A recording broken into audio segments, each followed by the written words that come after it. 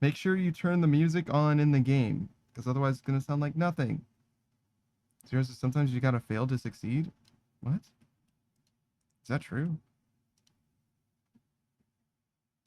Sometimes being bad at something is the first step to being good at something.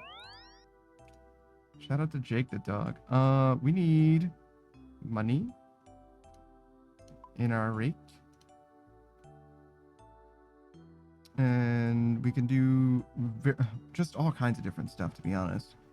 All right, we'll do this soon enough that it makes sense to bring that with us. All right, let us go. Zero says, yeah, because failure can teach you a valuable lesson that leads to success. Sometimes you have to fail to succeed. I don't know about have to. You said gotta, so I don't know about that one. I think enough prep time, you can prevent yourself from failing, but I think that sometimes failing can help you succeed for sure. Open the door, please. Can I get your stuff? Okay, tomorrow. So we don't need the rake then either, or the money. Well, we do need some of the money, I guess. It's okay. So we'll drop off the rake. We go to the farming guild. We get 3 pots. We get my tools. I don't, oh, because I examined him. It's fine. Yeah, I don't care what he looks like. That doesn't matter. 3 pots.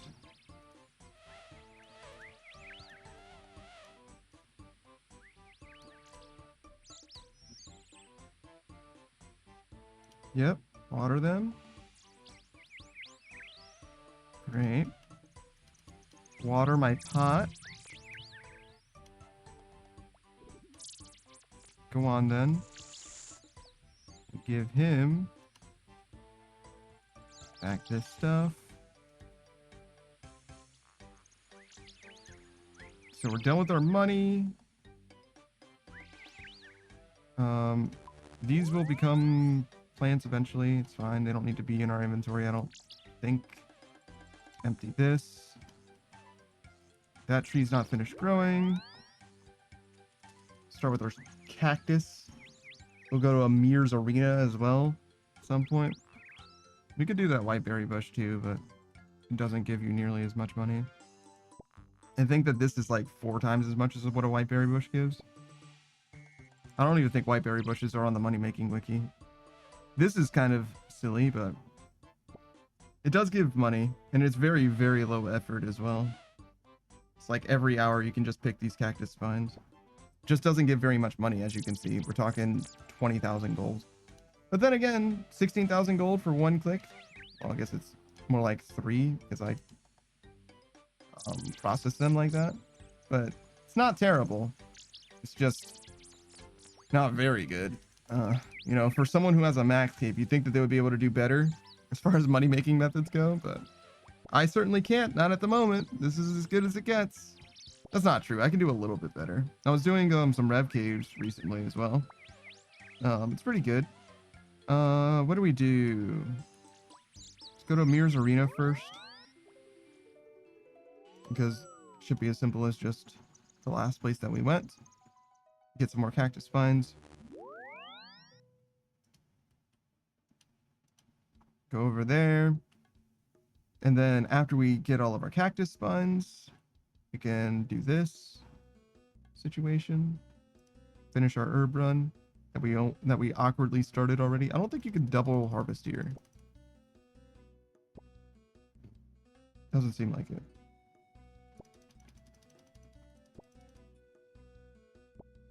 Yeah, no. Not a thing. Not sure why. It's just a different kind of crop, I guess.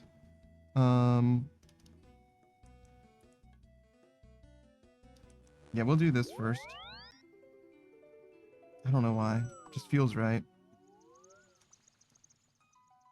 We need inventory space for these, but we don't need inventory space for the herbs. So maybe we just save the herbs for later. Or save this for later. Do the herbs for now. Oh no! Speaking of my herbs, what are you doing? Okay, it's better now. Um, we can get the birdhouses in our inventory at the same time. That's actually kind of interesting because we don't need inventory space at all to do the herb run anymore with this. Well, not at all. It's nearly not at all. If you're on average, it seems like I end up with fewer than 100 herbs. I think it's like somewhere around 8 on average when you harvest, but you can get a lot more. You can get like a whole inventory in one patch, more than that. I think theoretically it's infinite or whatever. I don't think there's an upper limit to the amount of herbs that you can get. It's just very, very low odds to be more than like, I don't know. The minimum is like 6 or something like that. I forget what, Saki told me what the minimum was once, but I forgot what it was that he said. So yeah, we'll process all this stuff. Because it's not really processing, it's harvesting. Harvest all of this stuff.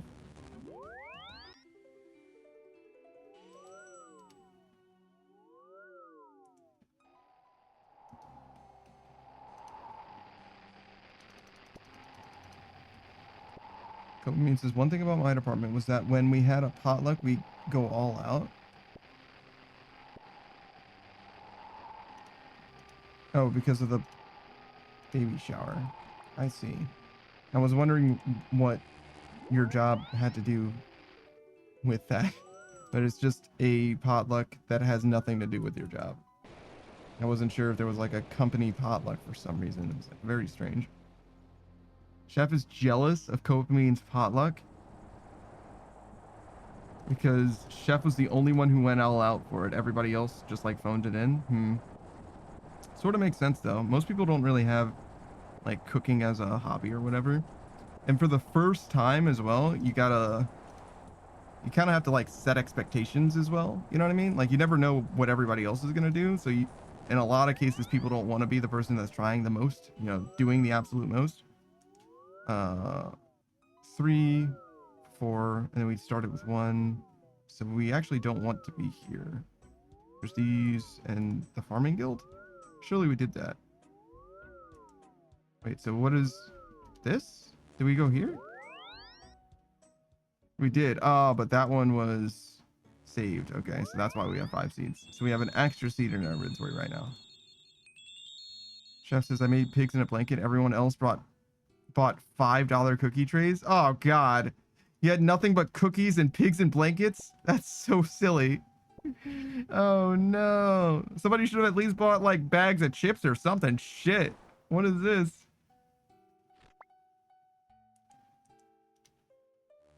I don't know if pigs in a blanket, are those that hard to make? Isn't it just like dough and hot dog? Chef says someone made rice with cheese on top of it. I mean, there's nothing wrong with cheesy rice. I'm okay with that. I wouldn't be upset by cheesy rice, personally. Coleman says, we list out everything that we need and people sign up for stuff. For example, I signed up to bring the cut strawberries and drinks. Yeah. I think that's really a really good idea for the first time, to make a list that everyone can like select from. But I wouldn't want it to be like necessarily super restricted either. So I would probably make a list. If I were designing a company potluck like that, I would probably make a list for the first time and then try like a free ball no schedule after, so that people can see what everybody's doing and what everybody's comfortable doing and stuff. And if that goes well, then you just let it be free. Just let the freak flag fly from then on. But it's very likely that that's going to go poorly. And at that point, then you probably go for another list and then just be open to like people bringing their own thing in addition to what they bring on the list. Or better yet would be having like being open to new ideas for what could be on the list. You know what I mean? Like trying new stuff on the list would be also good. So we drop off the spines and empty the thing. I didn't mean to do that. No. Worst part being that I need to empty that still. It's fine. All right, so we did this and we need this I need the seeds, which that might not be enough seeds. I need one more thing, shovel. And we go to the Grand Exchange to buy some more cotton seeds. Actually, do I have? I have cotton seeds. Fantastic. Let's just go to the crafting guild and get them then. Chef says you have to get the right hot dogs. I did those little mini dogs in the package. I forgot what they were called. Okay. You don't need to like tell me the life story about it. Like I'll just trust you on it. It's fine. I got it all in the bank. I want it in my pockets. Go here. Chef's saying that everyone loved the things that he made. People thought he was going to bring frozen mini corn dogs. I mean, I'm gonna be honest with you. If you baked formerly frozen mini corn dogs, that would have been fine too. To be real, relative to the $5 cooked, $5 cookie trays or whatever that are store bought or whatever, even unfrozen corn dogs would have still been a hit. Like it still would have been, you still would have been cream of the crop for that particular session. I don't think it would have been close, in fact. Chef says Hillshire Farms Little Smokes. That's all right. You didn't need to do product placement. I don't care. Like, I'm not about to go buy them. You know what I mean? I'm good. Thank you though. But you didn't need to do the research. You know what I mean? We were going to be all right, I think. But now we know. Exchange. I would like a watering can. Every time I revive the crops, I water this. You can also water this during the run as well. I don't think it's necessary. I just think that when you're towards the end of the life cycle, it makes sense to water it. And once I have the watering can, I feel no reason not to water it because I already have it, but I'm not going to take the watering can out. Chef says, now they judge my cooking skills to my face, all because a roommate I once had told them I couldn't cook. Well, okay. I mean, I guess they learned not to trust that roommate is the main thing. Chef says I wasn't taking that disrespect. That's crazy. Copamine actually not only knows the brand or food or whatever that Chef is talking about, but also says that they are, basically says that they're peak. So apparently I'm the one who shouldn't know or who should appreciate the name drop. You know what I mean? It was like a mic drop situation. Chef says they did after I walked out on them. They didn't trust your roommate's word when you walked out on... What? Fucking what? You walked out on your roommate? That doesn't tie to the rest of what we're talking about though. But like, cool, I guess. I don't know what walking out on your roommate even really means, because like you're not obligated to be there or anything. Like you can just leave. I mean, in theory, if you're like on the lease or whatever, you owe like half of it, I guess, in theory, something like that. But other than that, like you can just leave. Like, I don't know. It's not like you're obligated to be fucking anywhere. You can live your life, etc. All right, we go to Intrana by way of Port Sarim. It's a little silly to do this in the middle of the run instead of at the very end, but that's okay. It's also strange. No, we did the herb run. I was going to say it's strange that we're doing this in the middle of the herb run, but we're not.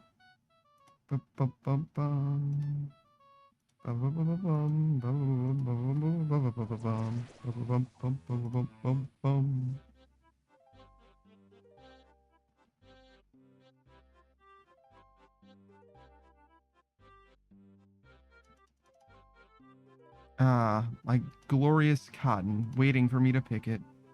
Fresh picked cotton for the spinning, I suppose. You spin cotton like you would spin wool? I imagine so.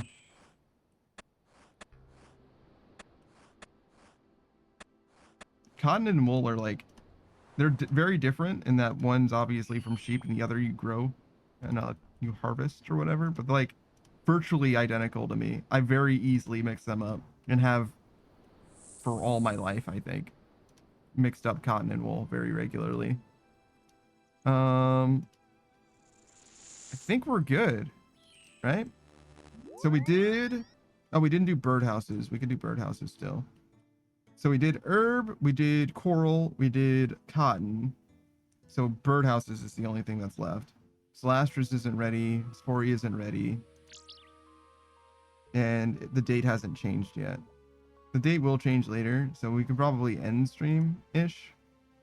Probably not actually literally end stream, but in theory we could end stream with a... I guess I should save inventory space? No, it's probably fine. End stream with a like daily run, if that makes sense. Do the battle saves and shit like that. Birdhouses and seeds. Oh, of course. Hard to leave this place without getting the thing that I need to leave this place. We can also process those mole parts. I think I'm just going to throw more into the queue rather than actually process them. I'll do that off stream. Because you just need to turn a profit. You know what I mean? It's just a little money maker that it's easy to do for, you know, GE limit constantly. Do this. What do woad leaves do for you? It's like a forestry thing, right? I don't know what I would need that for. Maybe you can trade woad leaves for like bark or something. I know that you can trade the mole parts for other stuff than birdhouses. I just don't know why you would. Like what the benefit is. Yo, did I just get like 3 birdhouses with 0 bird nests? That's fucking insane. I have 2 bird nests right now, and I did literally all 3 of my birdhouses. Or, well, not all 3 of them, but 3 so far. I have fewer bird nests than I do birdhouses. And it ended up being 1-to-1. Well, actually, no, not quite. A little better than that. What a fucking scam, dude. Miserable. Alright. Drop these off.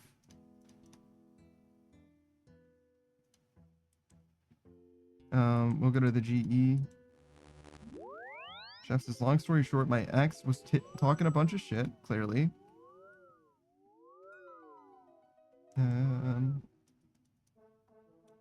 Chef says they were telling the job what they thought of me as a person and took the chance to lie about me, saying she knew me for years when we literally just met. Okay. No claws. Ooh, that's a little much. We'll do like 200. Sure. And then mole skin. Sure. How much more do we have? I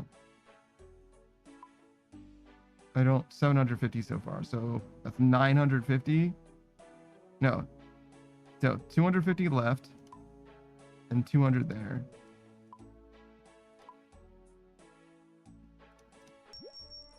So if there's 450 then. And this is 150. So 400 of this. That'll put them on the same time scale. At least. There we go. And we go to Prif.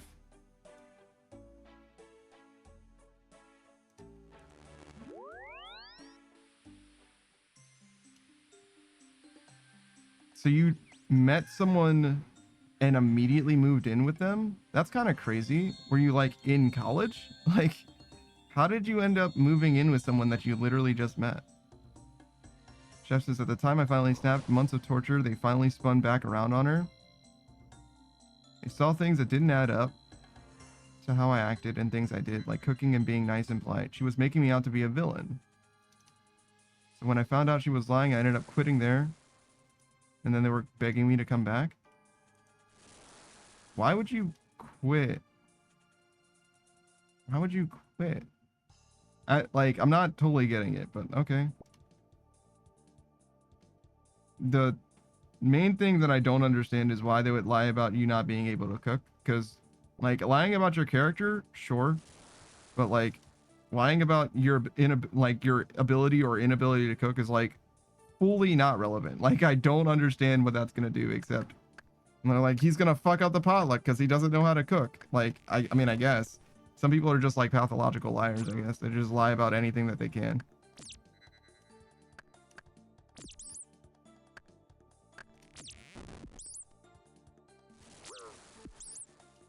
All right, give me your fucking frame. That's a teleport. Oh, and a frame. Perfect. And we have 7 of those, 6 of those. This could be a demi. It is not. The chef says that my ex-coworker needed a couple of roommates. And this was his wife who he had just met. I'm sorry, what do you mean he had just met his wife?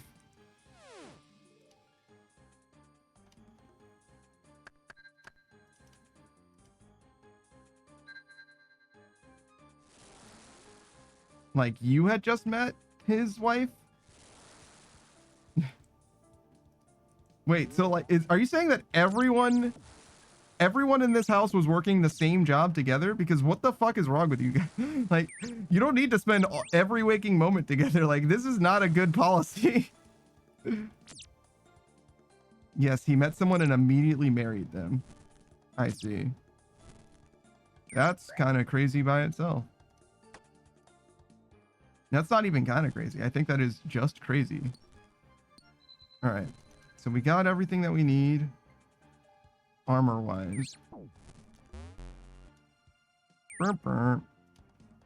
We don't have any shards, and we didn't find any demi-bosses, but that's okay. I didn't mean to step forward. We'll get some shards from this guy and that guy.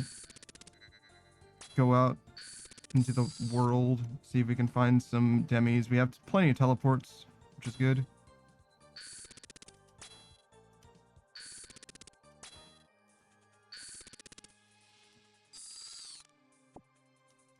Okay. I don't really have room for this. I can kind of make room though, I think. There's a scorpion over there. I guess we'll kill that scorpion as well. Is this enough? It could be. I'm gonna assume that it's enough. Yeah, sure. It's probably enough.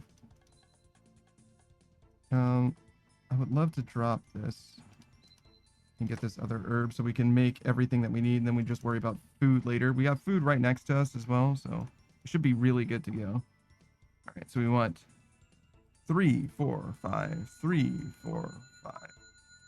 Perfect. We don't have what we need for that weapon frame, but we can do these two. Make the full armor. Go in any direction.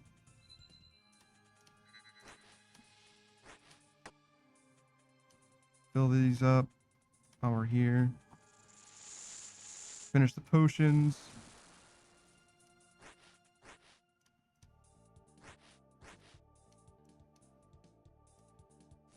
And we just need to find a dark beast and a dragon.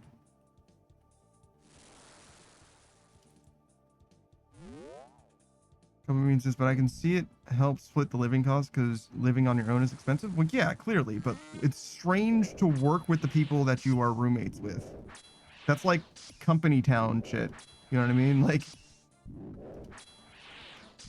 it's much more normal for them to have literally any other job. It's not like unheard of. I'm not saying it's like impossible. It's just strange. I think it's reasonable for me to say that.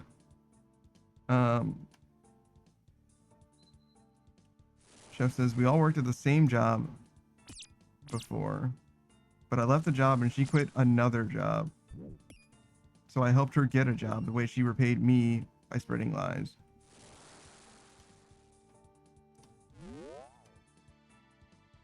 And the way she repaid me was by spreading lies. I see. That makes a little bit more sense than what I said a second ago.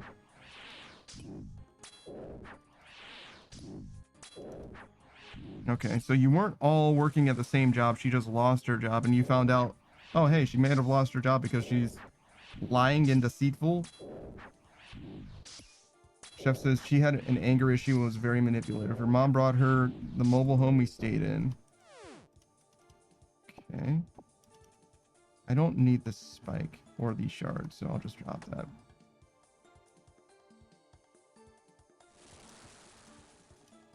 And Chef says, yet she still had her mom paying her portion of the rent. She was more than spoiled. What? Oh, like you were renting the lot, I guess? Like if her mom owned the mobile home, she shouldn't have been paying fucking anything. Like property taxes, I guess, but you must have been renting the lot that the mobile home was on. All right. We need to find fish badly, but otherwise we're good. We got everything that we need, actually, even. Because this guy will give us the last thing that we need. Chef says, no, we all worked at Target at one point. That's how we all met. That can't be true. One of the things that you're saying doesn't make sense with that statement. You said that you helped her find a job that she didn't already have. And that can only happen if you already knew them, right? So you didn't meet at the job that you helped them find, right? That internally isn't consistent, right? Something about that statement isn't correct, right? But it doesn't matter. I don't care. It's fine. Somebody lied about how good you can cook is the long and the short version of this story. How did I not find any fish here? Oh, this is the 3 fish room. We really do not have what we need to do this. That's really not good. I don't think that we can do this. I'm not very good at video games. That's okay. Well, we do have prayer, but there's just no way that we're gonna do enough damage. It's okay.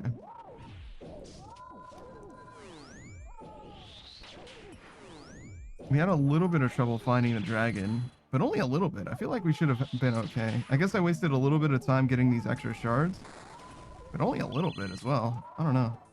It's rough. If we had probably pathed a little more efficiently, it might have made a difference, but just try and do what we can. Probably just a reset situation. I don't see us winning this ever. Even if we do the prayer food tech, seems like it'd be very unlikely.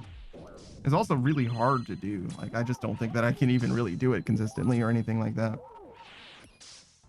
Like, you have to do like 5-ish inputs, not exactly within a tick, but something like that. In less than 2 ticks, you need to do like 5-ish different things.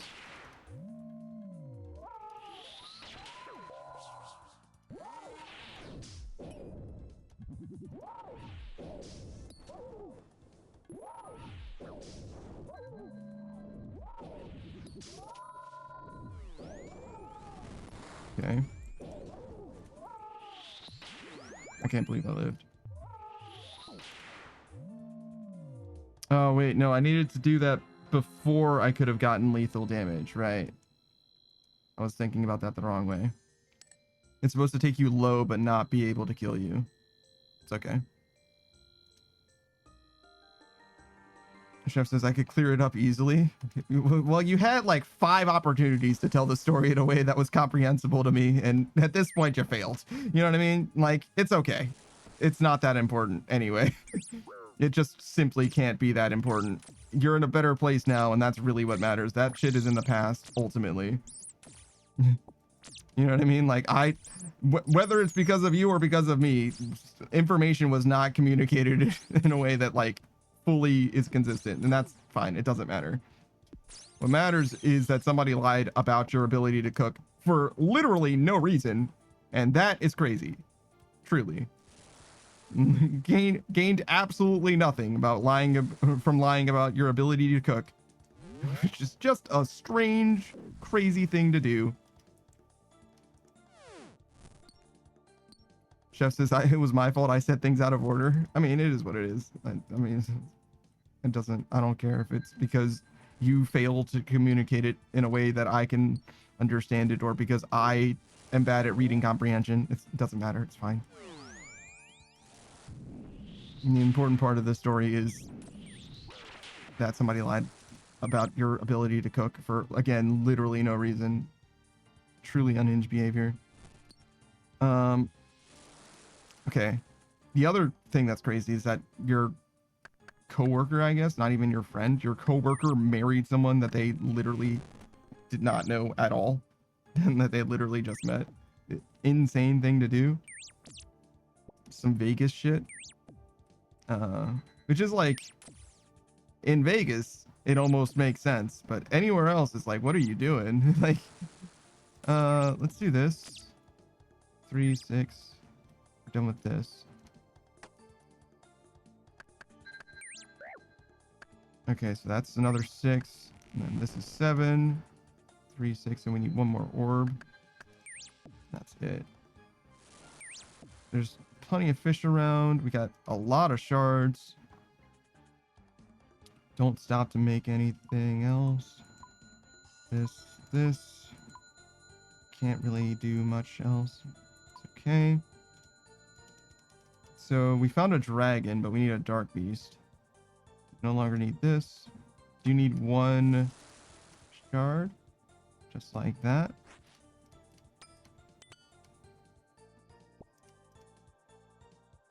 That's a dragon.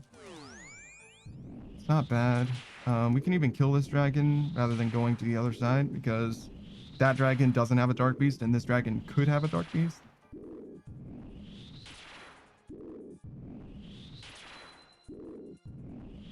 Chef says, last I heard, she divorced him. He moved back up to New York. Chef says Chef says that he thinks that the person that married that guy instantly is a gold digger. I don't think that's even remotely an explanation for the behaviors that we've witnessed. If you think that is sufficient, then brother, you got some more explaining to do, which you really truly do not. It's okay. But like, that is like, you could be a gold digger and not be a manipulative liar, right? In fact, if you're a gold digger, you shouldn't be marrying someone on site and landing in a mobile home that you basically subsidize the existence of. Like that should not happen, right? Like, bad gold digger tech. Like, you shouldn't be paying for shit if you're a gold digger. It's just, you're not doing it right. You're doing a bad job. All right, let me kill this guy. I need more shards. Okay, we're finished with this stuff. We got scepter and the hat. Go get some fish. Fill this up while we're doing it. We need to get herb as well. There's an herb there. There's an herb there. I don't want to have to go. Yeah, we have like 3 minutes to spare now. I don't know what I did last time, but I was fucking up last time, clearly. Means says, I agree with you on that one, Panda. Thank you. Chef says she didn't pay for shit. He did, and her mom did. They paid for everything. Yes, but why would you marry someone who didn't have anything? She basically utilized her bonds in order to end up in a situation where they were able to have a place to stay. That is not gold digger behavior. It just isn't, right? As opposed to using other people, the person that she's marrying, gold diggers marry up. That's like the nature of what that's what that means, right? Like, you can't be a gold digger without using people for money, right? And she didn't need to use her mother for that, obviously. And well, I mean, she did, and that means that that isn't a gold digging thing. That's all I'm saying. It doesn't need to be more complicated than that. I'm not trying to over explain it. I do need to get this herb. Well, it's a good idea to get it. And we'll do some fishing over there as well. No longer need this.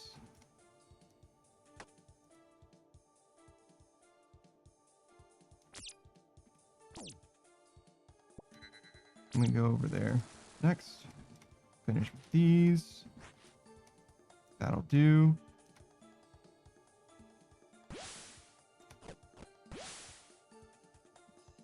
Guess I'm just gonna fill my whole inventory.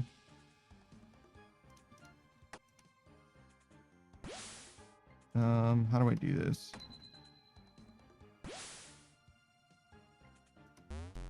Drop this. That'll do. Drop that. Do one more cooking session. Full inventory of food. And a 1 minute entry still. Very good run this time. Or prep at least. Alright. Do a win.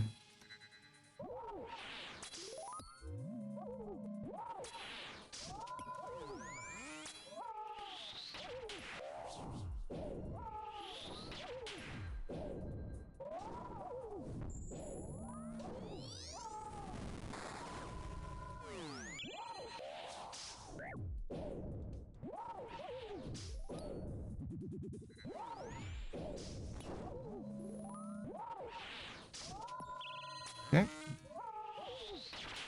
Whoa. Am I praying wrong? I am. I sure am. Don't know how that happened, but I fucked up basically instantly.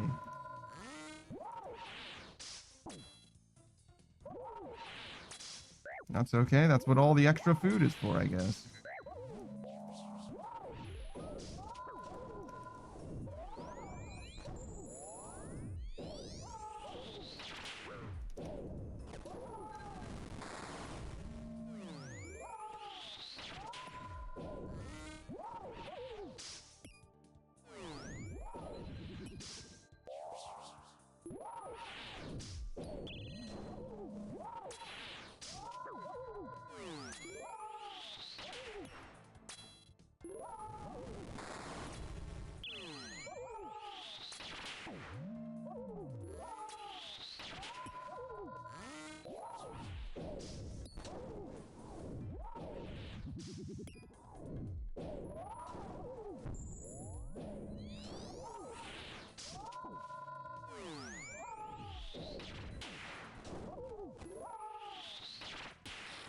Shit.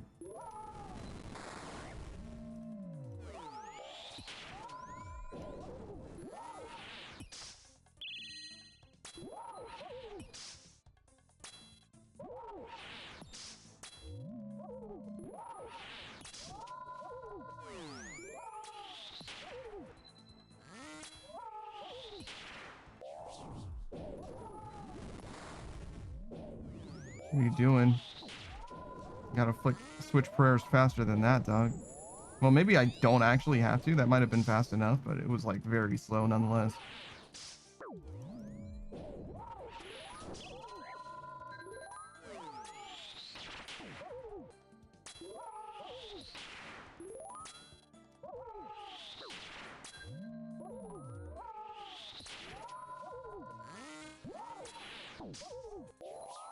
Ooh, that was a bad click. That's all the yellow.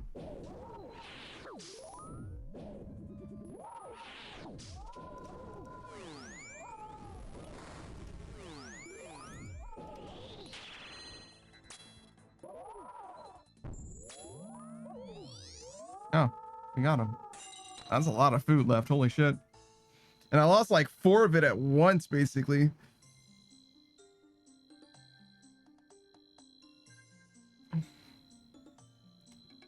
Should we look at the scoreboard?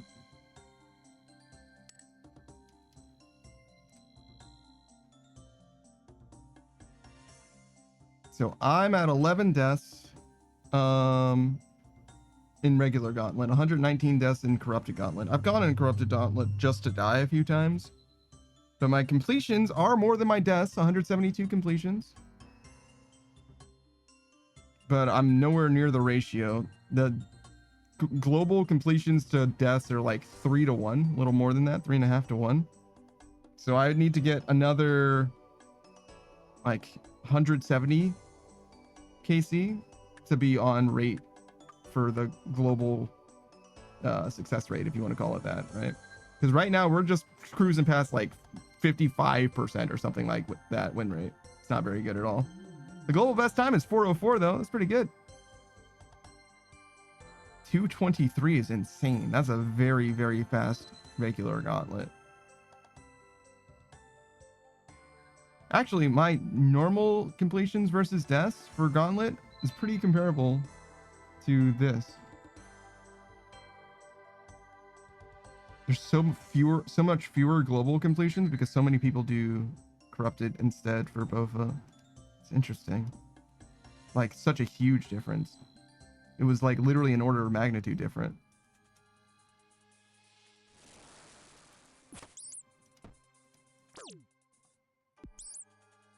I don't know why I went over to this herb. I clearly do not want this herb. I do want this orb, though. That does not help me very much. I'll take the shards, but kill this guy for his frame. Hoping that he has one. And he sure does. Alright, so you need 2 more of mining and orb. Plenty of fish. Okay. Dark beast, that's very good.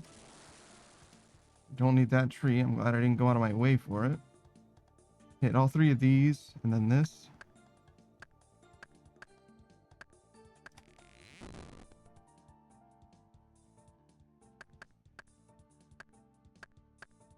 With any luck, we'll be able to do or pull a dragon here or there. Doesn't matter which. It's a bear. What did I call this before? A la carte? A buffet? I had a name for this once, where you got all 3 demis. Oh my god, look at it. It's beautiful. Alright, so we're done with wood. We got the weapon frame. We're 1 short on orb and 1 short on mining. So we got everything that we needed right in here, right? Nice and local. That'll do. Don't need that anymore. It's okay. I meant to get rid of it, but that's fine. 4, 5. 2, 2 is fine. These, drop this. Take that. I don't know if we will need it, but it's very likely that we won't get 2 Grim Leaves. So we kill this guy. Take his Grim Leaf. Check that for the mid level, the scorpions and unicorns and shit. Because we will probably still need shards. Very likely we'll still need shards.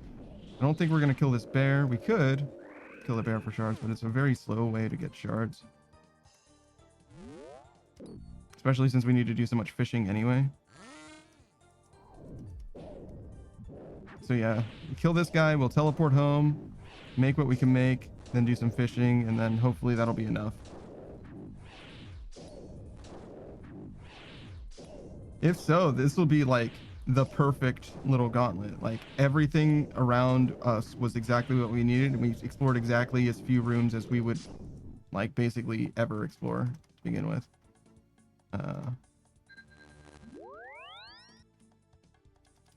Like this is like the minimum gauntlet-ish. Well, except for that 1 extra room that I did just because I was standing next to it. Wait, no. I need a hat. That'll do. Wear the hat.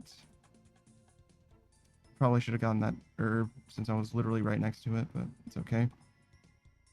Unfortunately, we can't get a ton of fishing in here because we just don't have the space for no reason other than that.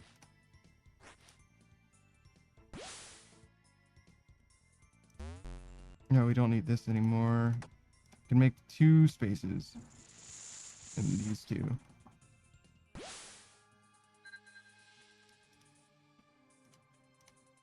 I guess we'll just go back. There's some paddlefish here. Drop this. Go back and do some cooking. Some processing. We can upgrade one piece of gear. It's not very good, but it's the best that we can do to make space so that we can do more fishing to get more shards. That's really what we're doing. We're fishing for shards at the moment. There's other better ways to get shards, mostly killing the mid-level dudes, the wolves and scorpions and shit. But I don't have any wolves and scorpions to kill at the moment. We now have more than enough fish. So I'm kind of a mind to just start looking for scorpions.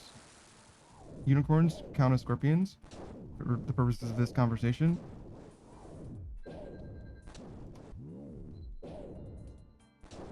It was a very good clear, and then we kind of fucked it up by just being bad, mostly. Well, I say being bad, but like, I guess really I just mean we didn't have shards. But like, a very, very good spawn, to be honest. Alright, so we can finish upgrading our armor. I don't know if this is enough for our weapon. Oh no, we have our weapons done, so yeah, we're good. That'll do. We don't need this. I thought we did because we had it, but we actually don't. Like, just by virtue of it being in my pockets, I thought I needed to make the other weapon, but I see my bow is actually finished. So we can just make these and get in there.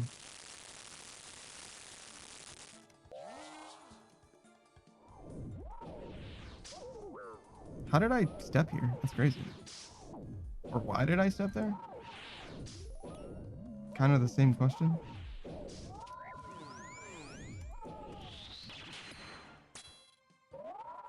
Big damage, dude.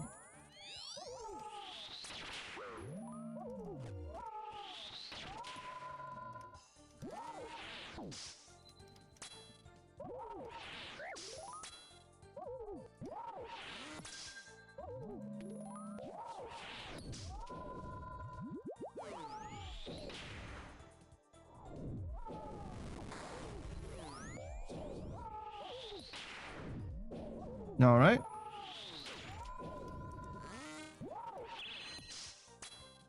Kill him. You can do it.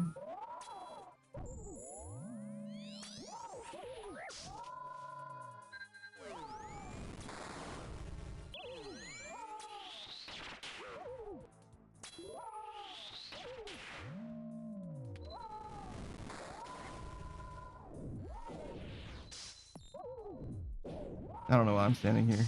Doesn't matter. Anywhere's fine. No, I think I drank that a little too soon. It's okay.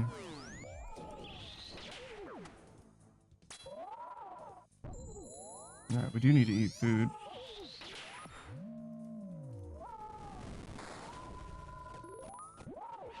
I think it's okay, yeah. Wasn't amazing, but I think we did do that. At least it appeared to be fast enough, but it might have been a little too slow.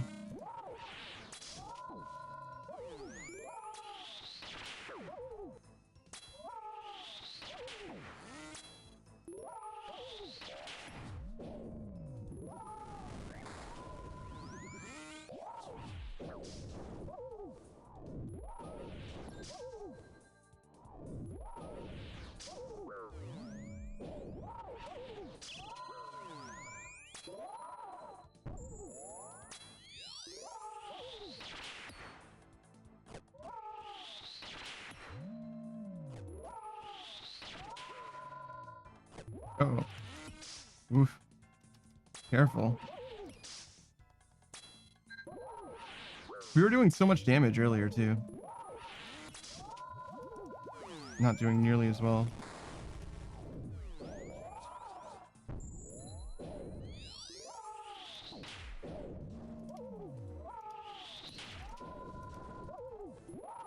Speaking of... Whoa. Crazy that we didn't take any damage for that. Undeserved. Or as I always say, never punished.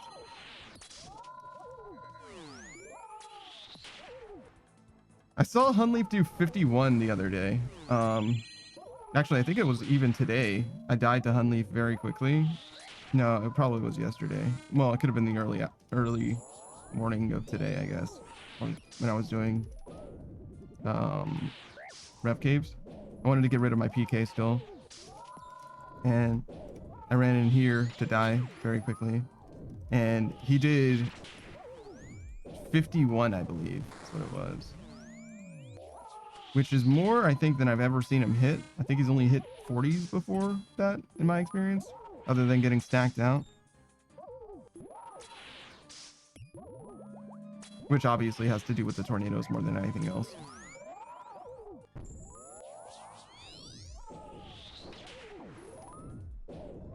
This is not a very good place to be.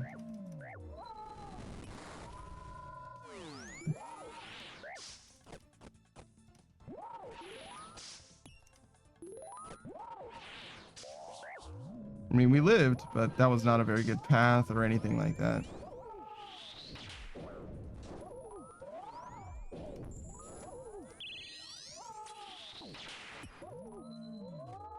Wow.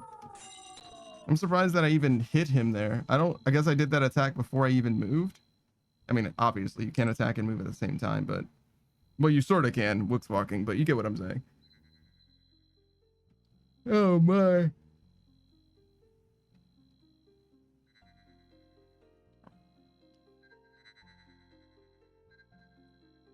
All right, let's go again. We got a long way yet to go. Well, it's not necessarily a long way. We could get lucky at any time. One enhanced crystal weapon seed is probably cause enough for celebration, to be honest. Even though it is just a money-making stream.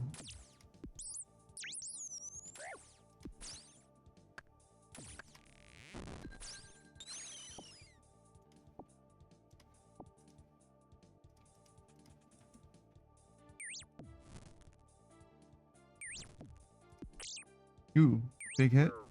Kill? No. I definitely don't want to fight those guys. I'll take the shards, though.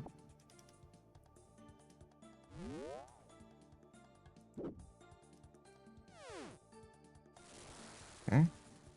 That'll do. Dark Beast. And... nothing. Wow. It's a lot of those fucking blooms. The Linum Tyranims, obviously. Chef says, so where does all your inventory go when you step through the portal? It just waits for you when you leave. But like where specifically? You could think of it as going in one of the chests up there. But yeah, there isn't like a real place in the game that it goes. But if you're asking like in universe, the elf is just holding it for me basically. There's a death box elf. That's the guy who would hold your stuff, clearly. Okay, so we're basically done here. We found a dark beast and nothing else.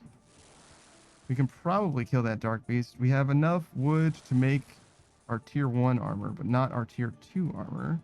That's okay.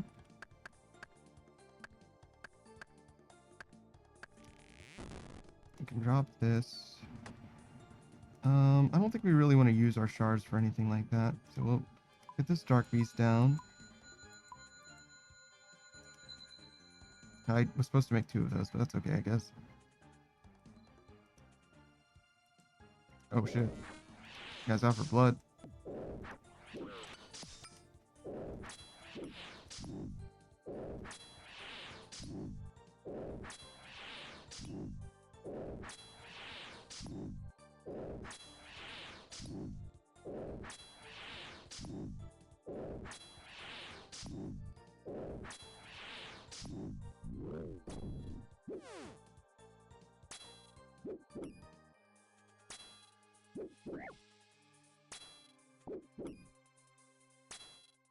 Take the Grim Leaf and the weapon frame, honestly. We probably have the space for it.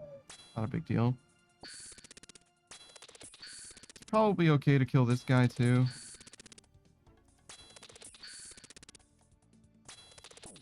We do need to find a dragon post haste. Which would be like this way. I really did not expect this to take this long, but that's on me, I guess. We could teleport back. I don't think we will because the dragon could be very far.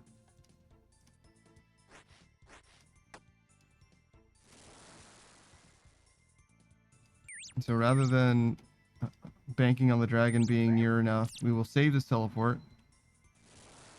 Find the dragon instantly.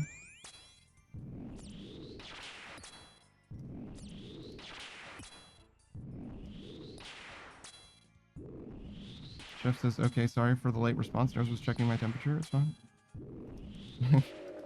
You've got a life, dude. It's okay. You heard my answer, and that's all I really want. Like, I don't care if you're around to talk about it or whatever. If you ask me a question, I feel like you should at least listen to the answer. But other than that, like, yeah, sure, it's fine. Anything else is fine. Who cares? Yeah, no, I got you.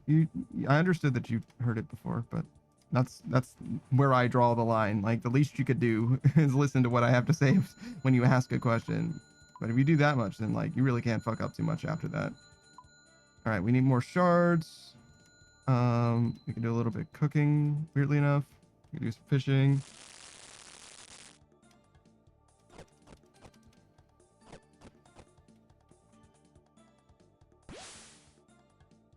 Chef says, what? What are you talking about? Sorry, what did I say? What are they selling? So do we still need wood? Yeah, I think we still need wood. That didn't change. Surely I found some wood over there and just forgot.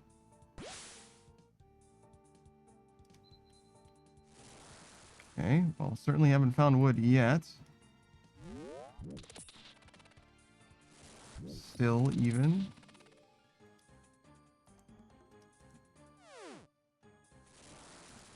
I mean, we got fish. We certainly have fish. Oh my god, the fish. But no wood, somehow. Okay, we can do this. Get in there. And this. Wear this. It would be nice to find the wood, but I guess we don't technically need it. Do this. Fill this with water. Some cooking. So we're basically ready. Some wood would be very good. But it only really helps us if we can make it back to the base as well. That stuff is fine. We're basically ready to fight right now, to be honest, but I'm gonna look for some wood. We're actually a little short on shards as well, technically. Wow, how is there no wood here? That's crazy. There's some. Good lord. That's a lot of places searched with no wood. But yeah, we can finish this thing. Put our hat on. Don't need this or this. Or the axe for that matter. Looks a little light on food, no? But it'll be okay.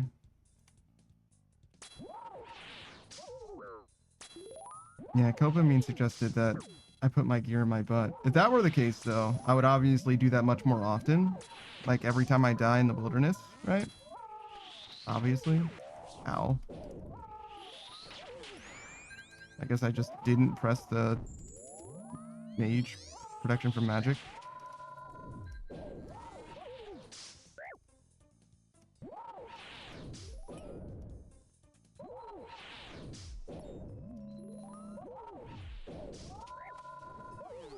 Right. Now we switch.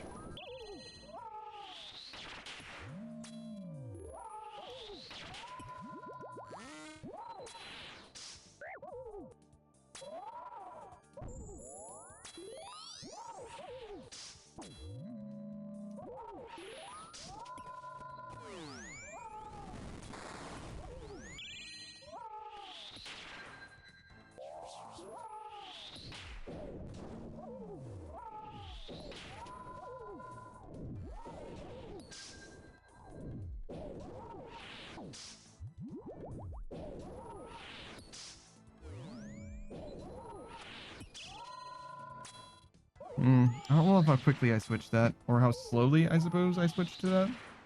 Is really what I mean. feel like that could have been a lot cleaner. Watching other people play this game is like, I don't want to say humbling, but it's like really enlightening in a way, because you can see how quickly things can really be done and how consistently they can be done as well. That's the wrong prayer. And it's like, there's really no reason not to do this thing the right way. Like, you watch people play this game and it looks like their mouse is just like drawn to the right place. You know what I mean? Like, they can't help but click on the right thing. You know what I mean? In the same way that you're watching somebody play Call of Duty or whatever, and they just can't help but click on heads. You know what I mean? It's just natural. And it's just not like that at all. Like, when you're actually playing the game. Much, much harder, obviously. Chef says urine lightning. Wow. But yeah. Definitely. Whoop. Ooh. Keep it moving. It's fine. Probably move a little bit more. Yeah, that'll do. Why am I so fucking low? I didn't take any damage from the tornadoes. Did I like miss a prayer or something? Or did I just take a million fucking chip? It's possible. Just got hit by like 3 or 4 things a chip in a row. Or maybe my health was just low. Kind of wanted to eat before that anyway, but it seemed like my health was lower than I expected it would be.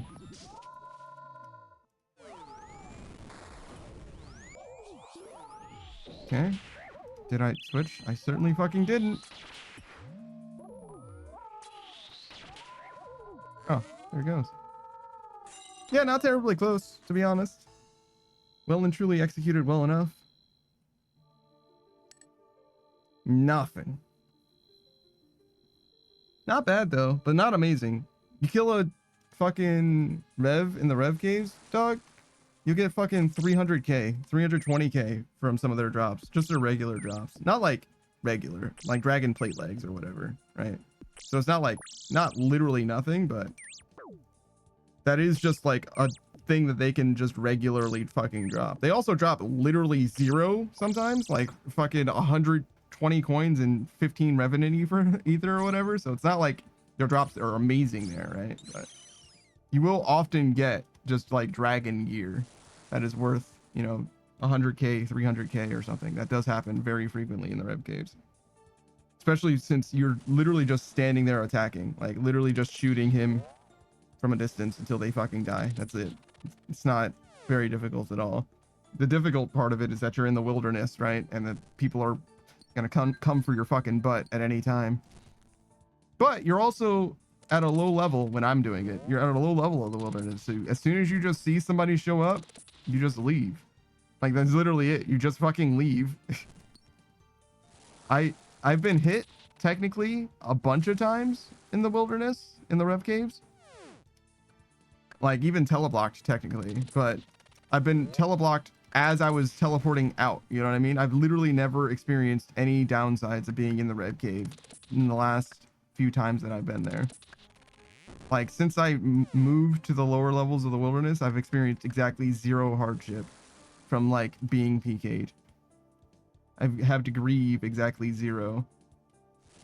There's a dragon.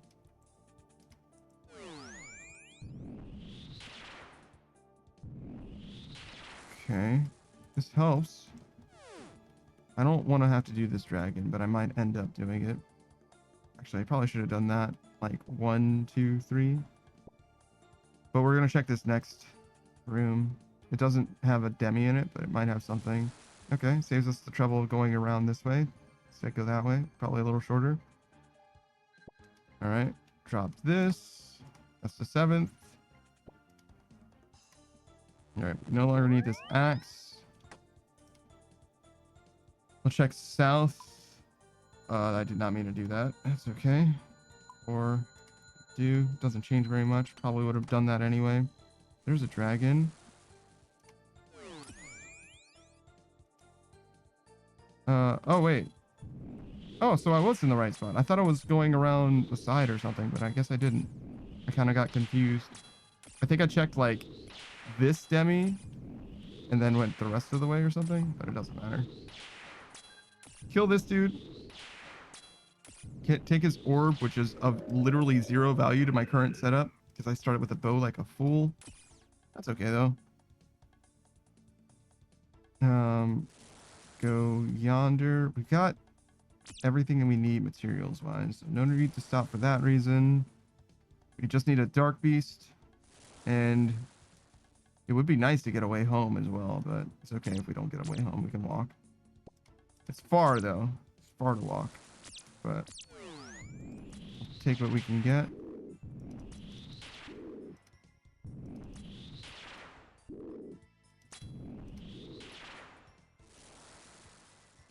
This is a 50-50.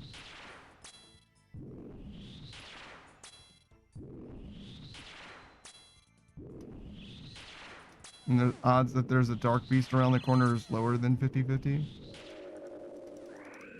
So this is correct, I think, mathematically, statistically. All right, we got the grim leaves that we needed. We do need many shards.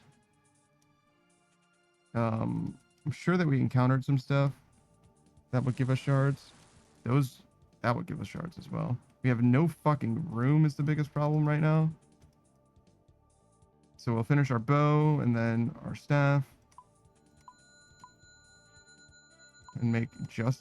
Oh, wait, we have the armor. Make just the pants.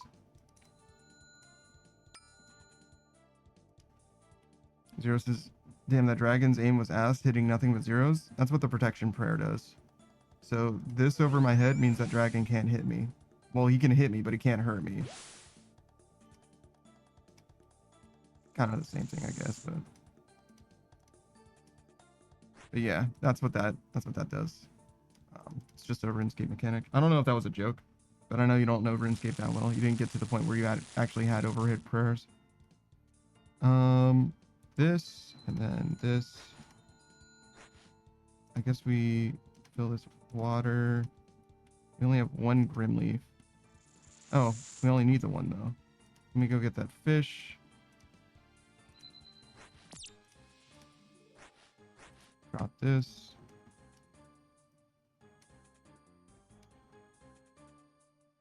Zero says, I figured it was a % hit chance. No. It is normally. Everything in RuneScape is a % hit chance. Not everything. Almost everything is a % hit chance. But not when you have an overhead prayer against enemies that do damage like that. But it varies. There's all kinds of different rules and stipulations and shit like that. Your mileage will vary. I need more food and I need more prayer. Well, not prayer. Just run, I guess. But yeah, when I pray against this guy, Hunleaf, he's going to be able to do up to, I think it's like 12 or whatever. And if I'm not praying against him, he can hit up to 52. And the damage that he actually does to me is completely random.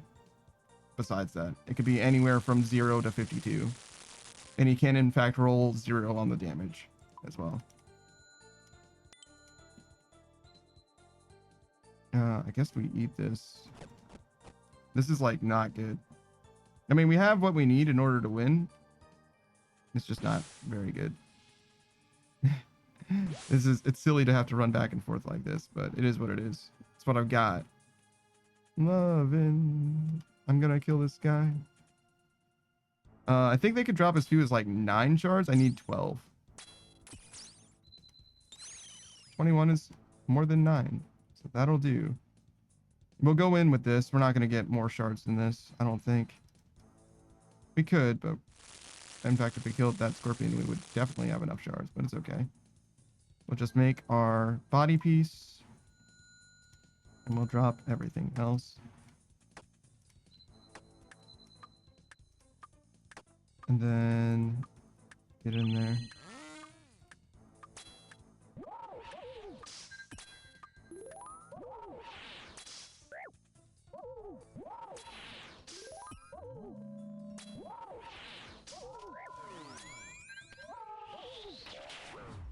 How's it going, Zero? How are you living?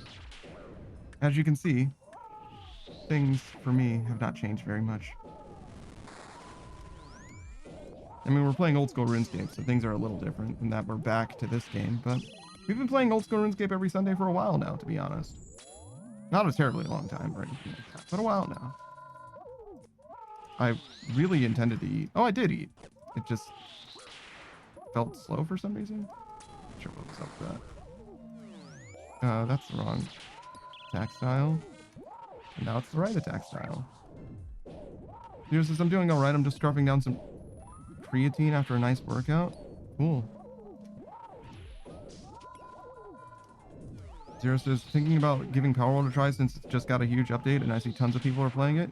Yeah, it didn't get a huge update. It's actually launched. You know what I mean? It's Powerworld 1.0. It's not just an update. It's the Powerworld update. It's probably going to get post-launch support as well, but this is the time to be playing Powerworld until they get a major update.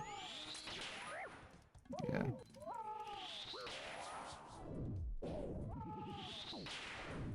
It's the season as well of games launching because Big Walk is coming out right now. Powerworld just dropped. Valheim's going to be next month.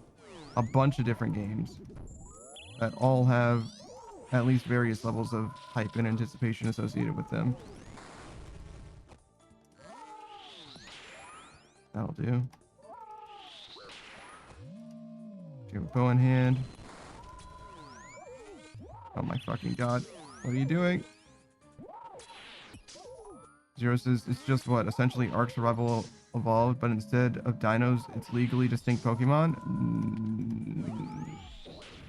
The comparison to Pokemon is like really fucking forced. Like, I think that it's the fact that people compare Palworld to Pokemon is the best marketing that Palworld has ever fucking received, because it is not like Pokemon. It's just not like Pokemon. It just isn't. Like, it is a survival game, so it is Ark, right? But if you replace the dinosaurs in Ark with Pokemon, like, still not even. It's more like if you replaced the citizens of Age of Empires with Pokemon.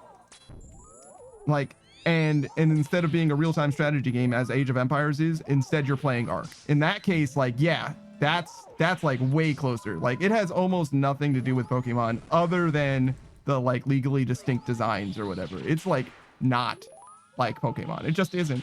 You know what I mean? It just really isn't. But like they have benefited so much from people thinking that it's similar to Pokemon in any way, because they're called pals and because they have designs that are in some way resembling, you know what I mean? Like, fucking Temtem exists, you know what I mean? Like, fake Pokemon games have existed for time immemorial. You know, like, it really should not be the game that people go to when they think of not Pokemon but kind of like Pokemon or whatever. It just isn't that, though. It just really isn't. I am so fucked. Oh my god, I can't believe I lived.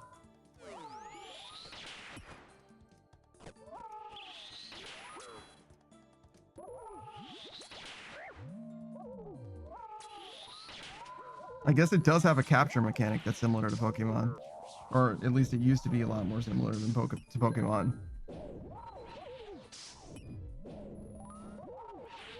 But that's it. Really it. Like, the designs and the capture mechanic. But like, to a lot of people, that is what Pokemon is, I guess. But like, to me, Pokemon is a JRPG. It's a turn-based RPG with leveling of evolution. You know what I mean? Like, and I guess it does have evolution too, probably, right? I'm actually not 100% on that. I'm pretty sure it has some kind of evolution, but I don't know how it works. That could be totally... I've never played Palworld. I just know... I would say more about the game than people who keep saying that it's Pokemon. You know what I mean? Like people will say games are fucking Elden Ring because it has fucking hard bosses. You know what I mean? Like, that's how I feel about people comparing Palworld to Pokemon. You know what I mean? It's like, okay. For those of you who have played more than 2 video games, you know that comparison isn't very apt, but yeah, no, if you've only played 1 video game before, yeah, I'm gonna define Tetris in terms of Mario for you because that's the frame of reference that you fucking have. That's the cards I'm dealing with. So yeah, that's how I'll define this video game. That was bad, but we tanked that apparently, so it's fine. Zero says people will say that a game is the Dark Souls of something if it has bosses anywhere near difficult. Yeah, basically. Which is funny because, you know, Souls-like does mean something, but unfortunately, even for FromSoft, the people who, the progenitors of the Souls-like genre, at least as we understand the genre today, they have also made Sekiro Shadows Die Twice, which I think is like straight up not a Souls-like, really. It's got Souls difficult bosses, but it doesn't have stamina, I don't think, at all. And it doesn't have RPG growth in it really at all. After certain bosses, you get stronger, but it doesn't have experience, souls, like literally doesn't have souls that make you stronger. Like it's not, it isn't a Souls-like. I think, I'm pretty sure that that's the case. That's another one that I haven't actually played. I intend to play that one, at least. I probably will play Power World as well. I think that we will do Power World as the pickle pack. The only reason that we haven't done it yet is because I think we need a dedicated server for it. Because we're going to be playing with 5 people. Zero says no stamina, you get a block bar. Neo is closer to a Souls compared to Sekiro. That's not even close. Neo is a Souls-like. It's just a little arcadier. It's a little more like run based almost, or like not run based in the sense of like a roguelike, but run based in that there's like instanced levels that you enter or whatever. Zero says how many players can Power World support in one server? Probably like fucking 150. It's just that you can't play without a server in more than 4 people, I think. Does that make sense? I think you can play up to 4 people without like fucking anything. You just like invite them to the game and then you're just done, right? But I think with 5 people, you have to have a server. But that was like fucking 5 months ago when I looked it up. I don't know what launch day for Power World is like. For all I know, it lets you play with 100 people right now just by inviting them or whatever. You know, anything could happen. But Zero says, so 4-player locally hosted type shit? Yeah, that's exactly how I understand it. Yeah. Chef says Sekiro has a level up mechanic that's similar to Bloodborne.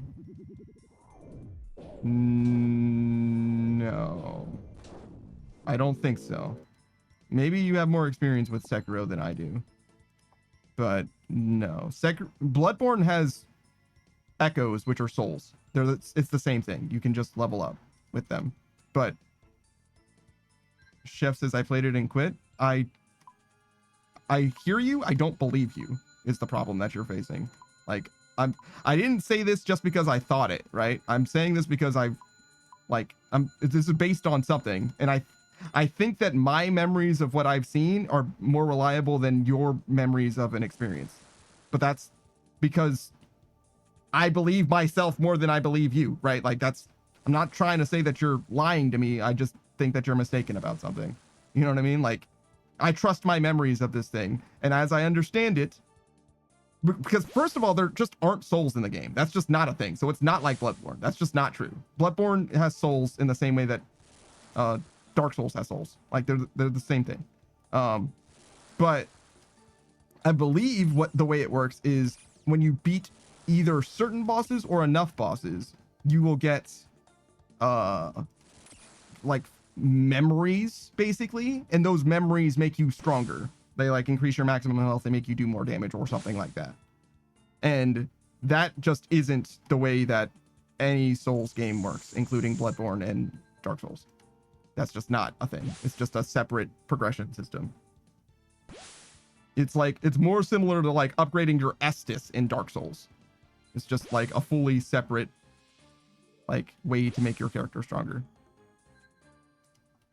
We should teleport.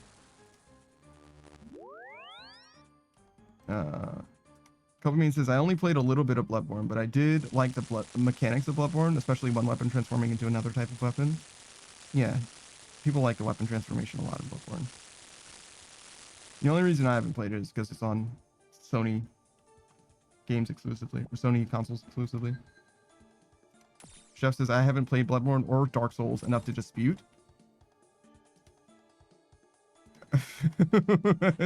All right. That's crazy.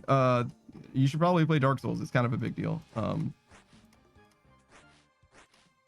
That's crazy. Fair enough. Zero says, I love Bloodborne. Yeah, a lot of people love Bloodborne. It's their favorite Souls-like for a lot of different people. A lot of people. Especially the art style is the biggest reason. Seems like that people like Bloodborne. But there's also the weapon shifting thing. There's a lot of reasons. The setting is also very good. It's all of them are like grimdark, if you will, right? But one's like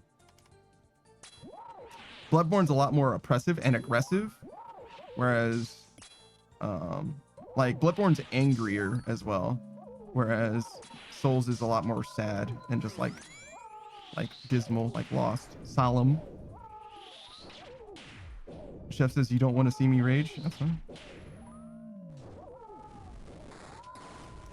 I mean, I'm not saying that you have to. I'm just saying, like, if you want to experience a cultural touchstone in gaming, you should probably play Dark Souls. You know what I mean? There's some games that I think that if you are a gamer, you should play all the way through and experience and have an opinion of yourself.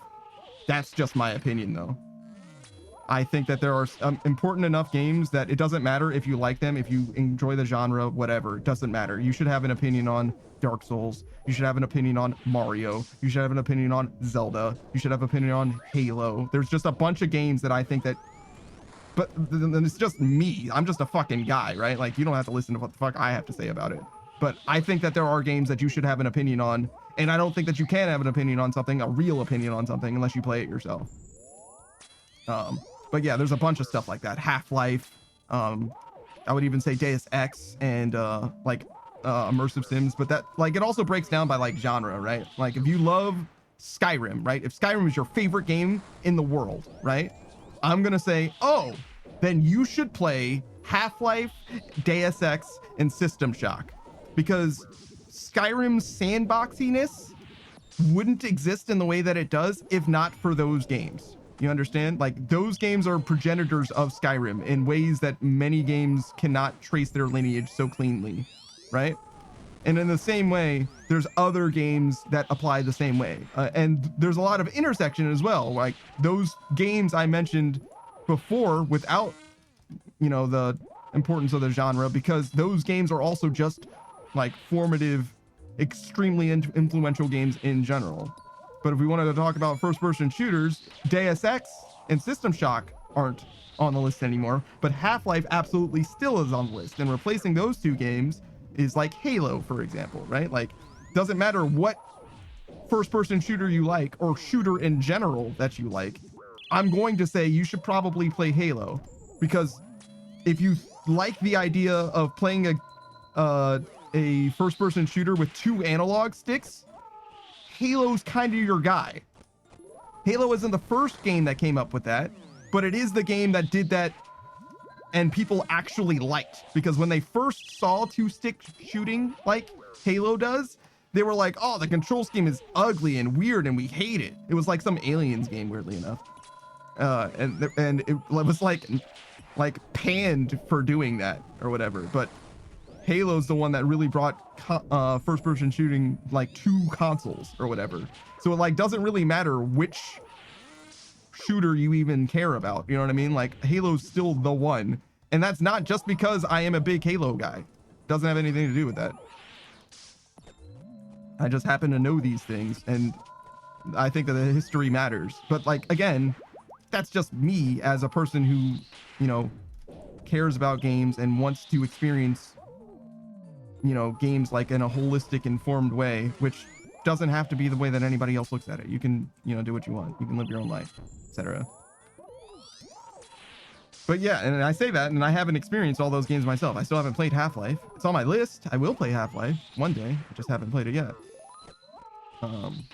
Instead, I'm playing RuneScape of all things. But honestly, RuneScape's on the list too, to be real. It's an important game. It's a very fucking important MMO in particular. You don't need to play RuneScape as much as I played it though. In my opinion, if you, in order to have like an opinion of RuneScape, all you have to do really is finish the free-to-play quests. If you finish the free-to-play quest in RuneScape, you can have an opinion on RuneScape. That's enough. Now, you should probably like qualify your opinion whenever you decide to share it, as you know, like you've finished the free-to-play quests and that's like where you stopped. You only played RuneScape free-to-play. It's a valid opinion, don't get it twisted, but like you don't know the scope of the game, right? Like, you know what I mean? Like somebody that's played, like in the same way that I have a strong opinion on Warframe, but every time I mention Warframe, I have to say, hey, I stopped playing Warframe in 2014, 2015, right? But like when I played Warframe, I put 1,000 hours into it, right? Like my opinion of Warframe is valid as fuck. It's just outdated by like 12 years. You know what I mean? Like the game that I played was a real game that I have real opinions on. Like you can't discount the opinion that I have on Warframe. However, it doesn't map to the current Warframe experience either, right? Like the Warframe that I'm talking about is fucking vaporware. It's not a real thing that you can experience with your hands anymore, right? Like it's now some of the criticisms might hold up, like they might still be valid, but like I have no way of knowing how valid they are, right? Like that's the difference, right? Chef says best free-to-play MMO. Old school RuneScape? Probably not. Probably 14. Well, I don't know. If we're talking about just the free-to-play experience, you can't talk about members in RuneScape, right? And just the free-to-play experience, it's good, right? It's good, but like 14 is like right there, dog. Like even if you can't party up with people, which is fucking crazy, but that's the thing. Even if you can't party up with people, then it's still like night and day, way better. Zero says Alien Resurrection on the PlayStation 1. Thank you. That even sounds right to me, to be honest. Chef says, I'm just a poor boy. Spare me no sympathy. I would never spare you sympathy. You don't deserve it. You deserve to be looked in the eyes as I say that your opinion is bad. Chef says the best free trial MMO. What's the difference between a free trial that is infinite and a free-to-play MMO? Is it because the scope of the game is like different? Because if that's the case, then I don't know. Like, what does it mean to be a free-to-play MMO? Like, you can experience the whole game free-to-play. You know what I'm saying? Like, if you need to be able to experience the whole game free-to-play, then neither is RuneScape. You know what I'm saying? Zero says, how demanding is 14 storage-wise? I think it's pretty big. On like console and stuff. I think it's like 100 gigs or something. Maybe more. Zero says, does it need SSD since it's old, or do you think it works fine on HDD? That I think it's probably fine on HDD, but I'm not sure. That's not a question for me, unfortunately. I can't answer that with confidence, but I think it would be fine. Zero says 5 terabytes of HDD and 2 terabytes of SDD. I don't know. SSD, excuse me. I would play it on SSD if I could, but I don't know which one. I don't know if it would have any problems running. I don't think you're going to have any issues on HDD though, to be honest. But I'm not a storage guy. I'm not even really a tech guy in that way. It's a little beyond me.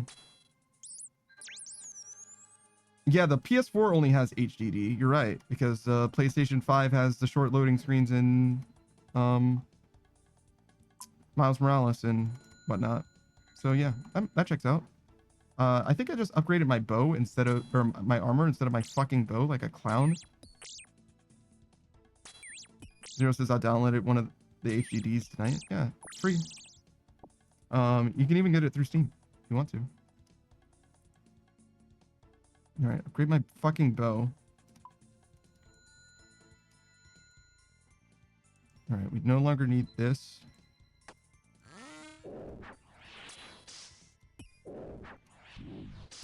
Copenhagen says Dark Souls is a great franchise. I've started it a few times but never actually finished any of them. I've finished all of the Dark Souls games except for, well, all of the Souls-like games except for the ones not called Dark Souls. So I've done Dark Souls 1, 2, and 3. I haven't played Demon's Souls. Sekiro. If you want to count Armored Core, which is a little different. See, Armored Core is almost as different as Sekiro is, to be honest. And Elden Ring.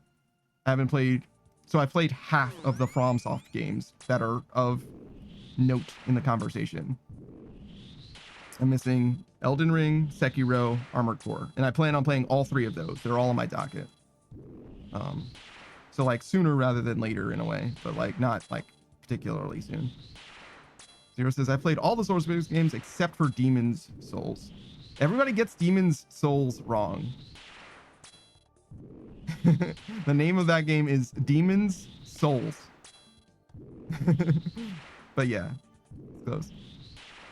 Zero says, real FromSofters play Kingsfield.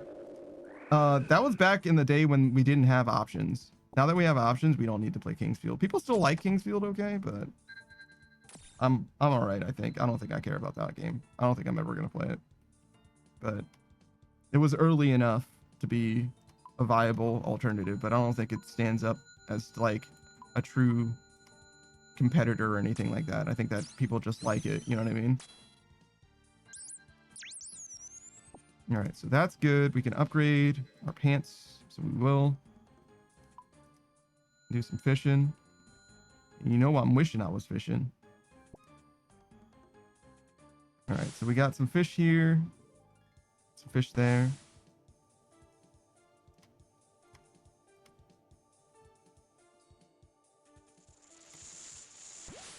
It's not enough fish. We'll have to go around and find some more, but we'll cook what we've got and process what we have as well.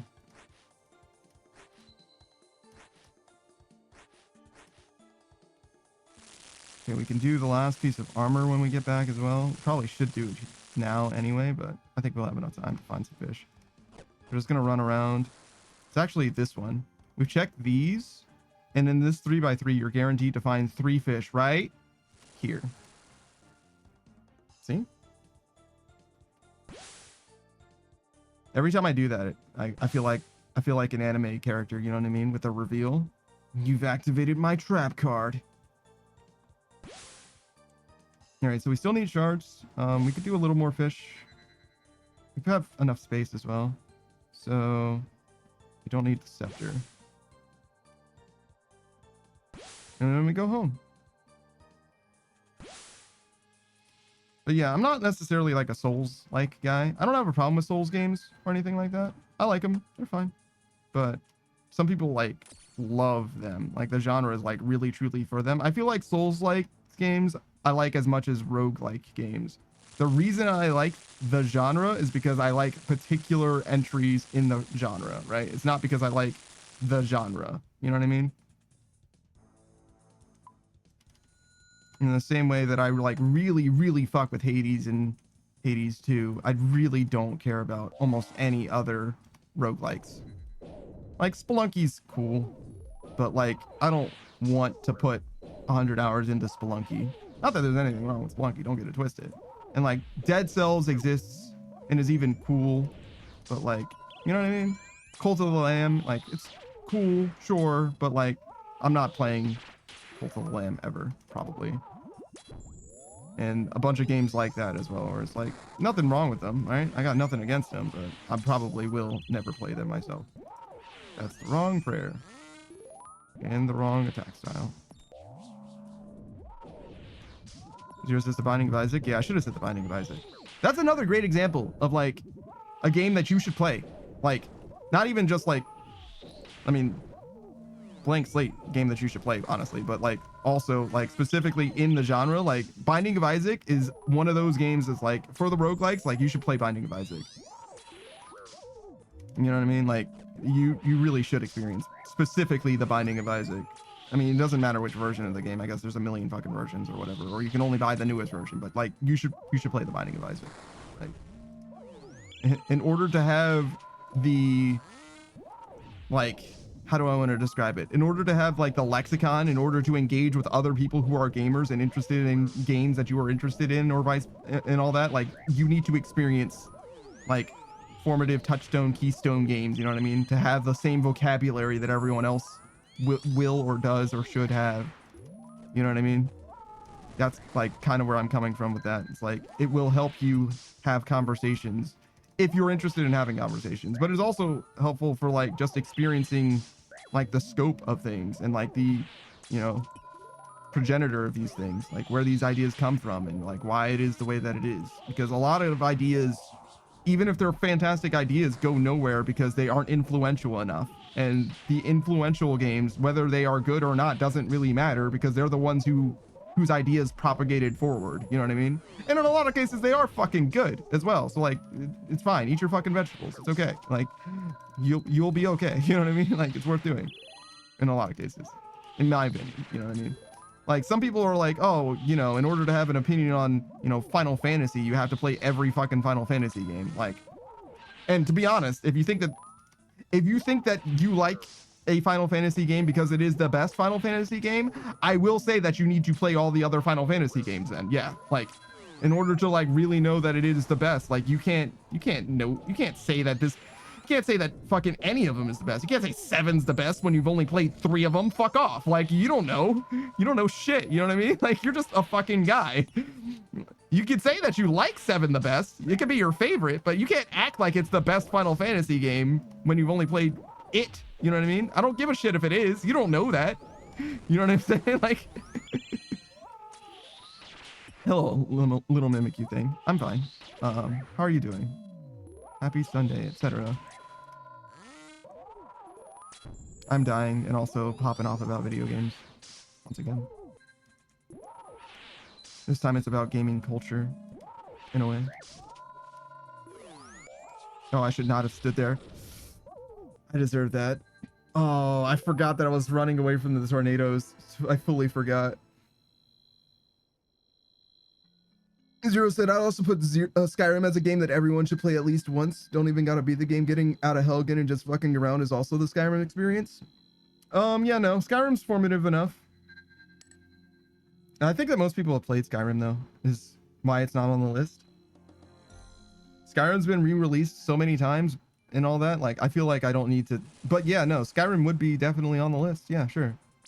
It's like, you should probably play Skyrim. You should probably have experience with Skyrim.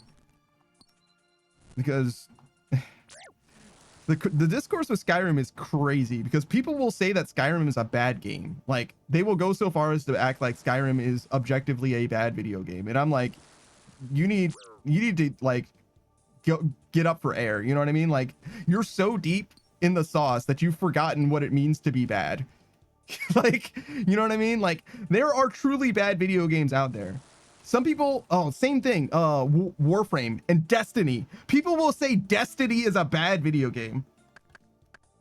Unqualified. That this is a bad video game. There is nothing that you should be, there's nothing to see here. It's bad. Like, unbelievable take. Like, truly unhinged perspective. Because let me tell you something. If there was no story in Destiny, if there was no live service with Destiny, if all you could do with Destiny was turn it on and play through the campaign experience one time, and that was the whole game, it would still be something like an 8 or a 9 out of 10. It is a fantastic feeling game. It is an unrivaled feeling first-person shooter in so many ways. In so many ways. And people will just be like, but the story's bad, therefore game bad. And I'm like, it's a fucking video game, right? Like, it's not a book, right? Right? The fact that it's a video game matters a lot for how you appreciate the game, like what it means to experience the game and what it means for the game to be bad. Like, that matters a lot, like a lot. I'm not saying that you aren't entitled to your opinion, but I think that your opinion isn't grounded in reality if you have to divorce the gameplay from the game in order to get to this game is universally bad. Like, I literally don't take you seriously as a person, as a game critic. Let me put it that way. You can be a person. Let me not take your fucking personhood away from you. But as a game critic, I can't take you seriously if you're not willing to engage with the fact that the media as a game has extreme heights that associated with it. Like, it's a crazy thing to even suggest. You know what I mean? And I've had this conversation in part before. Somebody said, oh shit, I just dropped the scepter somehow. I don't even know where. Oh, there it is. I'm not gonna go get it though. We'll just take the scepter from here. Scepter is, fuck. This one. There we go. Chef says, I love Destiny. It had a great story and the gameplay was amazing. I just got bored of it. Some people don't like the story, and it's for good reason, to be honest. The story isn't in the game as much as it needs to be in a lot of cases, but there's like, I'm not willing to get into the story of Destiny. I'm not, first of all, I don't have enough experience with Destiny to like really critique the story. And that's like the thing. Like, I'm willing to say the things that I know are true, that I know to be true from what experience I have. Oh my fucking God, dude. People will say Destiny's fucking bad and it's always been bad and all this shit. And then they've played every fucking expansion of the game and have 300 hours in the game. And they're like, there's nothing redeemable about this game. It's just bad. And I'm like, fuck off. Fuck off. You're lying. And I don't know why you're lying. Like, you need to understand what it is to be bad. Your perspective of bad. Like, I want to sit them in front of a truly bad game and make them experience what bad really truly is.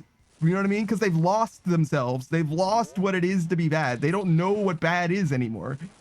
Because bad was a thing. Like, bad was buying a game that you only saw the cover of in fucking Walmart and taking it home only to realize that it's darkened skies. You know what I mean? Like, you don't stop. Like, fucking stop. Like, Destiny, the free-to-play experience that you can just go through the whole fucking campaign of, isn't bad. It's a solid afternoon at the very least, excuse me. Like, you can free-to-play Destiny and experience so much great gameplay, solid story. You know what I mean? With like even multiplayer and like there's things that you can do and you can put as much time into the game as you want and you don't have to waste your time in it either. Like, holy fucking shit, dude. Like, it's an insane thing to say. It's truly insane to say. Little Mimikyu thing made some fried chicken, brownies, and peanut butter didn't thaw, so I did double fudge instead. Why was your peanut butter in the freezer? Why were you freezing peanut butter? That's crazy. Do we just go? I think we just go. Maybe we kill this guy. No, we just go. We don't need this. Maybe I should have killed him, but I think it'll be okay. Finish this. Finish this. Okay, 4, 5. Okay, I can't finish the hat, but I can start it. And then we do some fishing.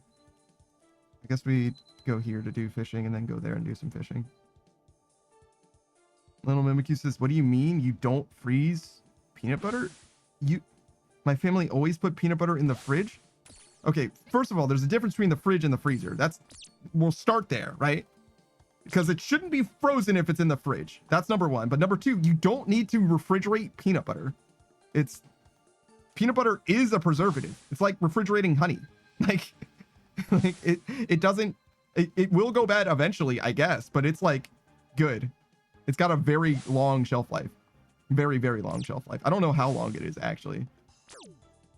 But until you open it, like its shelf life is like, it's like straight up non-perishable. And after you open it, I think it lasts for a long time.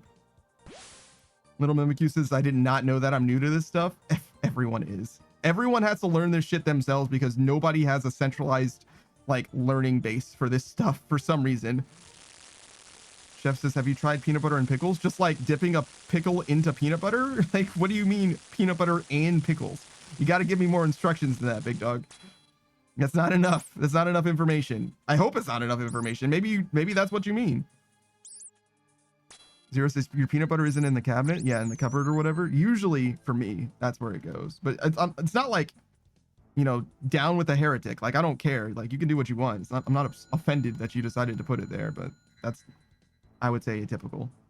Okay, we do these. This and this. This. This. Take these. Drop this.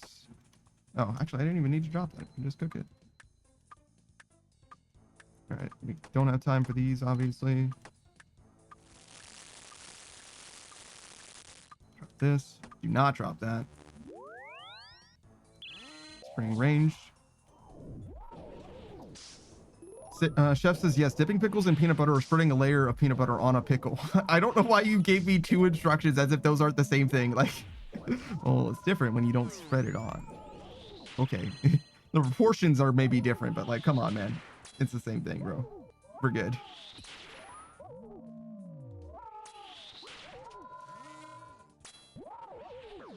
Proportions matter, to be fair, but I can fine tune the proportions. I don't think I'm gonna need too much for that.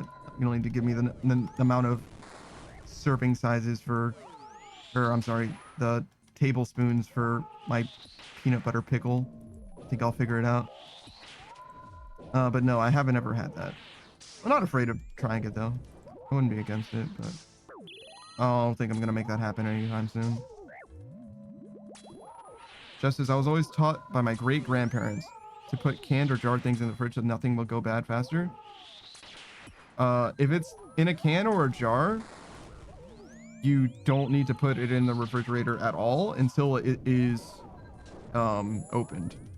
And some things that you jar or can also don't need to be too worried about it even then. Depends. But the purpose of canning something or jarring something is to make it so that it lasts forever, basically. Not forever, actually. It'll last for a long time, though. Like a year or something, at least. Like, that's what jarring things is for, to extend the shelf life of it.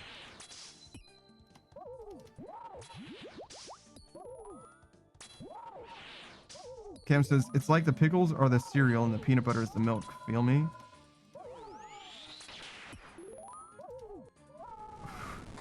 Jesus fucking Christ. What a fucking image. Holy shit, dude. That's crazy. It's crazy that you said that to me. It's crazy that I had to imagine that. Like, I had to stop what I was doing in order to, like, process that shit. Like, fucking mental fatigue that I just experienced. Also, hey, Cam, what's up, dude? How you living? Have I been doing shoutouts? Have I been keeping up with shoutouts? Did I do it today? I think I did. I know Cam is here now, but I don't think he was here earlier. Pretty sure I did one for Chef and Dopamine. I think. I don't know if that was today.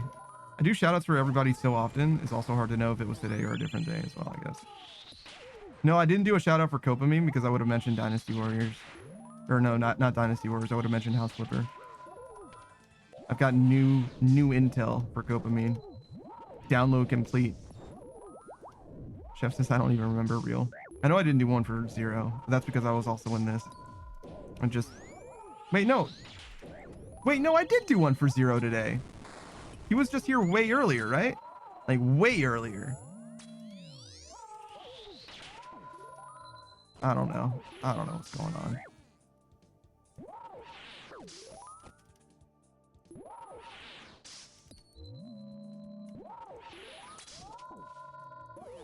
No, I don't know. Not a big deal. I'm trying to be better at it. I'm trying to be more consistent about it. I like doing shoutouts and I want to do them more, and thus I want to do them more, but it's a little weird to do it in a collab setting, but I can still do it. You know what I mean? Like, it's definitely more than possible. I just need to get a little bit better about, you know, hot mic and shit like that in the worst case scenario, and just be more diligent about the fact that people are here and watching and viewing and talking and stuff, instead of just ignoring the stream for the collab experience, which is like important in some cases, but not always important. Heather says, did not have comparing pickles and peanut butter to milk and cereal on my bingo card list today. Yeah, no, it's that's a Cam original for you. Yeah, that is some dense milk. Holy, I don't even think a pickle would sink in peanut butter. I don't remember Q thing says pickles and peanut butter sounds like something that shouldn't exist. I've heard it before. It's like a pregnancy craving thing, right? That's where you would most likely hear something like that, but I've heard of something like that. Zero says, yeah, I was here at the start of stream for a bit. Yeah, I got you. All right, let's do some shoutouts. We'll start with Cam. Just because he's the one who reminded me of it. Oh, Heather was going to say the pregnancy craving thing. Yeah, I got you. And Little Mimikyu says, but you know they were born in the 1940s, so they were old-fashioned. Yeah, but pickling and jarring things is like really old. Oh, I'm sorry, pickling things, jarring things, and canning things is really old. I don't remember how old canning things are, but it's definitely older than the 1940s. It's into the 18 somethings, I think. The can opener was made after the can as well, because you could open it with a knife. What the fuck is happening? Nothing. Okay, cool. Did I do a daily poll? Okay, I did. Good. Little Mimikyu thing says, oh, good thing that'll never happen. I don't remember, but I don't know what you're talking about. Sorry. I need to do a shout out for The Undrafted. The Undrafted, if you didn't know, is a live action streamer, variety streamer, joins us every Saturday, or he normally joins us every Saturday. Sometimes he's busy, for any number of different things. We're very much looking forward to the release of Valheim, not this month, not next month, but the following month.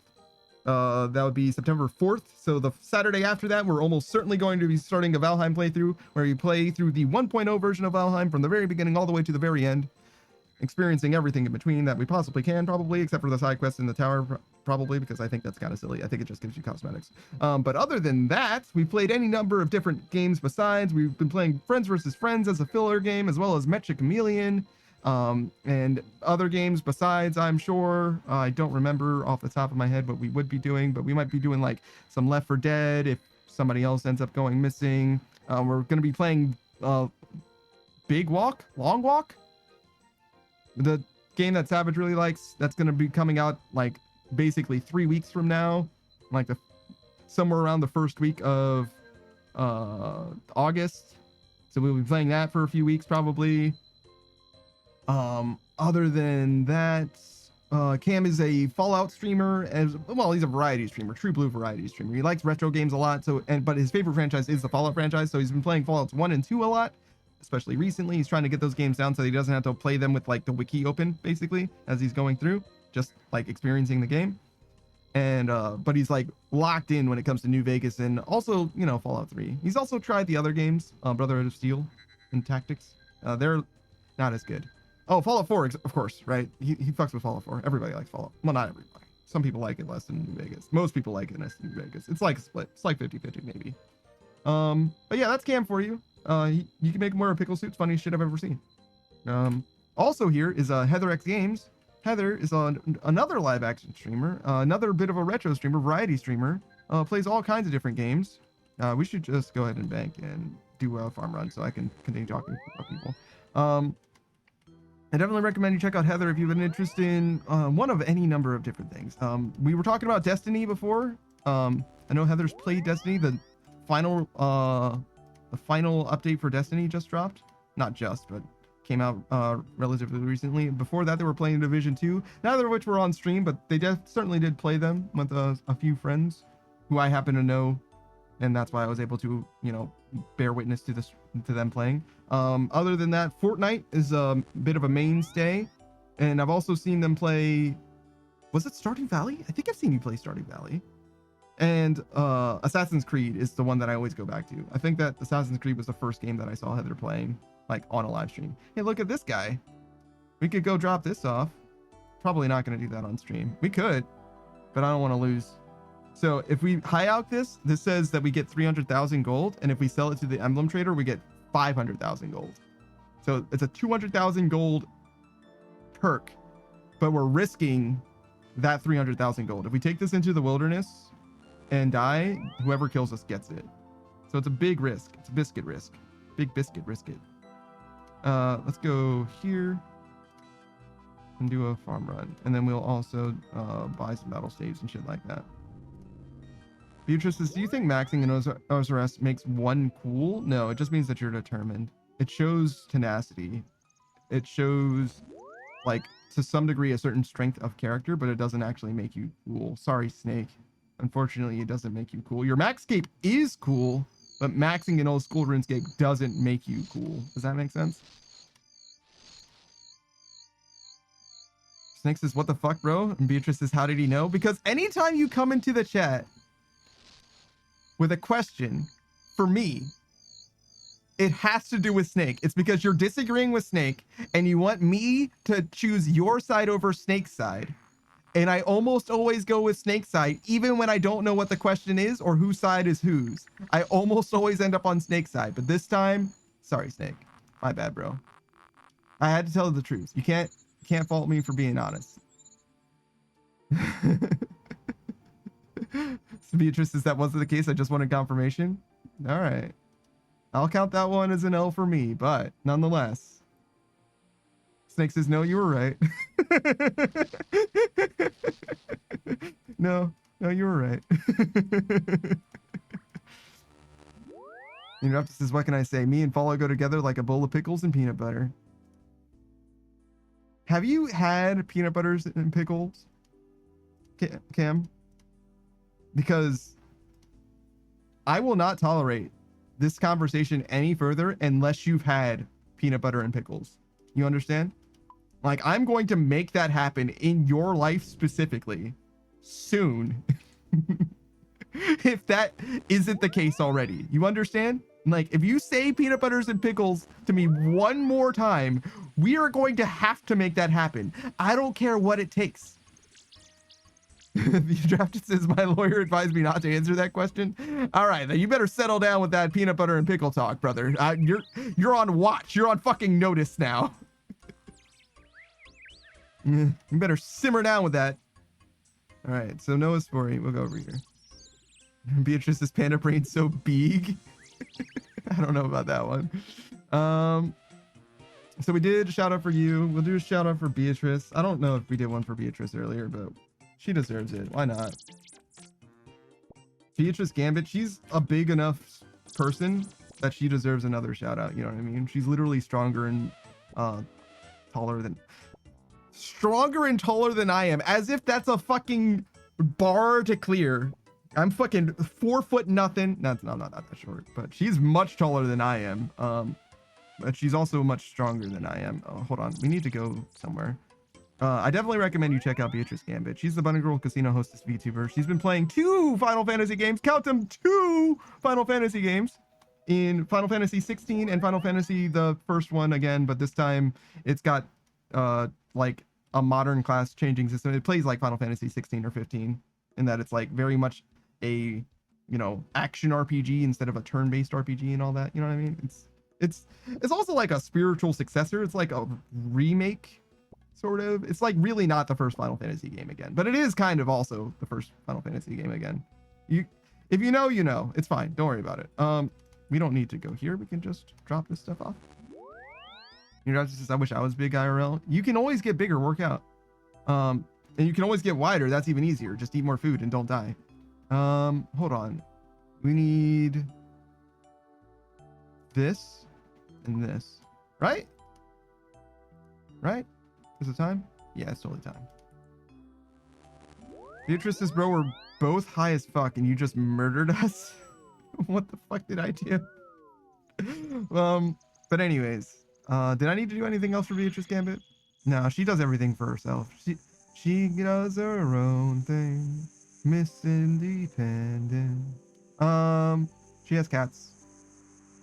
She probably fed the cats already today. She usually feeds them around 8:30, just like 30 minutes ago. Is there anything else?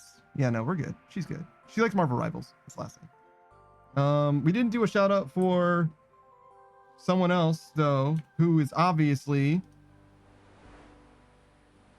No, we did Zero. We did that. We did Zero. We did Heather. We did Beatrice. We did Cam. Oh, we didn't do Copamine today because if we had done Copamine, I would have mentioned that he's been playing not just Dynasty Warriors Origins, which is one of his very favorite franchises, Dynasty Warriors, but he's also been playing House Flipper for the last few years. He showed me literally like a world tour of every house I think he's ever done in the last few years. I think it was like literally every house. He started that game up like, I'm going to play House Flipper. And instead of doing literally any house flipping, he just walked through his like museum of houses. Because not only has he flipped houses, instead of actually selling any of them, he just keeps them for himself as like a museum piece. Again, like that's just what he does. He just completes enough quests so that he doesn't have to sell the house.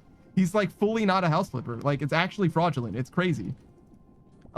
His 2 color schemes that he likes are like grays and blues and browns and greens. Like He showed me, I swear to God, it was 5 or 6 houses, and he swore that they had different themes, and they did from each other, but the themes were grays and blues and browns and greens. Like he likes nature themes and he likes grays and blues. Like that's where he's at. You know what I mean? And that's respectable. Like he's got some like more modern-y ones, but if he ever has an accent color in a modern house, it's either going to be a blue or a green. That's just that's just what he likes. You know what I mean? He keeps it honest. And again, he's not a house flipper. He's not trying to sell a house to you.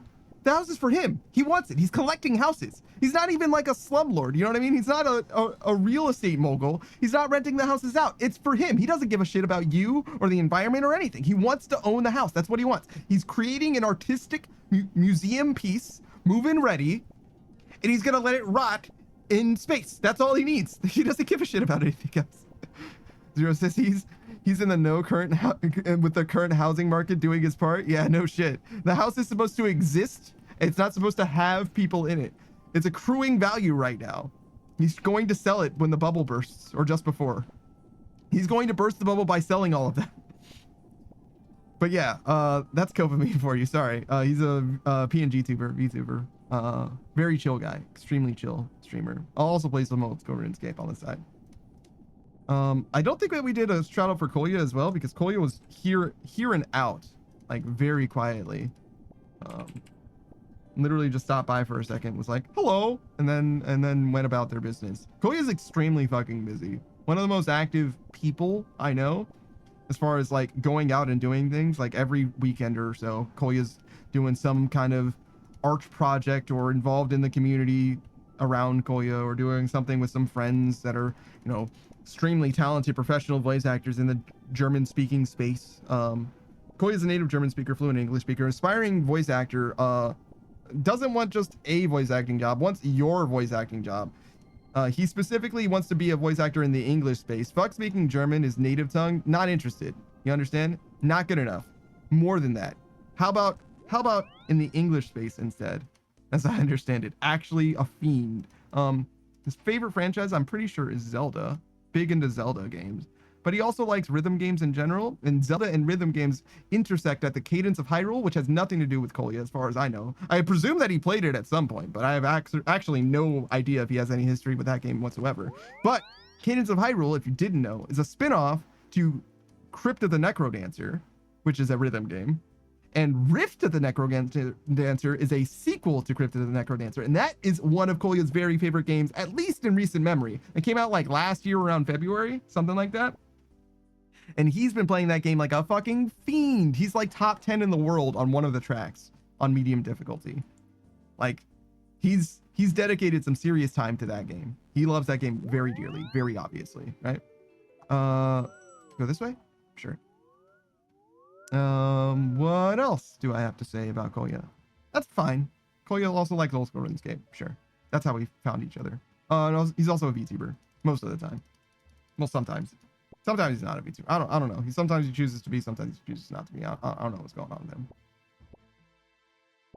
But yeah, there we go. Now we're caught up with shoutouts. I should have done them over the course of the day, but oh, actually, you know what? We could do shoutouts for Pika, and even one for Delta. Technically, I don't think I really need to do a shout out for Delta.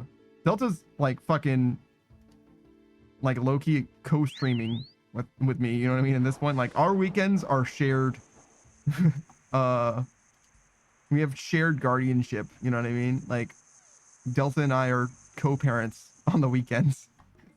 His stream and my stream are largely inseparable for the majority of the weekend. Actually, maybe not the majority, but from 3 p.m. onwards on Saturday and from noon to 8 on Sunday. So 16 hours out of 48. So a third of the weekend is shared between Delta and I. The only difference is the POV, you know what I mean? If you want to see like a more hardcore, sweaty perspective where the gamer is doing the gaming and also there's music playing, usually, you want to check out Delta's perspective. If you want to see massive fucking avatars that take up most of the fucking screen, you want to look at my perspective and also hear the game audio. Those are the big differences between his side of the stream and my side. I guess I have more redeems, but he has redeems that more directly interact with the stream as well. So it's kind of a mix there. I'd say we break even on that side of things. Okay, that was I just did a full shout out for Delta without actually doing the shout out. That's so funny. All right, we'll actually do it then. Delta D03. Since we haven't done a shout out for Delta in fucking an eternity, truly an eternity, but for like good reason. He's always fucking here. Like if you don't know who Delta is, like I almost don't know what to say. Like at least with regards to the weekends, right? Like, but I probably should be a little bit better about doing shout outs for him nonetheless. Like it's not like I don't appreciate his existence and all that. He's one of the fucking boys, you know what I mean? He's easy to forget about in that obviously he's the +1, you know what I mean? Like Delta's top of the list. You know what's funny? I never raid into Delta because he never streams that late. He'll stream so fucking early and he'll stream up until like my stream, not like quite starts, but something like that. You'll stream within like 10 or 11 p.m. or something. He'll never end, or he'll never be live when I'm ending, ever. Sometimes he'll end before, you know what I mean? Like he could raid me, but I could almost never raid him. Seriously, honestly, you're an avid panda watcher. If you're an avid panda watcher and don't know who Delta is, you must have been watching with your eyes closed and the stream muted. He does show up in the chat sometimes too, and I do shout him out when he shows up in just the chat, or at least I try to, like during the week. But yeah, if you must not have seen me on the weekends if you don't know who Delta is. You know what I mean? It's just the reality of the situation, and that's okay, right? Like shout out to the people who have, you know, I stream on the weekends, right? I have a 15-hour stream, right? So I was stream from 9 a.m. to around midnight, which is 3 hours from now for those keeping score. And if you happen to be, you know, in Germany, right? Maybe the only time that you can see me is from like 9 a.m. to noon, right? Which is a long time. 3 hours of your day dedicated to watching me stream in particular. That's like no joke. And if that's the time period that you see me, or you are only interested in watching me play Hades 2, then you would have missed me playing with Delta. Like it's totally possible that you missed it, right? But we play with him so much. It's just so strange to me to think that that would be the case, right? It's just such a foreign idea to my mind, but that's just to me because I'm always here. I see all of the stream every time. All right, we need to go to the farming guild. But yeah, not everybody's like that. Some people only watch when the streamer's playing the game that they like, or, you know, any number of different things, or they only have, you know, 3 hours a week that they can stream, and those 3 hours happen to be on Saturday and Sunday. That's it. You know what I mean? They're just busy the rest of the day. They got a life to live and shit. Life to lead. That's respectable. I understand it. I can't relate to that. I can't relate to, you know, having so little time to dedicate to stuff. At least for now. You know what I mean? Like, your boy ends up in a relationship and it might change up the whole stream schedule, you know what I'm saying? Like I might have to cut some time out of the stream schedule to dedicate it to the person that I care about more than stream. I'm dreaming. I'm dreaming. I'm pretending. I'm imagining that that's the case. Yo, what the fuck is happening? Sorry. I think somebody's like casting a spell. Cotton. Let me go here. I'm not saying that I'll stop streaming when I get a girlfriend, but you might notice a difference. No, I don't know. I actually don't know how I feel about a relationship. As much as I do crave, I don't know how like viable it is for someone like me, because I do dedicate so much of my time specifically to streaming. I have time off of stream, clearly, that I could dedicate to a relationship, but it's one of those things where it's like, unless they were a degenerate, the time that I have isn't really copacetic with like the time that a regular person would have.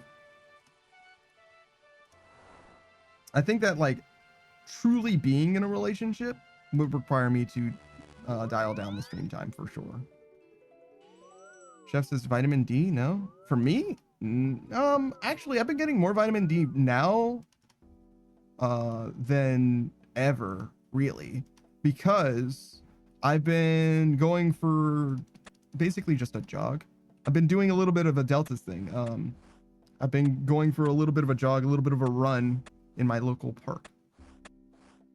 Chef says, if you don't know who Delta is, are you really getting the D?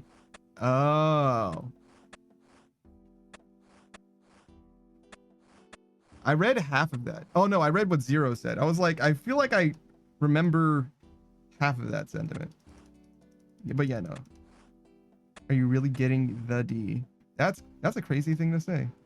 You know, Delta's like an anti-sexual streamer, you know? Like, that's a crazy thing to say about him. Like, Delta's damn near say so. Damn near. I mean, he says the fuck word and everything, but you get what I'm saying? Like, he doesn't do sex at all. You know what I mean? Like, not at all. Beatrice says, is he? I don't mean like he's an asexual person. That's not what I'm saying at all. But I'm saying like, how many times have you heard Delta bring up sex? Basically never, ever, ever, except for the context of I'm getting fucked or him saying pause. Does that make sense? Like, I'm getting fucked up right now. If not for something like that, he never brings up any of that shit. Ever, ever. Like, damn near say so in that way. Damn near. Like, I don't want to do him that dirty. I don't want to do him that dirty. Let's not. Relax. He's not here to defend himself. It's very funny. Very funny, but easy killer. Easy. Instead, I'll talk about myself for a second, right? I am pretty bad with like, I'm pretty bad at sex, ladies. No, I'm pretty bad at like sexual stuff in a lot of cases. Not like terrible. I'm not like truly miserably awkward or whatever. But as far as like flirty people go, like if someone was flirting with me, I'm not very good at it. And I think that you guys know that about me. Like I don't do flirting, not really. If it comes naturally, it comes naturally. But if it doesn't, I can't handle it. It's not natural for me. It's not normal, right? So like, it's very much out of my wheelhouse. You get what I'm saying? But that being said, I can have a conversation about sex and it's like, just fine. You know what I mean? I'm good. Everything's all right. I'm not going to like lose my shit about it or whatever. Like drop the spaghetti or whatever. Chef says, goes to a speed dating night. I'm pretty bad at sex. Yeah. Ladies, I'm pretty bad at sex. I must say, if you're going to date me, we're going to need a safe word because you're going to be using it. By the time you're done with me, you're going to remember the safe word. Holy shit. What are we talking about exactly? Zero says, if you're going to date me, prepare to be disappointed. That one's real. I can feel that. I'm going to disappoint you at some point. Even if we're not dating, I'm going to disappoint you at some point. Something's going to happen. Any number of things. I'm thinking of all the examples of things that you could be disappointed in me. All right, disappointment speed run, right? I gave myself chemical burns because I was cleaning, and instead of using gloves like I knew I should have, I didn't.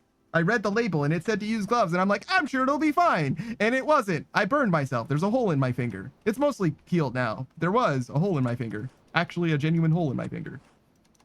I lived for 2 years in my house without a mattress. I had to get bullied into buying a mattress. I was using an air mattress prior to that. Oh, I'm sorry. Hold on. There's 2 different ones in there. The 2 years is how long I had a mattress, I think. But before that, I had an air mattress. And under no circumstance did that mattress have a bed frame. I had to get a bed frame by Chad had to bully me into getting a bed frame. But I have a bed frame now. Congratulations, me. We did it. There's layers to that one. Zero says, oh, an air mattress. I thought you meant you were just sleeping on the couch or the floor. I was sleeping on an air mattress until it had a hole in it. I woke up on the floor for like the 5th day in a row, and then I decided that I was going to get a real mattress. Snake says, so Panda, I couldn't find the max number, just the rank based on experience.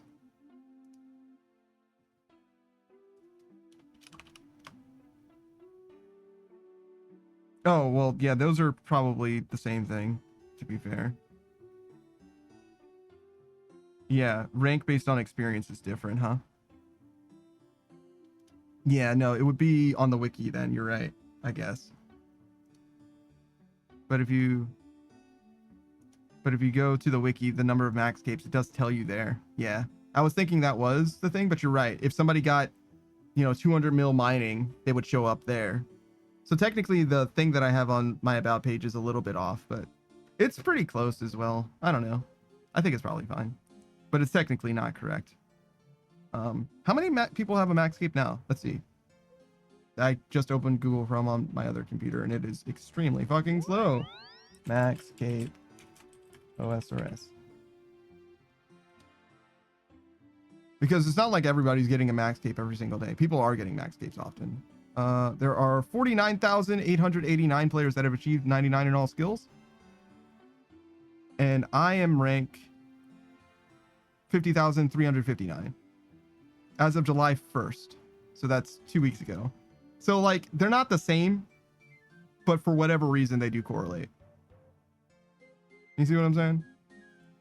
And I'm at 30 mil over. So like, I don't know. It's definitely not the same. You're right. But I treated them as being interchangeable, and I'm willing to accept that. You know what I mean? As an approximation, at least. But it's definitely not the same thing, technically. Because again, you could have 200 million experience in, magic, and the rest hit points, and you would be probably around 50,000. I think there was one more thing I was gonna say. Oh, and I also only have one oven mitt. There you go. I have one oven mitt. They didn't come in a pair. Just the one. Why do you only have one oven mitt? I thought they only come in pairs. Well, the one that I got didn't come in a pair. Well, why did you buy only one oven mitt? Because I thought I only needed one. I could have gotten a pair. I decided to get just one. Zero says doing better than me. I have no oven mitt. I think that's more normal, to be honest. Chef says buy another oven mitt. I might. Snake says I just use a hand towel. See, I knew that I could need an oven mitt sometimes for convenience. And I thought if I ever needed another one, I would use a hand towel. And that's what I do. That's just what I do. I just use a towel. Chef says I sometimes use a shirt. I don't have shirts in my kitchen. Zero says I simply use a hand towel or two. Yeah. But yeah, an oven mitt's a little bit better than a hand towel. Just a little bit. Let me get my max cape back. That's done. That's done. Slastress isn't done. That's done. Those are good.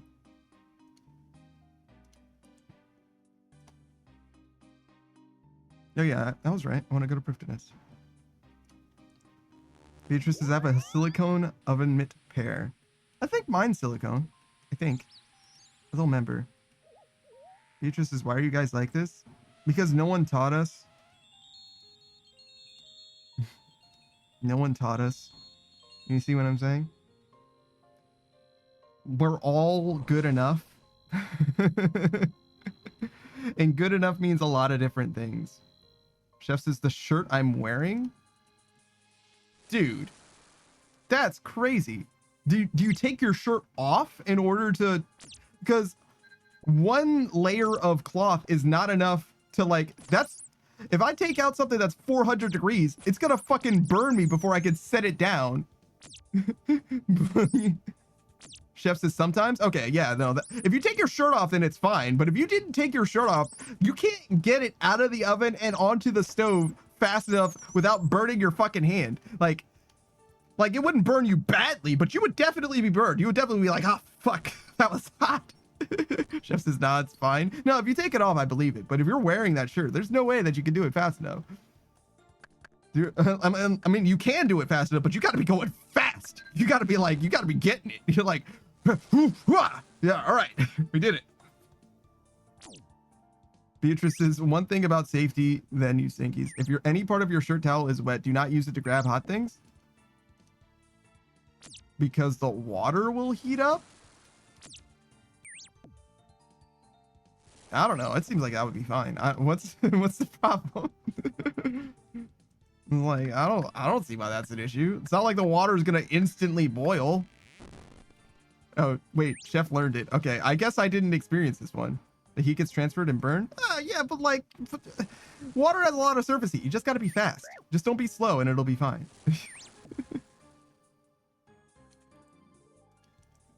It's fine. Just be fast. I'm plenty fast. Ladies. All right, one more of these. 3, 6. Okay, so we're done with that. We need to mine. We got the weapon frame, but we don't have enough mining done. Chef says, I'm fast after boy. Beatrice says, don't listen to Panda Chat. I didn't say for anyone else to do it. I said that I could do it because I'm fast. I'm built different.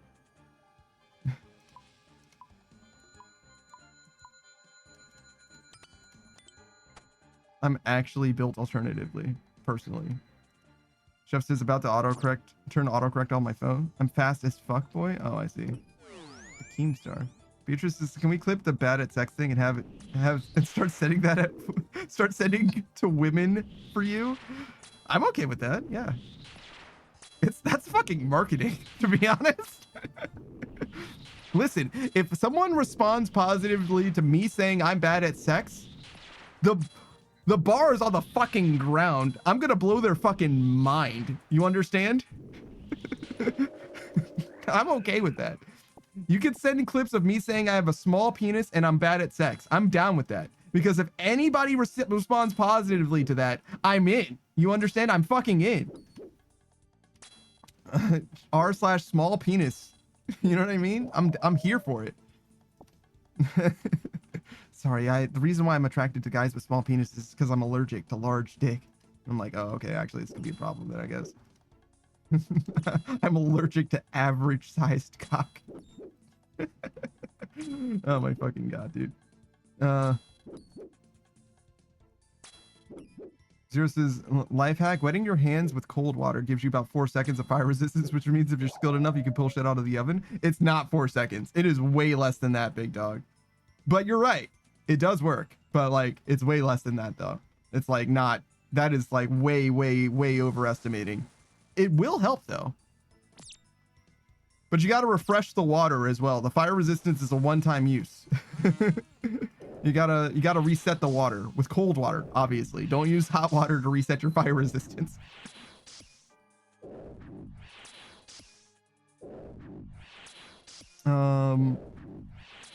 Bowstring. Get some fish. Do some of this. Yep. Turn that off. Weapon frame in hand. Do some fishing. Wishing I was fishing. Get herb. We're so far from herb. It's okay. We'll get some fish. Drop this on the ground. We're still one short. Mining. Okay, there's herb. We're not going to fish because we need to mine. Yo, where the fuck is the rock? I need rock. Yo, there's so much fish here and no rocks. All right, there's rock.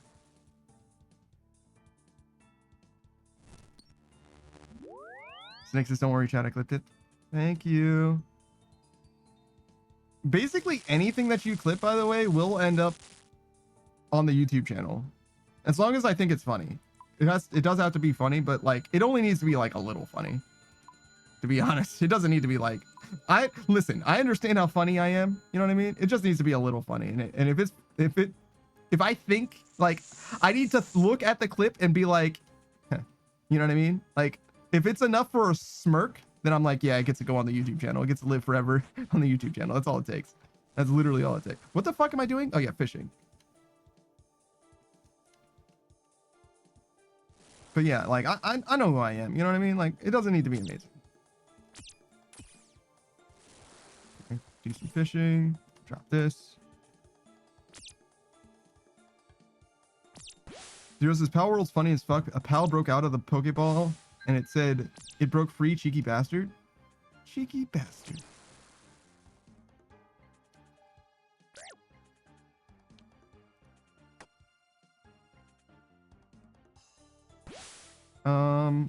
I think I need to go home, like, very soon. We're gonna do some more fishing, but we need to do some cooking and we need to get inside that fucking boss fight.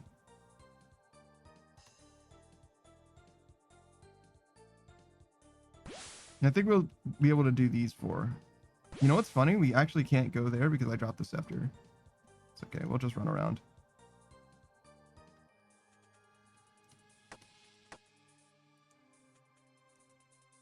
All right. Go on. Go on, get. I don't want you anymore.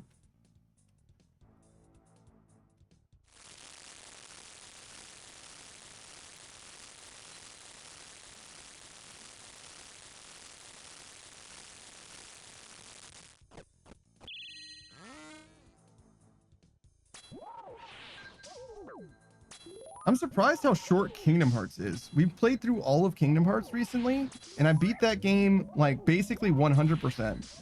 Technically not 100%, but basically 100%. And it took 40 hours to 100% Kingdom Hearts 1. Like, if I had just finished the game, it probably would have been like fucking 20 hours or something. Like, it was not very long at all. Granted, we did look up how to do some stuff because, or how to farm some stuff, or where to farm some stuff, because like there's just no way to know where where some of the enemies are and like what they drop and stuff.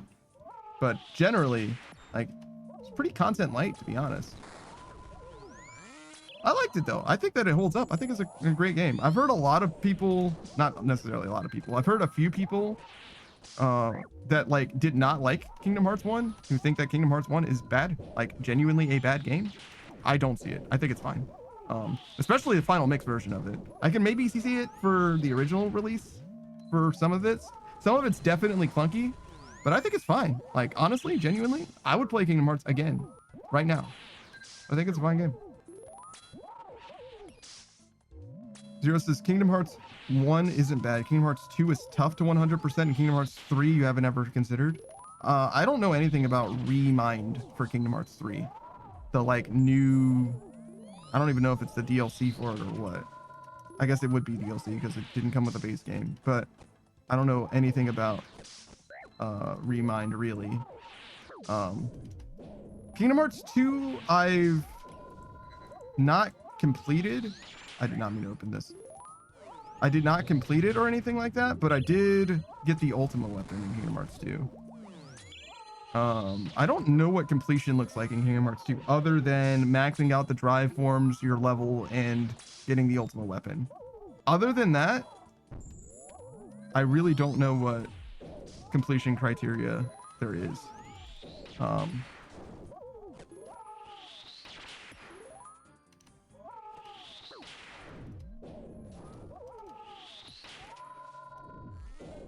This guy's in the worst fucking spot. This is what Booze is talking about when Booze was saying it's the worst possible position for Hunleaf, for him to be in the middle. Not the perfect middle. The perfect middle would be better, actually. I think would be okay. But because he's on these 4 safe spots, I've only got these 4 safe spots. These 4 safe spots to live in, which is definitely worse than if that were not the case. They're not like real safe spots, obviously, because I have to like run away from the tornadoes. But if not for the tornadoes, they would be true blue safe spots. The floor can never be lava in these 4 or 8 places. 2, 4, yeah, 8 places. Oh shit. Modern H says the last game I 100%ed without DLC is Spider-Man. The Insomniac Spider-Man, I'm guessing is what you're talking about. Heather says Kingdom Hearts 4 was announced. I'm aware. Yeah, people were very upset about the feat. I don't know anything about it other than that it was announced and that people were upset about the feat.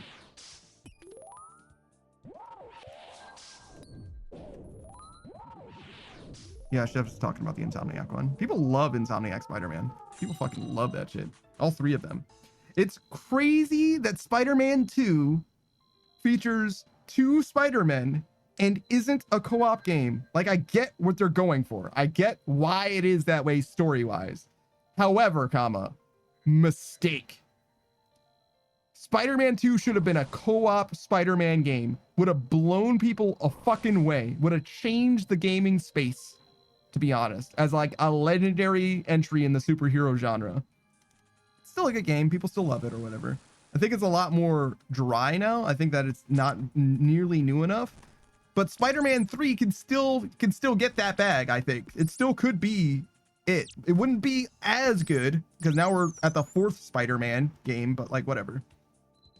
Zero says what's supposed to be tied into the Spider-Verse shit and they just threw it away. Is that true? Were they going to tie it into the Spider-Verse shit? I didn't know about that. I haven't heard about that.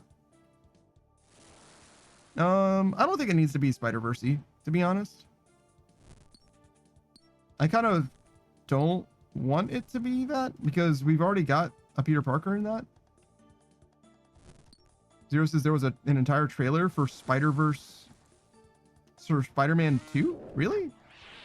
That's crazy. That's crazy. I certainly didn't know about that, but okay, maybe. That's another hiding spot, Dark Beast.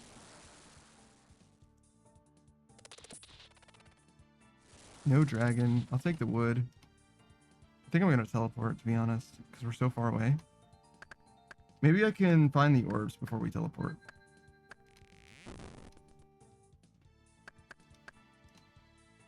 Zeros is I'm talking about the scrapped side game that was being developed after Spider-Man 2 PS5. Oh.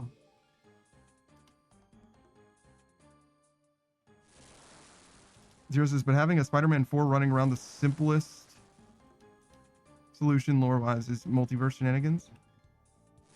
Yeah, sure. The simplest solution probably is multiverse stuff.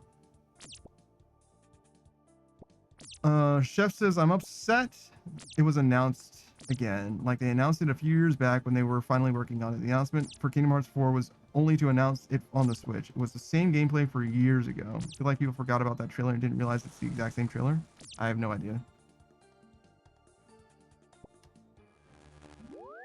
Chef says there's no real development in Kingdom Hearts 4, and that's what upsets me. I mean, I don't know what you kind of expect them to do. They're not going to change anything, you know what I mean? Like, the promo material is not going to show off anything new, probably ever. You know what I mean? Like, I wouldn't be expecting anything new, I guess is really what I'm trying to say. Like, whether or not they could make a whole new thing, like a whole new engine or whatever, and they're not going to show anything like new, I don't think, to be honest, no matter what. I need to find a frame badly. There's a Dark Beast, which helps, but I want a dragon and a frame. There's no fucking enemies here, dog. Okay, there's a dragon. That helps. Where are the enemies at, dude? What the fuck is happening? There are no enemies in this dungeon. There's no enemies. I set the world to peaceful. Help. Help. I genuinely need help. I need a weapon frame and there are no enemies here. Oh my fucking god. This is hell. I'm in hell.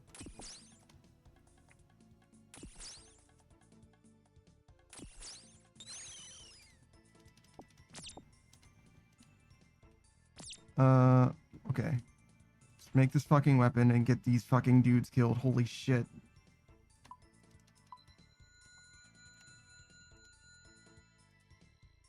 Oh, also another buffet. That's what I was calling it before, a buffet.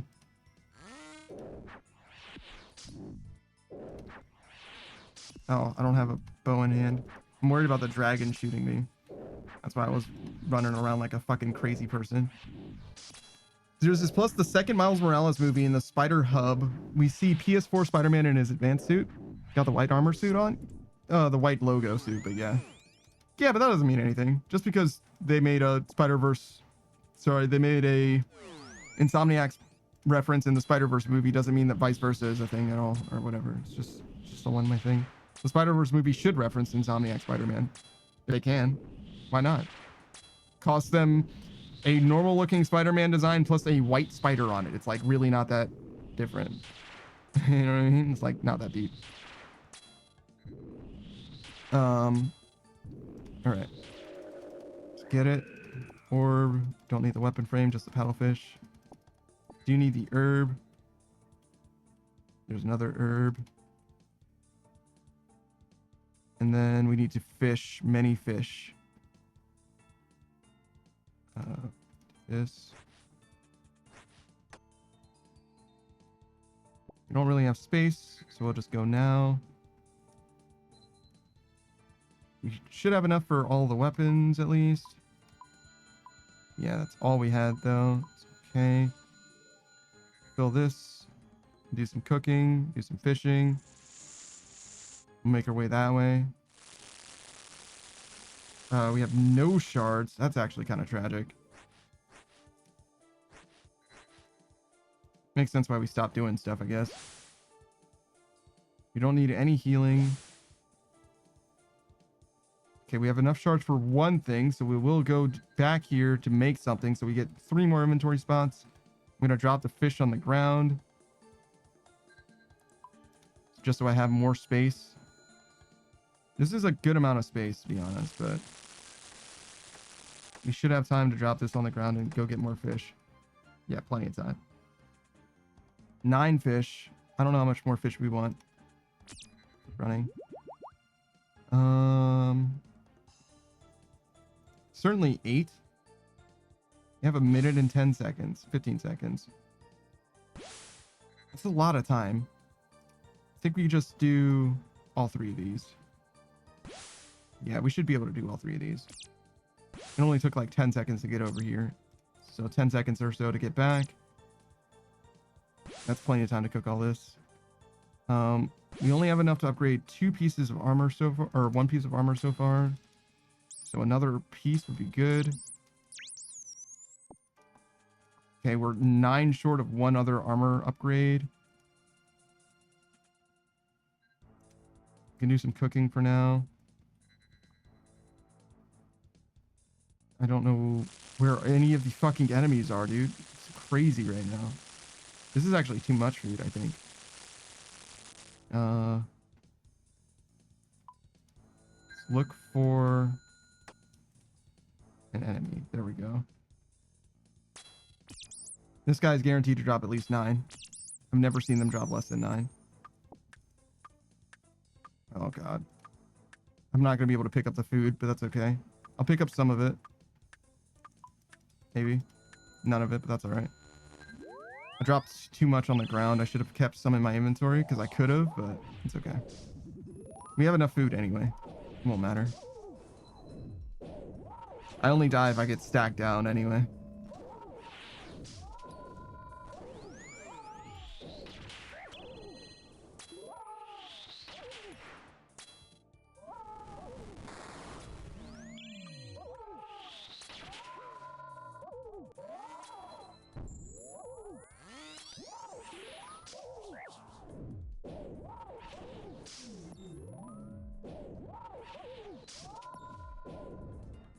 That was so late.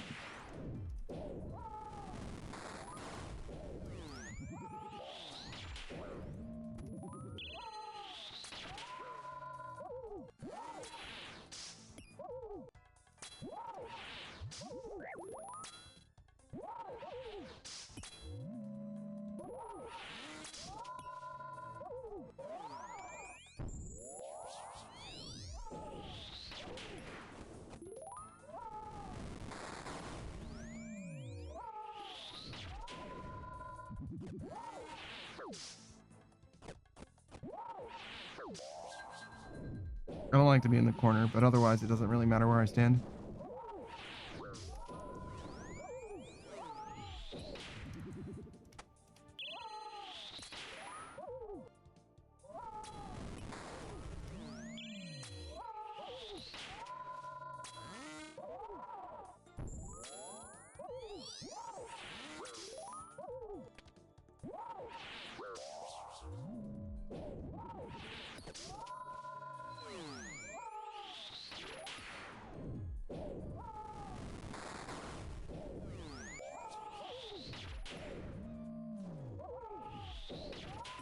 I'm doing my best to kill him. It's not really working.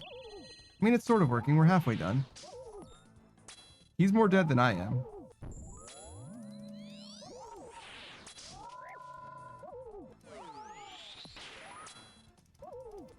Ow.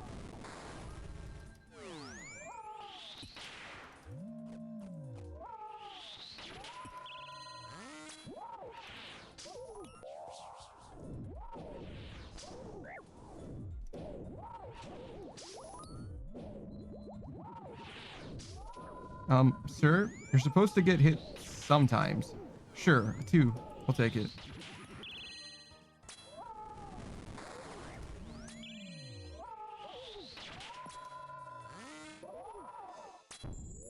Oh my god, big hit.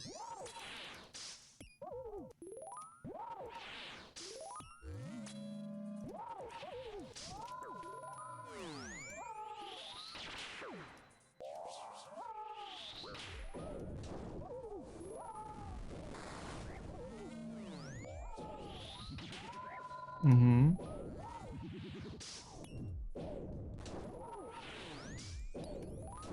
Zoom in because Lord knows I have enough trouble hitting him to begin with.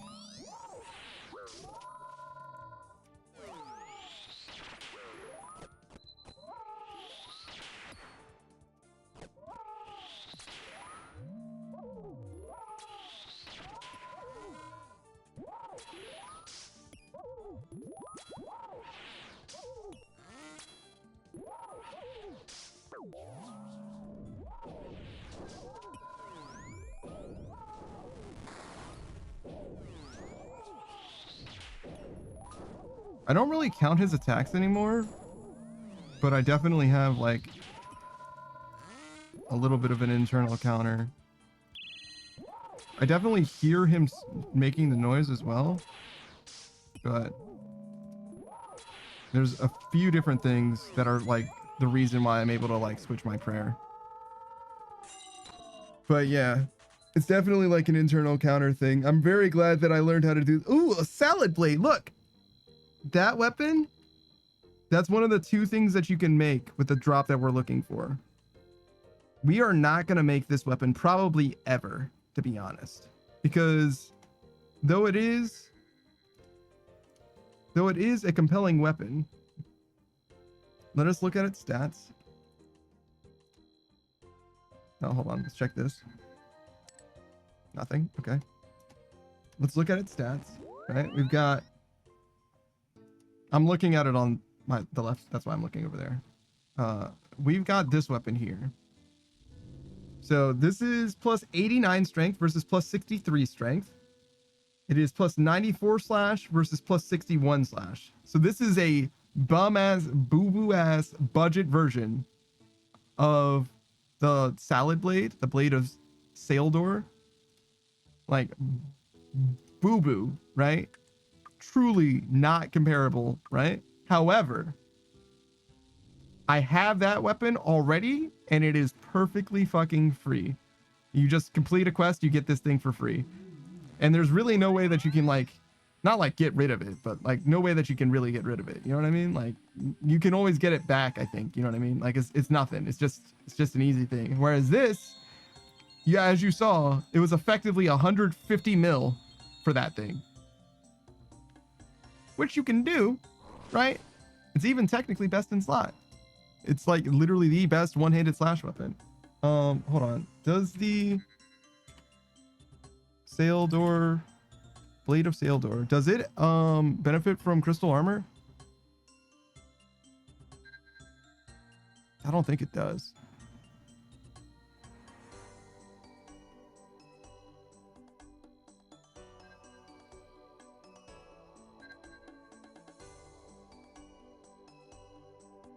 Yeah, I don't think it does. Crystal, I think it only affects crystal equipment.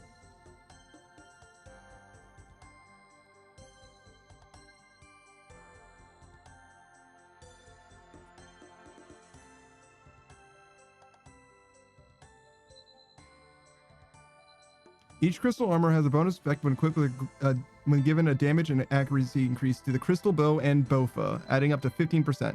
Yeah, so it's just for range.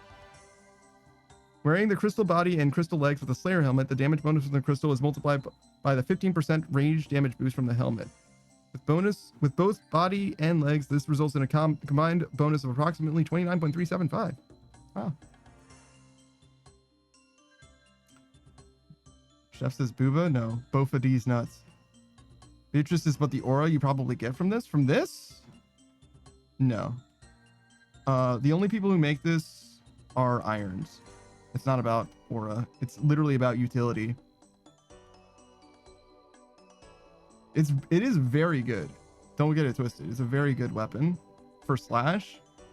But the bum boo boo ass is so free. It's so easy. It's right there. You know what I mean?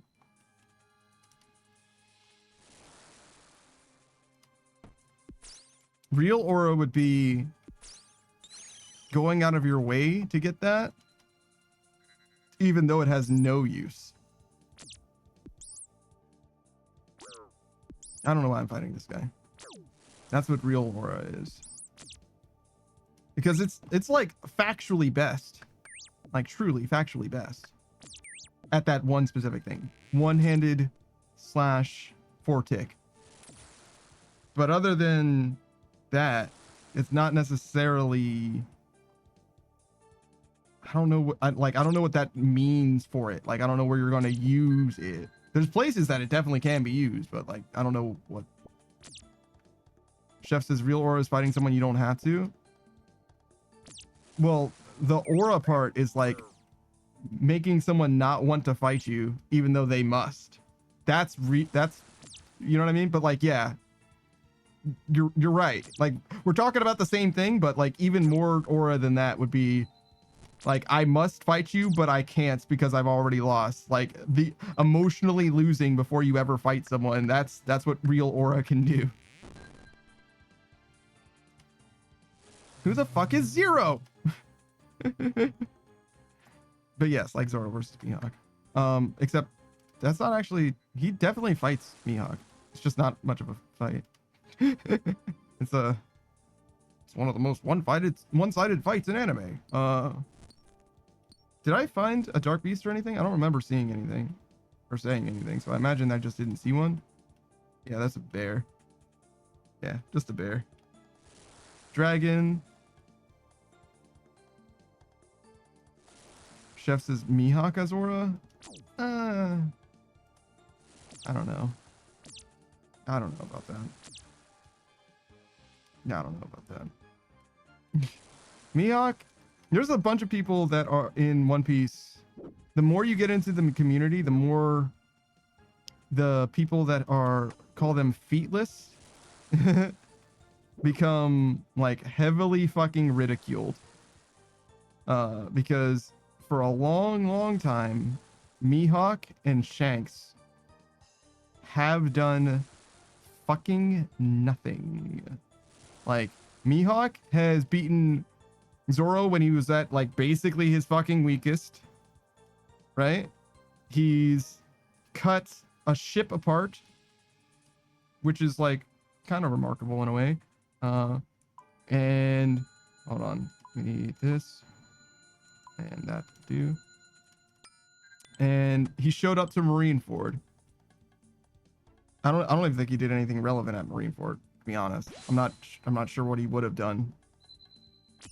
Because Shanks had the clash with Whitebeard. But like, and that's another thing. Shanks has had a clash with Whitebeard. He showed up, and I think he had a clash with Whitebeard.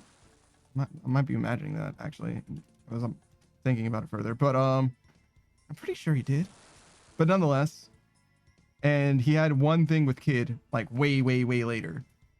Other than that, though, like, as far as like what Shanks has physically actually done, like I don't know. Chef says, you mean like Buggy? No, because Buggy isn't supposed to have feet. That's the whole point of Buggy. Chef says Shanks was late. Well, yeah, no, he ended the fight. So yeah, he would have been there after Whitebeard was.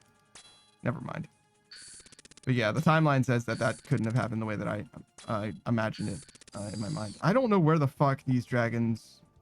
Did I find a dragon and a dark beast? Did I find a dragon or a dark beast? Like, what the fuck is happening? I don't know what the fuck is happening. I think I ran home.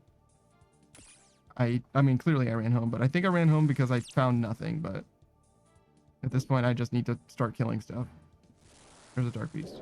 I just took so much fucking damage. Haha, just kidding. I took nothing. Took nothing. It's free. There's a dragon. Perfect. Zero says no. Before you found the dragon and that thing, because I said dragon's aim was shit because 0 damage.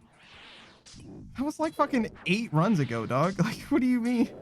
That's ancient fucking history, bro. It was like an hour ago. That doesn't fucking help me at all. It's this run. We gotta stop living in the past. We're in the present right now. Alright, drop this. Do this. Drop that. Kill him. Stop tanking this fucking unicorn.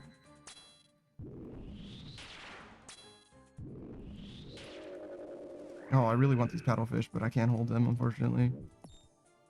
Okay, I do need a weapon frame. Okay, we have to leave the paddlefish behind, unfortunately. Okay. Weapon, weapon, weapon, weapon. 4, 5, 3, 2, 2. I need herb. I need water. There's water. I need another herb.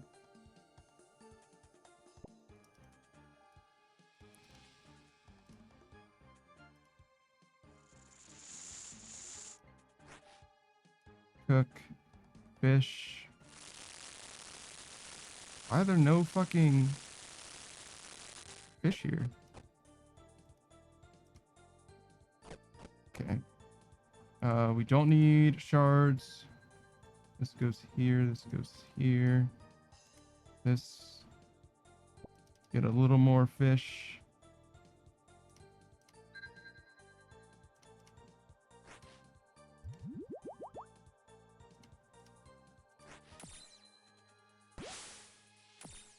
More fish would be good. I guess we'll get this other patch and that'll be enough. It'll have to be enough. Because we have to get back and cook it as well. I don't know how much time I really have. I mean, I know I have 35, but I don't know how long it's going to take to cook this. I think we'll have plenty of time to get this as well, but I don't think we need that much fish anyway.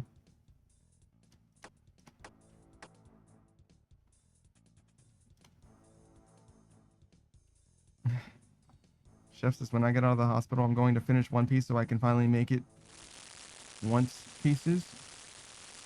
Jesus Christ, dude. Jesus Christ, dude. You had such high expectations. I saw you say, waiting for Panda to read my joke. I saw you say that, so I went back and read it instantly. Jesus Christ, dude.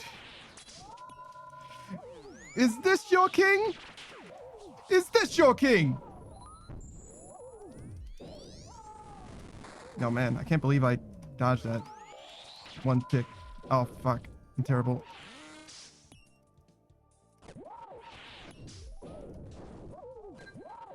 It's funny. I switched up on Black Panther so goddamn fast. I was like, yes, finally a black superhero. Let's fucking go, Black Panther. And then fucking Spider-Verse came out and I was like, I don't need you anymore. Like, yeah, sure, T'Challa's, you know, a live action superhero, but like, I don't give a fuck if it's live action or not. In fact, I prefer it being animated. Don't get it twisted. There were black superheroes before Black Panther and before Miles Morales. In fact, Miles Morales didn't come into existence with Spider-Verse. I was like vaguely aware that Miles Morales existed. I didn't give a shit about him because why the fuck would I? But I did vaguely know that he existed. However, what does matter now is that it's a successful superhero thing, and also that people care about it, and also that it's accessible and that it's a movie and not a comic book. And lastly, that I like it. Those things all together are why.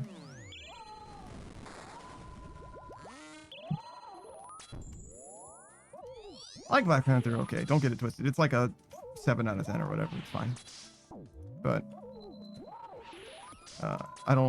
I fully will eject Black Panther into fucking space in order to maintain Spider-Verse for one more day. You know what I mean? Like, I don't give a fuck. That IP could be fucking completely dead. Black Panther could be erased from existence. Thanos snapped out of existence for one more day for Spider-Verse, and I'd be totally fucking fine with it. It's not close. I like Black Panther. I love Spider-Verse. Love that shit. Love that shit.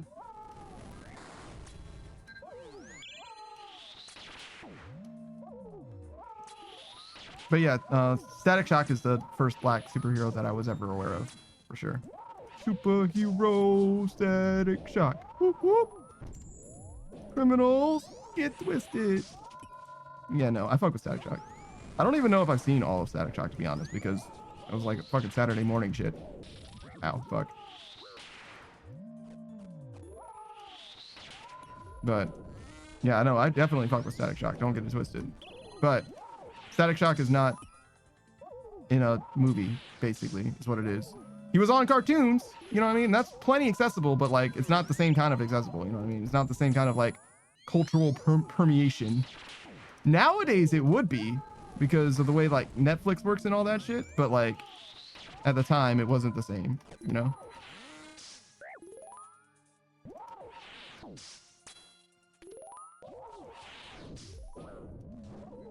We gotta kill this dude before we die.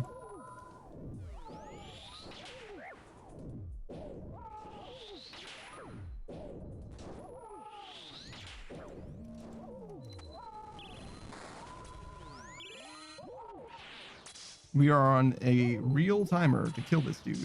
All right, we're good.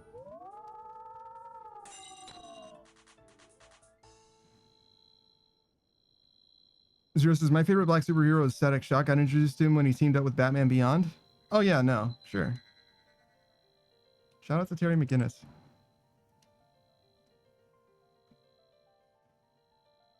Zero says, it's like when a kid bugs you for 20 minutes to watch this and he just does a little wiggle dance.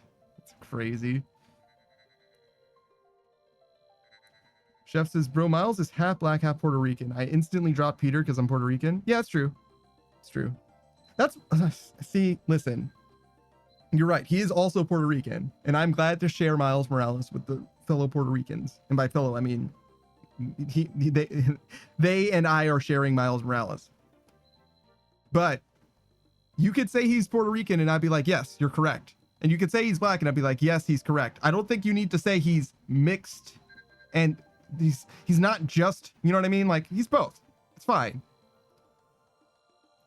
And I'm more than happy saying that is a black man. You know what I mean? Like, oh yeah, no, he's also Puerto Rican. It's fine. Like, but like, let's not get caught up in the weeds. It's not about that. Because some people will be like, oh no, he isn't black because he's mixed. And I'm like, shut the fuck up. Because listen, there's two types of people that say that. There's, well, maybe more than two types. But when, as a black man, when a white man says that, I say, shut the fuck up, you don't know what you're talking about, because they don't. And when a black man says that, it's because they're saying it with a hate in their heart that they have for light-skinned people. Because some black people are fucking hateful, fucking stink meaner ass, fucking hate light-skinned people. They hate them. They hate them the most. Like, sorry, we don't need to talk about it right now. But like, you motherfuckers are on watch. I see you at. I see your ass. I see you. It's fucking hate. Hate. It's not my hate, by the way, but they got some fucking hate in their hearts. Real shit. I'm done. I'm good. All right. Chef says the same guy who made Static Shock made Ben 10. Is that real? I know that Static Shock is oh shit, I used to know what it was called. But it was Static Shock and like 4 or 5 other black superheroes that are all in the same verse, and then they all got basically bought out by DC. So now they're kind of like DC, but they're in their own continuity, sorta. And then sometimes they come in, and sometimes they're back in. They're back, you know, in isolation or whatever. They're back in containment. You know, they like kind of come in and out a little bit. And that's why Static Shock interacts with DC heroes, because DC owned him at the time or whatever, right? Like, it's DC was a parent company. of the other comic book. I don't remember what it's called. I used to know. Somebody said to me that Static Shock is not a DC superhero once. And he wasn't originally, but he is owned by DC right now. So it's like, what the fuck are we talking about?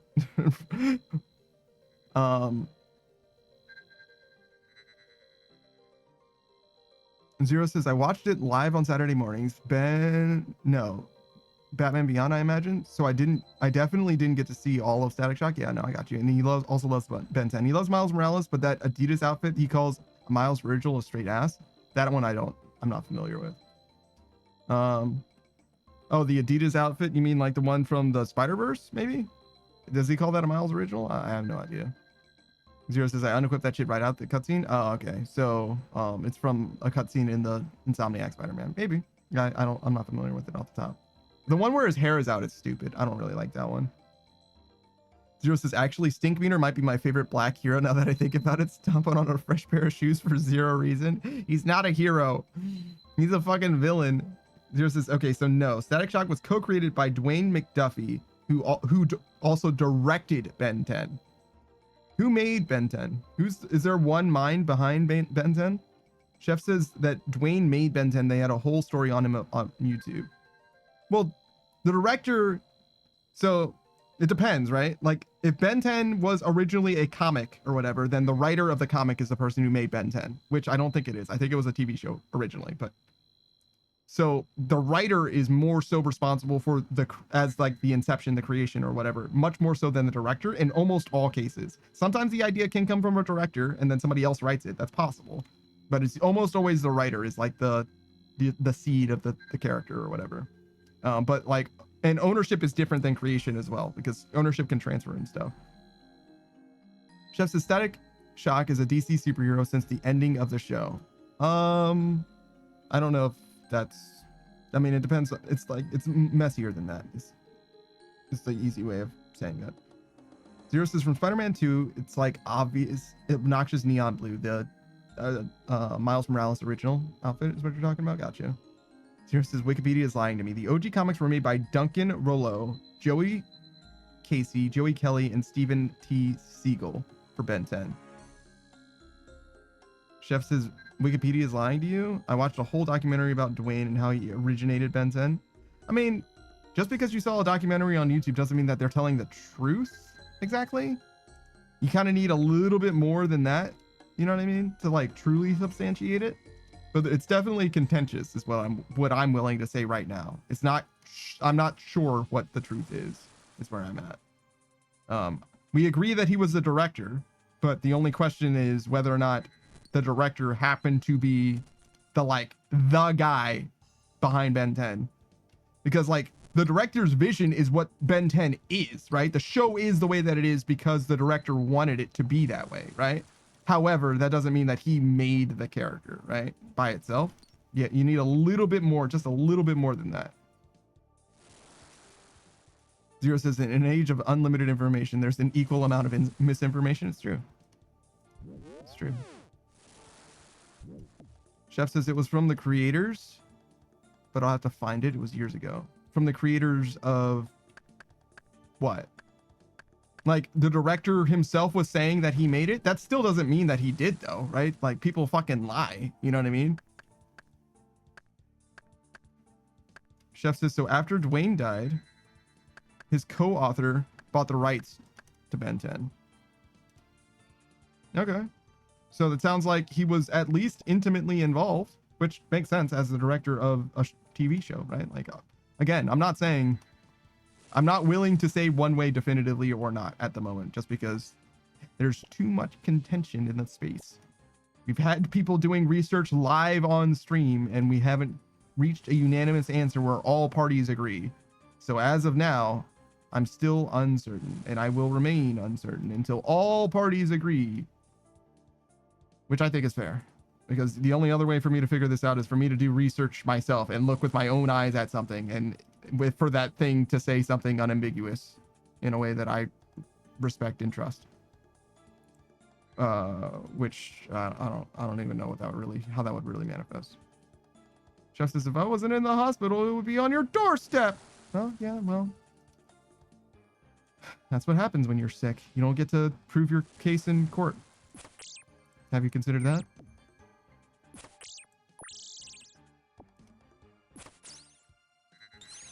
Alright, let's kill this fucking guy. I think there was a dragon over there.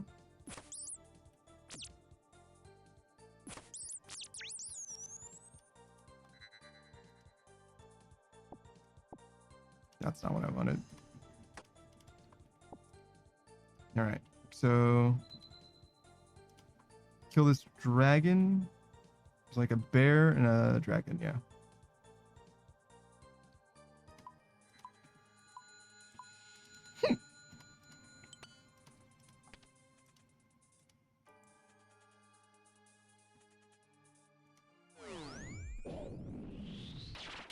Chef says, I either watched it on YouTube or watched it on Cartoon Network when he passed. My memory's spotty. I got you. If it was on Cartoon Network, it's obviously a lot more believable. Because they have less reason to lie, typically. Like, it's just in memory of... But, like, they will also sometimes just gas people up. Like, you know what I mean? They'll be like, this guy is the guy who made this. And it's like, well, he was part of it, right? And sometimes it's that's as much as you can do. It's like, yeah, no, it was a bunch of people all working together to make this thing, and like no one person's really responsible for the whole shit. It's like everyone contributing their own part, you know? Like sometimes that's how that works. It's a little bit more collaborative, right? But other times it's not, you know what I mean? It kind of just depends.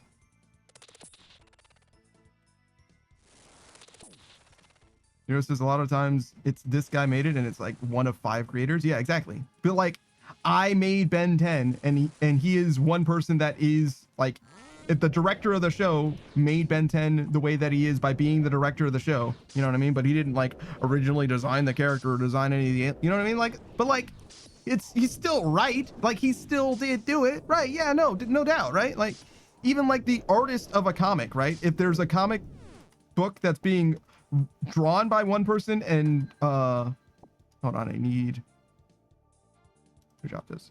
If it's being drawn by one person and written by the other person, you can say that the comic book was made by both of them, right? Like this is the creator of this, but like obviously the writers, you would probably naturally lean to give the writer more credit than the artist.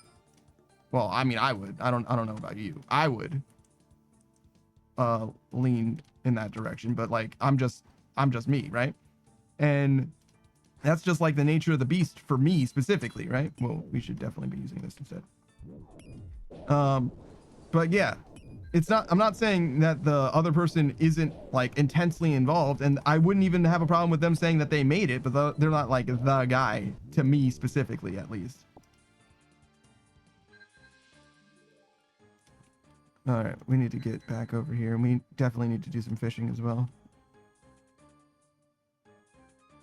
Chef says, but I do remember his co-author, his best friend, didn't want big execs to steal it, so he bought the full rights to it and then decided to keep it going in his honor. Hold on. Zero says, okay, I got my final answer. My first favorite black superhero is Piccolo in Dragon Ball Z. Kindergarten, me watching Z. Piccolo isn't black, but he kind of is black though. But he kind of is black though.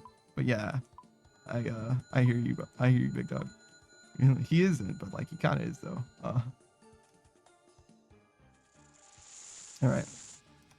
I don't get it. I don't understand why, but like it's correct. He's black like Knuckles is black, but Knuckles is way blacker than Piccolo is.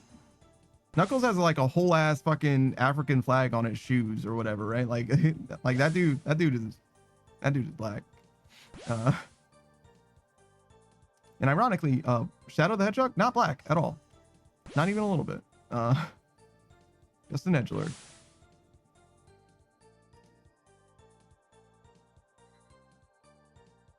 Chef says maybe he was the original idea for it. Namekians are black for sure. You can't tell me otherwise. I don't know if all Namekians are black. Piccolo is.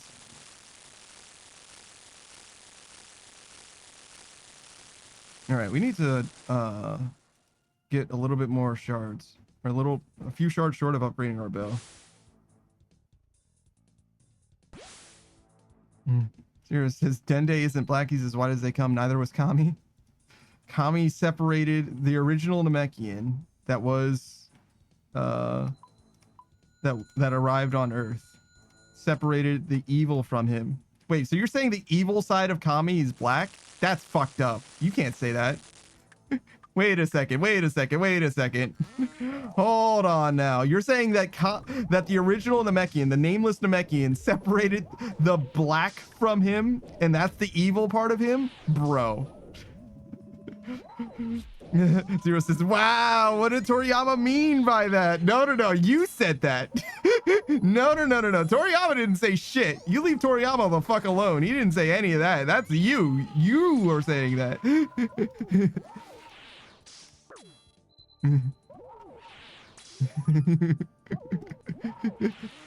Didn't even cross my mind when I said it. Obviously it wouldn't have. Obviously you didn't go all the way there, but that is the logical implication of what you're saying. If Piccolo is definitely black and Kami isn't black, you know what I mean? It's like, okay, well, what you're saying is then that this guy, well, you didn't say Demon King Piccolo, but clearly Demon King Piccolo and regular Piccolo, Kid Piccolo, are basically not the same guy, but you get what I'm saying. One is, I mean, honestly, they have very different personalities in some ways, I guess. So like, you could go so far as to say that they are not. One can be black coded and the other one not. That would be fair, totally legit. But then you would say that, then you would be saying that he's black but his dad isn't. You know what I mean? Like okay, sure. I mean, it's an argument you can have.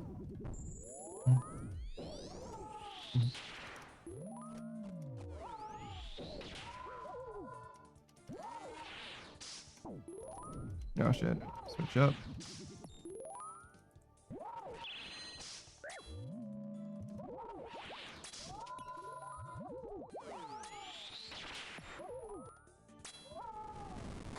Okay, keep it going. Switch this.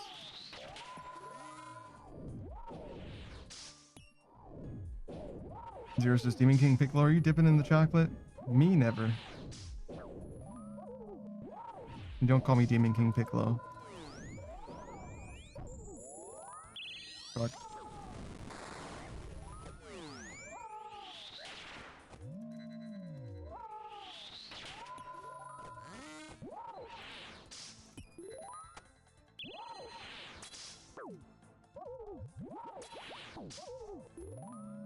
Zero says Demon King Piccolo didn't feel black either. Demon King Piccolo didn't have any personality other than villain, I feel like. But I haven't seen enough Dragon Ball to really like say that with my chest.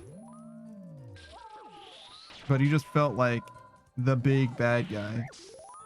You know what I mean? He felt like fucking Moro version 1 is what he felt like. 1.0 Moro. As someone who also hasn't read the Super manga. Hey Zaka, what's up, dude? I've never seen Demon King Piccolo abbreviated to DKP. I love that for him, though.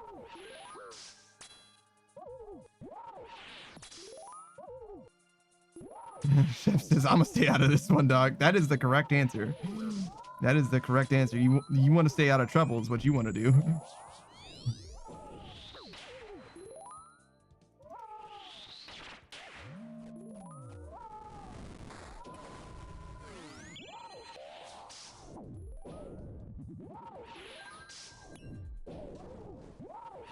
Yeah, we're talking about Demon King Piccolo. Zero says, I have Demon King Piccolo as just the bad guy. That's definitely how I feel about him, but I haven't read the manga. I should read the Dragon Ball manga all the way through. It's not that long. It's only like 100 something chapters, right? 200 chapters. Maybe it's more than that. Maybe might be more like 300, but I don't think it's that bad. I wonder if you can find it on like Shonen Jump. Whatever. Ow, fuck.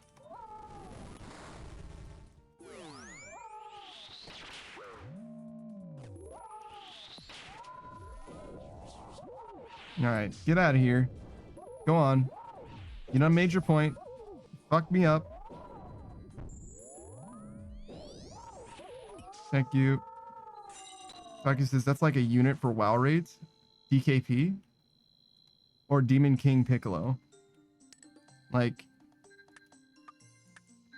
it sounds like the title that a character in a WoW raid would have. That kind of I buy it as like a Dark Souls title drop or whatever. DKP. Oh. Maybe.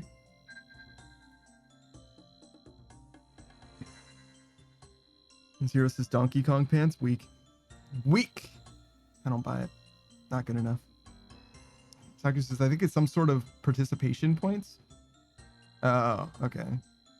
Heather says what context are we using for what context we are using as far as who created what? Because I can't find anything supporting that Dwayne created Ben 10.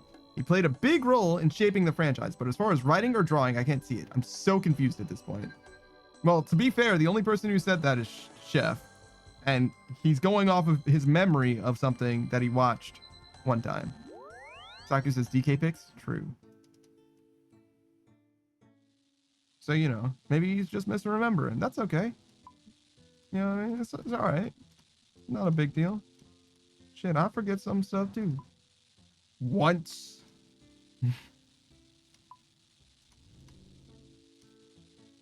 All right, let's get in there.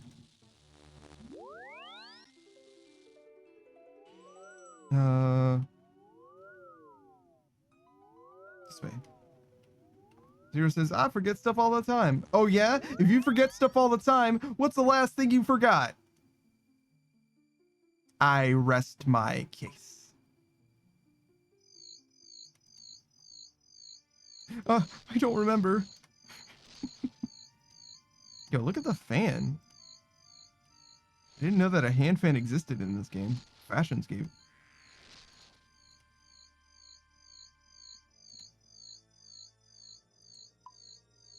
Yo, the RP walking everywhere with your fucking rainbow boots, dog? Crazy. Zero says my response was already leaving the barrel. Yeah, no, I got you. Now let's do a shout out for Saku. Oh shit. It's Saku Kampaku, birthday boy. Happy Sunday, Saku. Happy birthday, etc. I only know it's your birthday because A, it was in your stream title today, and B, because you mentioned that your birthday was coming up this Sunday, like last week in your Discord or something like that. No, actually, I saw it on Twitter. I didn't even see it in your Discord. I saw it on Twitter. Crazy. It says, "Oh shit, it's your birthday! Happy birthday, man! Yeah, man, he's doing it. Or at least this is the day that he's celebrating it. It might not literally be his birthday. Well, like the same thing, right? Fucking some people have a whole ass birthday month because they deserve it. Beatrice. What are we doing? This, and then 1, 2, 3, 4, and I'll take one of these. All right, go to the farming guild. I don't think it's time for birdhouses. Heather says work was so chaotic Wednesday. I wish I could just forget it. What? What happened to you? Did you have like a birthday thing on what? What happened? You wish you could just forget it, huh? Okay. Give me them packs. I just dropped something on the ground on accident, but that's fine, I guess. There's a dragon fruit. Love that. Make that into a fucking tree. Not the dragon fruit. You go there.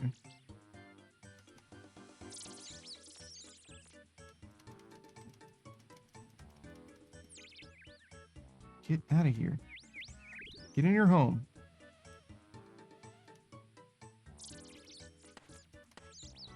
Damn. Is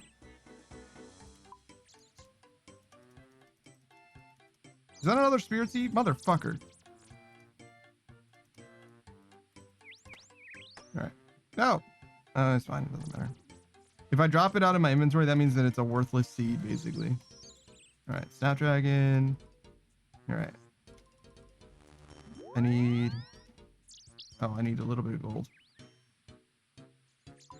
Give me everything. You! Give me one thing. All right. Wait.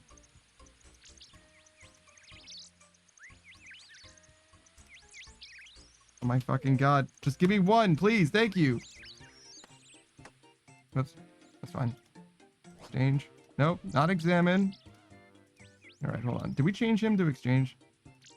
There we go. Oh no, my fucking watering can is in my bank. What have I done? What has science done?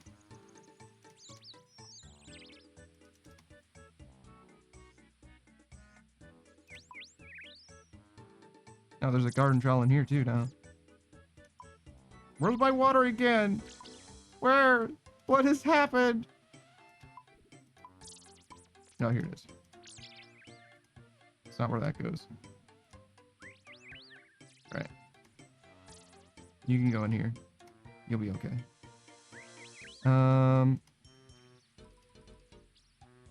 Water. Water my watering can. Are we gonna do hops? No. We can do herbs though. Alright, you can take these back.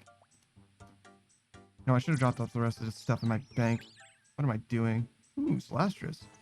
Should have done them too. In fact, I probably will do them real quick. Do I have more Celastris?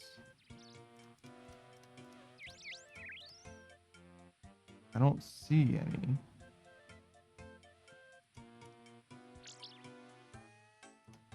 No, we did.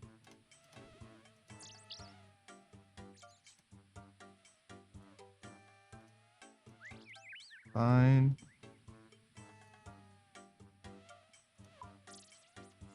Well, maybe I should keep one in here just in case I'm not near. I don't know why I wouldn't be, because I can very easily just come here and get this. We'll do one there and then one in the bank. Because you sell a watering can, right? Then fill it. Then give me... Can I search those shelves for a trowel? Or a watering can?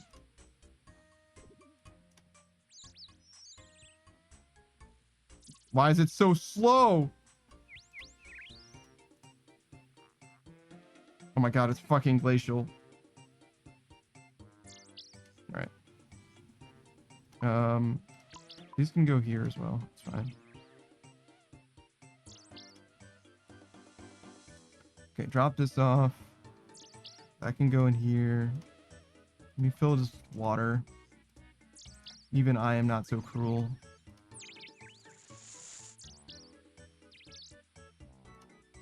That's fine. This goes tools. Go. Oh yeah. You know what we haven't done in too long, honestly? Just say nay to gambling. There we go. I have the like chat turned off or whatever, but it's fine.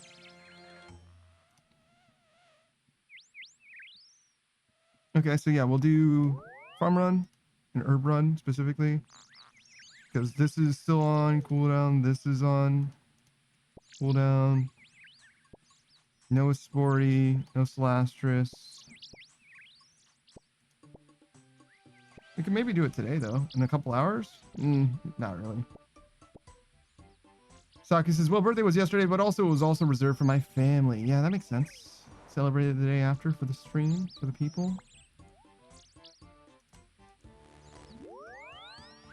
Heather says, work was so chaotic Wednesday, I wish I could forget about it. Got bit by a guest's aggressive dog. And then one of our dryers quit working, so I spent the whole afternoon troubleshooting that. Fun times. One of your dryers stopped working. Interesting. I feel like a dryer isn't that complicated a machine, unless it's a modern dryer. Maybe that's different. But like, it's one of those things where it's like, it shouldn't be that hard to like figure out how to make it work. If you understand at all how they work, like fixing it shouldn't be that big a deal, but obviously I don't really know. Zero says, I don't even celebrate my birthday the whole day. I might treat myself to a steak dinner. Other than that, just business as usual. I don't even, bruh. I've never liked I've never been a fan of birthdays for anybody, especially me. But you know, I'll do something to make somebody else happy, but that's the most that I can do.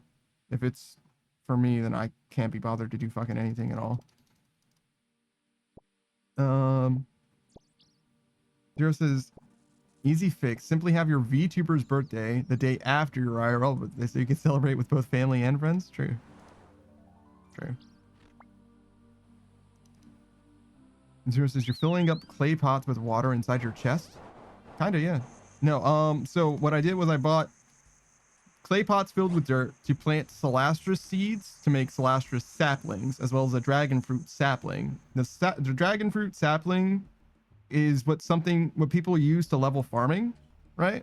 Quickly. It gives you a lot of experience for planting it.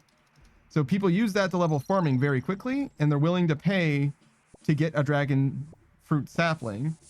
And a dragon fruit seed will let you make a dragon fruit sapling, but it takes time to make a dragon fruit seed into a dragon fruit sapling. And also, you can potentially get the experience from planting the dragon fruit sapling without being able to plant a dragon fruit seed to make a dragon fruit sapling. I don't know what level that is, but those are two different skill levels, potentially. I don't know what they actually are off the top of my head. And putting the seed into the pot to make the sapling doesn't give you any experience at all. So people who are just looking for experience don't want to put that effort in, and they're willing to pay for other people to do it. And that amount of gold is something like 3,000 gold ish. You get around 3,000 gold for just putting the seed into the clay pot, and then you sell the whole thing for around 160,000 gold or whatever. So it's a negligible difference in the amount of gold that you get, 155,000, 150,000 versus 160,000 or whatever, right? But you do get a little bit more money for it for putting it in the pot, which is why I went through the extra effort. It's not really worth doing exactly for me. I mean, it is worth doing for me just because I don't mind. It's just like a chill thing to do, but you know what I mean? It's a very minor extra gain, but it is something. Heather says, I mean, probably not with regards to the dryer, but if it involves taking it apart, I'm not allowed to do that. Yeah, I don't know if you're going to be able to fix anything broken with a dryer without taking it apart, to be honest. Again, depending on how old the dryer is, especially. But yeah, no. Those kinds of things tend to not be all that complicated under the hood, you know, especially older ones. But shout out to Technology Connections. Fantastic fucking YouTube channel. Fantastic.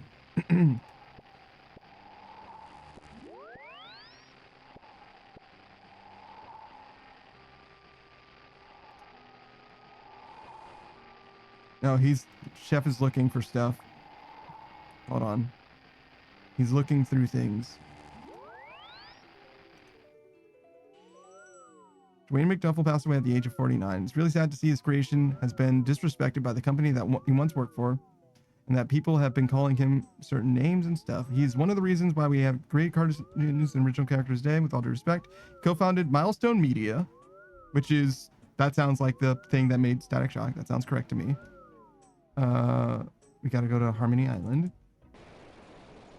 Co-created Static Shock, was a visionary writer-producer behind Static Shock, Justice League, Teen Titans, Ben 10, Alien Force, and more. So yeah, that's not a creator. He was a visionary writer-producer behind Ben 10, Alien Force. So that's not him being the creator of it. That's explicitly not calling him the creator. It means he worked on it, but like, you know. This is just some random Instagram post. So I don't know if this person is legit. Like, I don't know that the thing that I just read is legit, but that's just like an unsourced claim.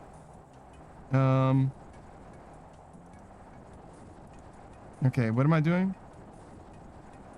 Chef says I got pictures from IMDb. Yeah, you didn't post those though. Chef says, but it's legit. Yeah, but that still doesn't make him the creator. That just means that he's a writer producer, which is like not nothing. That's more than I've ever done for fucking Ben 10. But like, right? You want creator specifically? Writer would be good. I guess he was a writer. Yeah, he was a writer producer.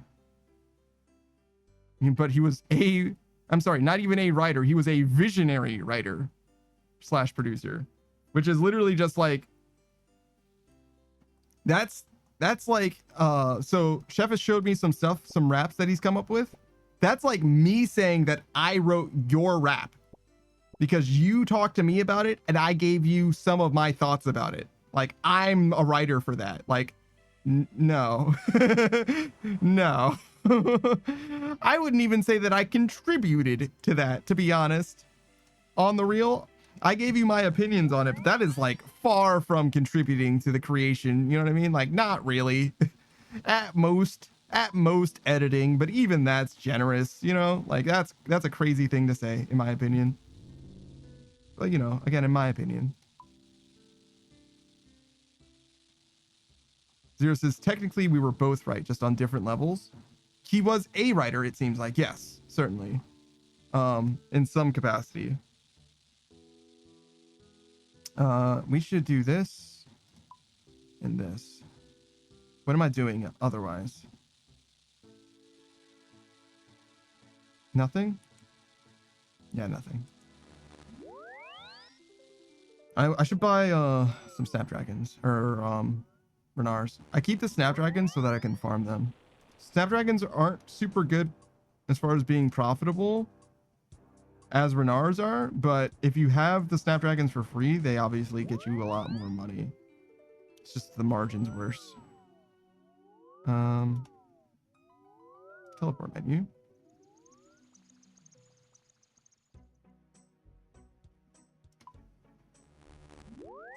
But yeah, no, he's definitely a one of the movers and shakers with regards to Ben 10, but anybody could have told you that. He's the fucking director of the cartoon, right? And wait, actually, he didn't even say he was the director. What's up with that? Uh-oh. My net died in a big way. I think we're good now. It was fine. It was gone for a second, but I think we're good now. Don't worry. Everything's fine. Yeah, we're back. Everybody cool. Everybody be cool. Relax. Yo, why is my money so low? Crazy. Did I just like deposit 150 gold on accident instead of 150k? What am I doing? Here. Zero says my friend's stream also died. Who's your friend? It might have been a Twitch thing. I think it was my internet rather than Twitch. But it certainly wasn't my computer. I didn't drop any frames at all. Well, hold on. It might have reset the counter right now. What are we doing? Varrock. Who's your friend? I'll let you know if they live in my house.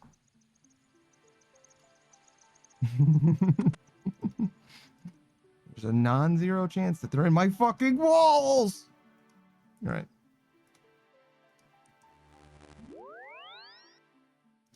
Oh, I was supposed to get some more Renar. More Renar. That's it. That's the wrong. You're silly. What are you doing?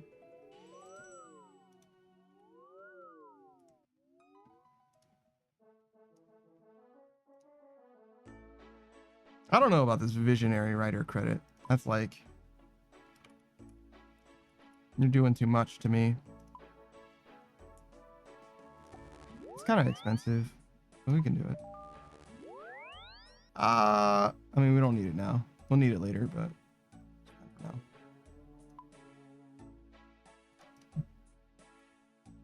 I might have to come on back. Oh, look at that blue Syracuse. Look at him. I actually don't mind that at all. I thought I disliked it before, but I kind of like it now. Priff.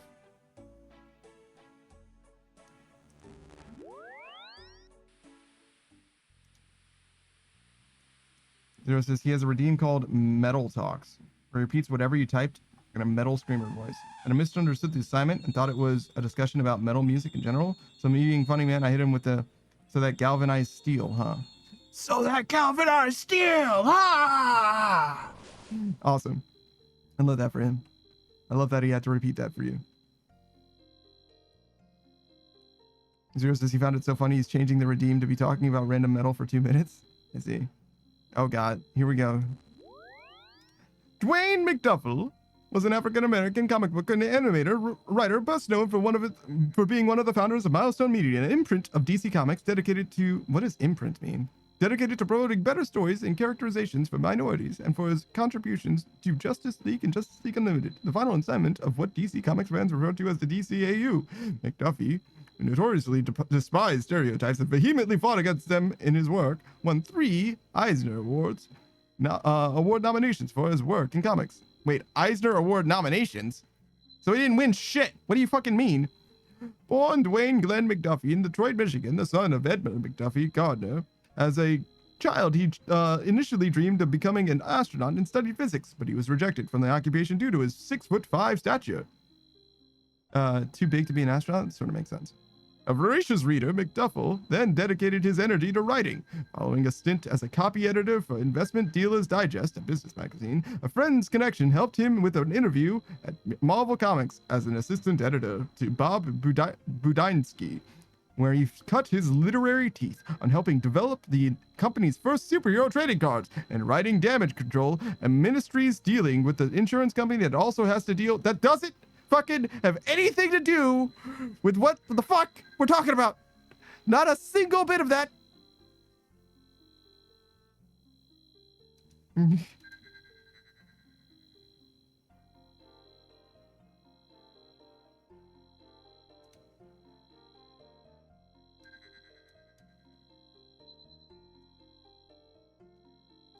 So he was a story editor for Ben 10 Alien Force.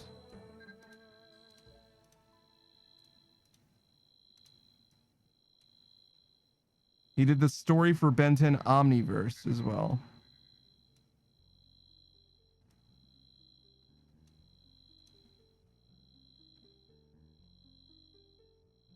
Chef says, I just posted it. How are you reading it now? Because you're in the past. I'm in the present. Like, as soon as you send something, I could already be reading it. But, like, from your perspective, it would be in the past, right? Like, if I read your message as soon as you see it, it would be moments later that you actually... But, like, it wouldn't be that long. It would be, like, I don't know, 30 seconds or something. Not even, probably, like, 10 seconds.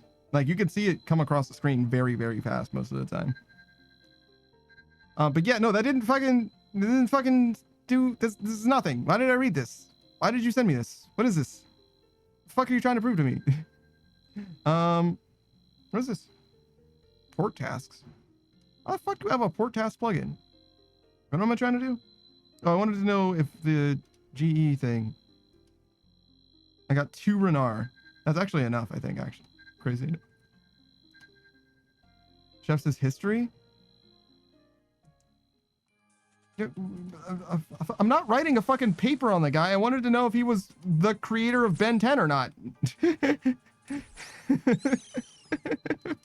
The fuck? I don't just care what happened in this guy's life. You know what I mean? Like fuck. Chef says I answered that already. Yeah, well, yeah, but now you're just sending me random shit about him. I mean, did you? Because I felt like you were saying that he was the writer of Ben 10 when he's clearly fucking not. He, like, sort of in some ways contributed, I guess. Like, he's not like the guy.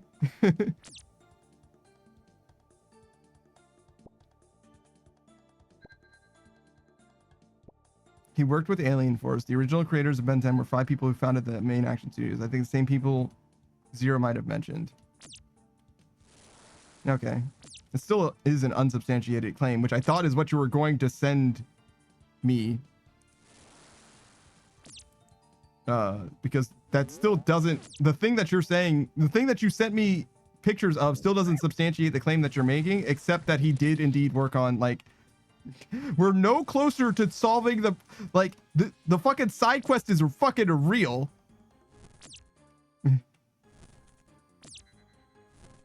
You know what I'm saying? Like, and Wikipedia is, like, not really a source. Like, it is, but, like, you get what I'm saying. Like, what... Okay. So, like, we can just be done with this, first of all, because to me, it's very clear that he's not a writer. Like, very clear was not the fucking guy. He isn't. He's just simply not the guy. But the assignment was prove to me the thing that you claimed, which was you claiming assertively, positively, affirmatively, right? That this is the guy who is responsible for Ben 10, right? That was what you said originally, right? Because you saw a documentary. He's the fucking guy. He was a co-founder with one other dude, and the other guy, after he died, bought the rest of the rights, right? You said all that, right? I didn't say fucking any of that. You said all that, right? And everything since then has not proven that to be the case. Chef says, I was wrong. Okay, is that what you want to hear? Doesn't have anything to do with you being right or wrong. I was expecting you to prove the thing that you said to be true, and that never happened. Do you understand? You just sent me a bunch of shit that wasn't you proving that. So I'm like, what the fuck is this? Why isn't this helping you make your case? It's just other shit that's about his life. Like, I mean, I guess I know more about his life now, but that hasn't helped prove the one thing that I thought you were gonna prove at all. You see what I'm saying? It's just like I just have other stuff now. Like, if I told you that Reese's cups were made by John Reese to like help cure his mother's illness, right? And then I sent you a bunch of stuff about how they became a successful business in the fucking 30s and during the Great Depression, you'd be like, this is very interesting. What happened to the mother's illness shit? Like, none of that has anything to do. Like everything that we're reading now has nothing to do with him creating it or his mother's illness. This is all just other shit. Like,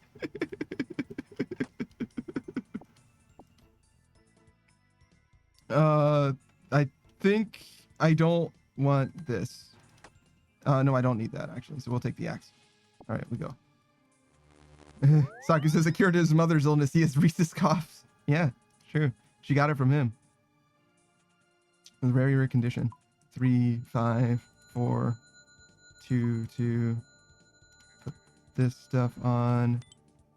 Go fishing. I need one more orb. Yeah. I need one more orb and one more wood, actually.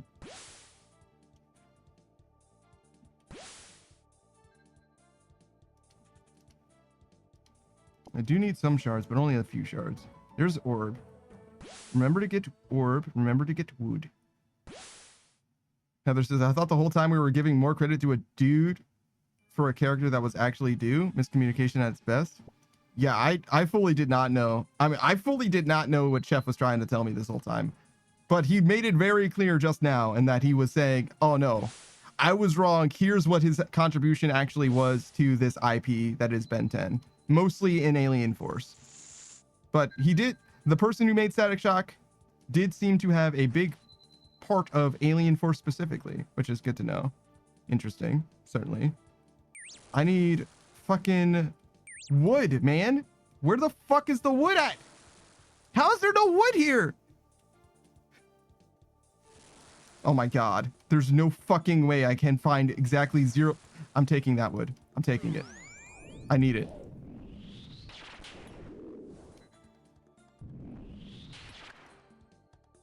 That's what it's come to. This is where we're at. All right, get me out of here. All right, we need to do some cooking as well. Holy fucking shit. I found 0 goddamn wood ever, anywhere.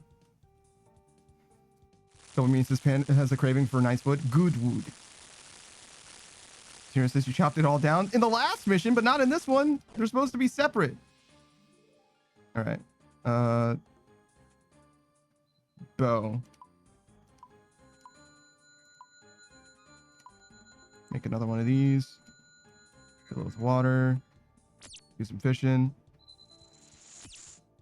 You'd never believe that this is actually still on rate. Like, we're okay. Like, things are gonna work out just fine, but like, the fucking hell I had to fight through to get to this point, to be honest.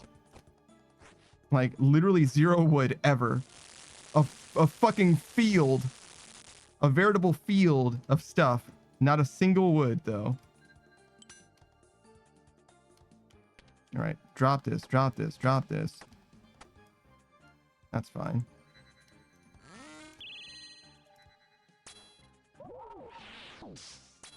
Zero says, I would, huh? You would? Sure. I believe in you.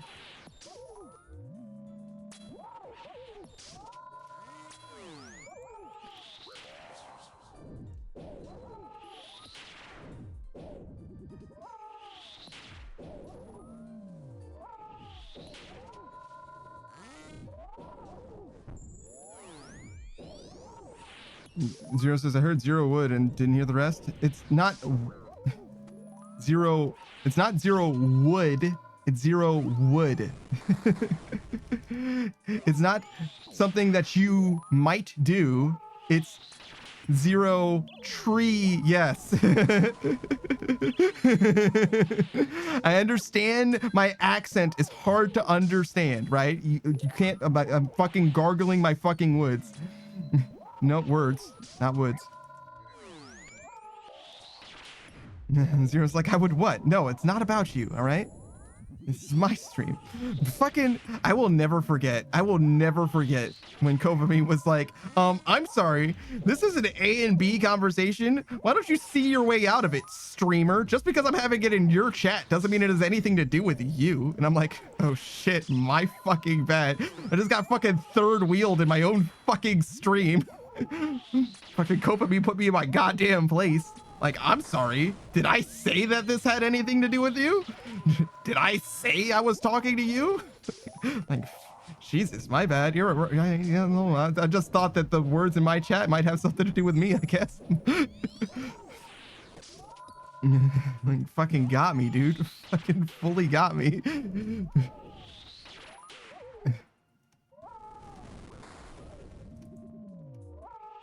Oh, fuck. Speaking of getting got it. That 45 was huge. Eat this.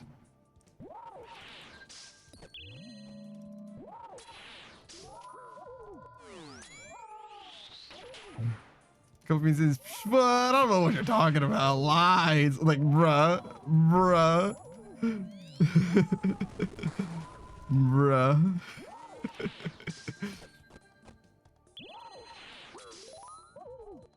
Fucking, this motherfucker was comfortable. This motherfucker's at home right now. He's like, bitch, like, I'll talk to you. I'll let you know when I'm talking to you again. Like, damn, dopamine, shit, I'm sorry. He says, I'm a saint. I would never do something like that.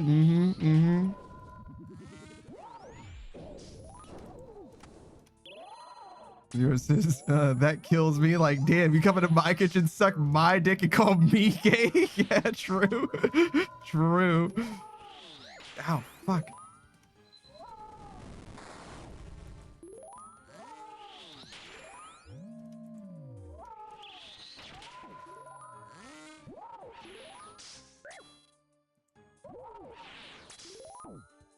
All right, we need to get this motherfucker dead. We gotta lock the fuck in. Stop fucking around.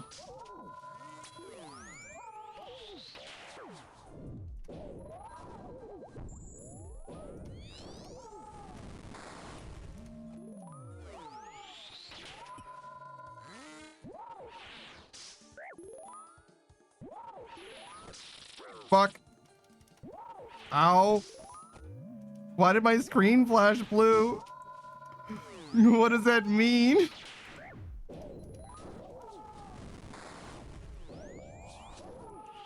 All right, I said I'll lock the fuck in, and then I immediately fucked it all up.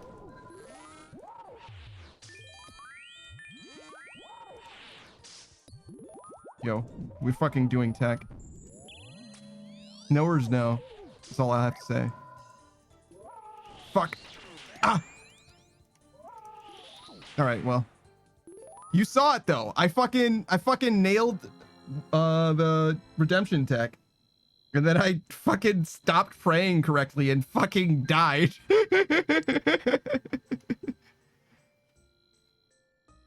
Zero says, Jesus, did that say 22 damage? I was praying wrong. It hit me for 25. Zero says, that's the highest number I've seen in this game so far. I hit for 41 on this dude, but on me, yeah, he shouldn't hit for any more than 14 ever. If he hits for more than like 13 or 14, that means I was praying wrong, which means that I fucked up. And that's why I fucking died just now, because I fucked up like twice, maybe even 3 times. You're not supposed to lose those ever, to be honest. Not a huge deal, but you know, that's bad. It's not a good.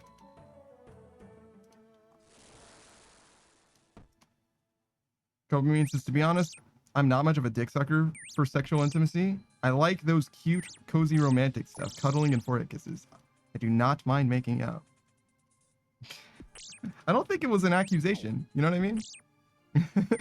I don't think that's what his intention was. Zero says, God actually said, since you're playing incorrectly, have double damage received. Well, I mean, it makes sense. I deserved that death for sure. Kobe says, oh, I know it wasn't, but I wanted to take the opportunity. Since you're asking, since we're talking about sucking dicks.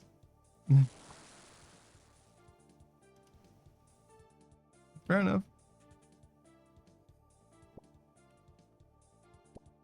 Nah, man, I could suck a dick and it wouldn't even be gay. Shout out to Savage. That's a funny motherfucker right there.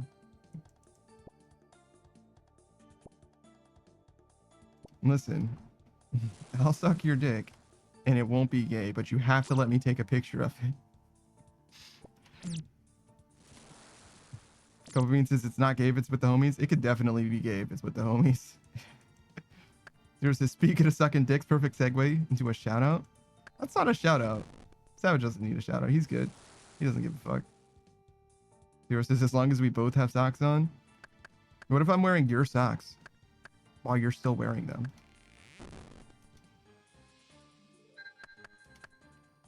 Taku says, if it's not gay, then it's illegal during Pride Month. It's true. You're only allowed to do gay things during Pride Month.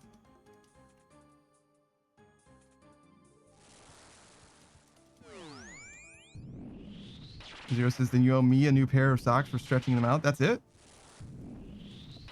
That's a low price to that's a low cost to pay for sharing socks with the one and only Zero.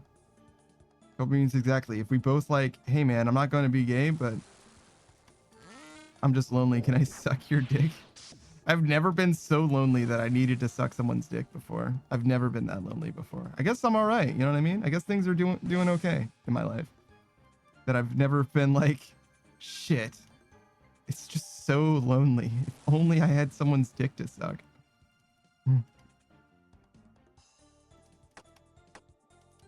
right. I think we're just gonna go kill. Was that a dragon? I think it was a dragon.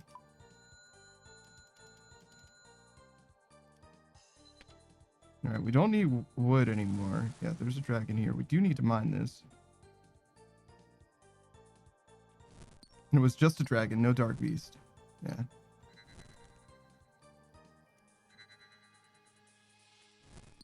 Zero says, I can say I've never felt lonely and thought, yeah, I could suck dick right now. Yeah. I mean, I have thought I can suck dick, but like, I mean, I'm thinking it right now. Like, I could definitely suck dick. But like, I've never been like, oh man, you know what? I've got a hankering that only sucking dicks could satisfy. Zero says, usually it's more along the lines of, damn, I could go for a steakhouse Taco Bell burrito right now. What the fuck is a steakhouse Taco Bell burrito? You're giving me too much. Taco Bell burrito? Got it. A steakhouse? Got it. You can't get a Taco Bell burrito from a steakhouse. That's illegal.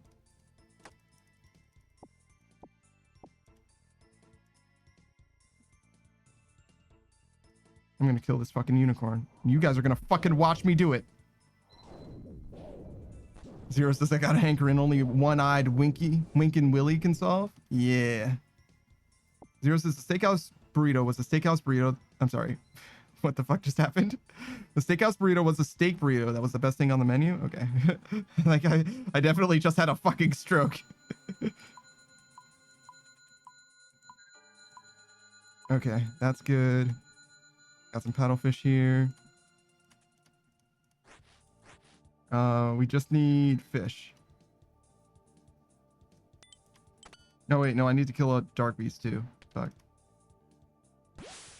Zero says that they got rid of it. The shitters. Yeah. Everybody has a favorite Taco Bell order, and it always includes an item that's no longer on their menu, despite the fact that they have fucking 5 ingredients in their whole shit. Oh, fuck, there was a dark beast right here. Just didn't see him. Well, I'm glad I didn't fuck off and look for one.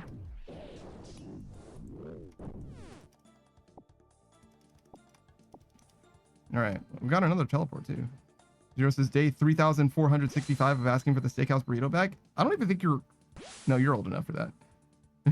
You're old enough to have something, a memory that long. Zero says, yeah, but it doesn't taste the same unless the person making it is making only $7.25 an hour. Jesus Christ. Why is the wage so bad at Taco Bell? Saki says, how many CGs total? Like 200. If you want an approximate, I can give you the exact number later, but about 200.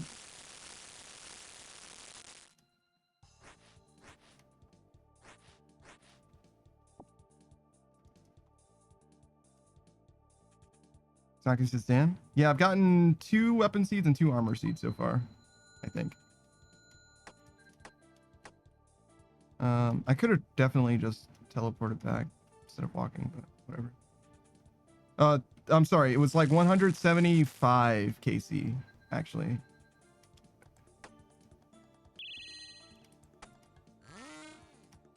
I can do better than 200. I think it's 175. Saki says, I've been slacking.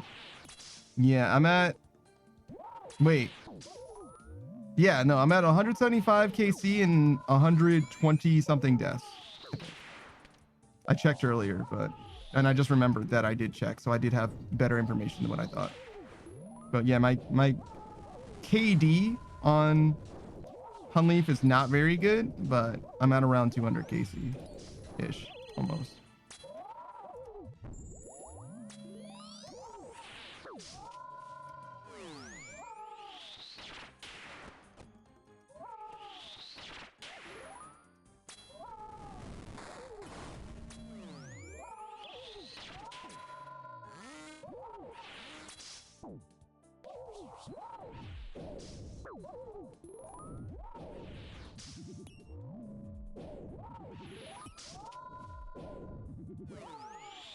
Get him! I feel like my internet died for a second. Seems like it's fine though.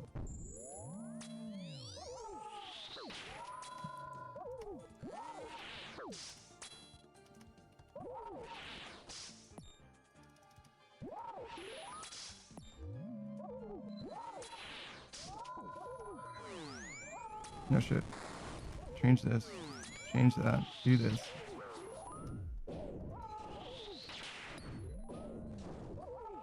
Zero says, I didn't see any connection issues. Yeah, it was the way that Hunleaf was acting. It looked like he like frame skipped. Whoa. It happened again there as well. He didn't like smoothly attack or anything. Like his animation like weirdly reset in a way. I don't know how to explain it. It just felt like it was wrong.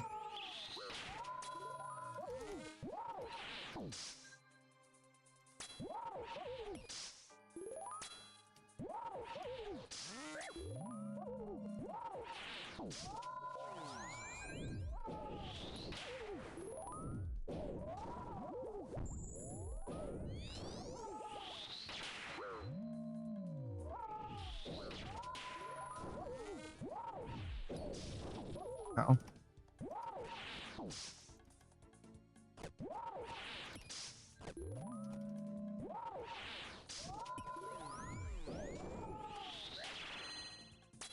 You need to focus on eating food and not taking damage from these fucking tornadoes, to be honest.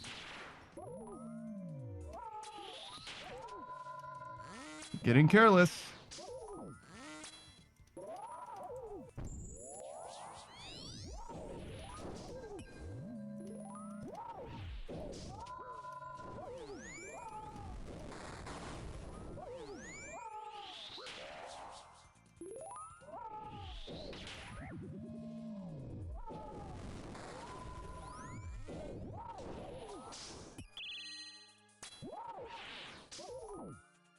You guys like Super Robot Monkey Team Hyperforce Go?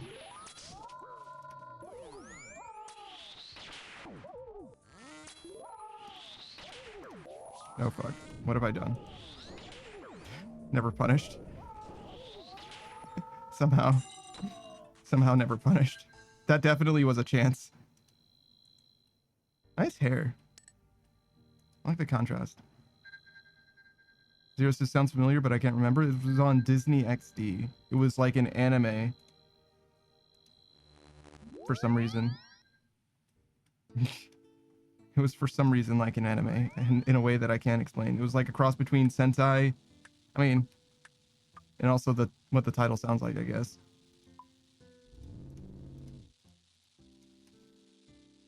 Welcome back, Chef. Burp, burp.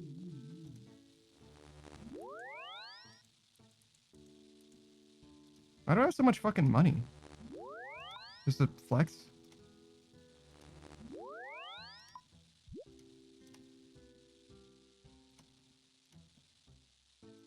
Burp, burp.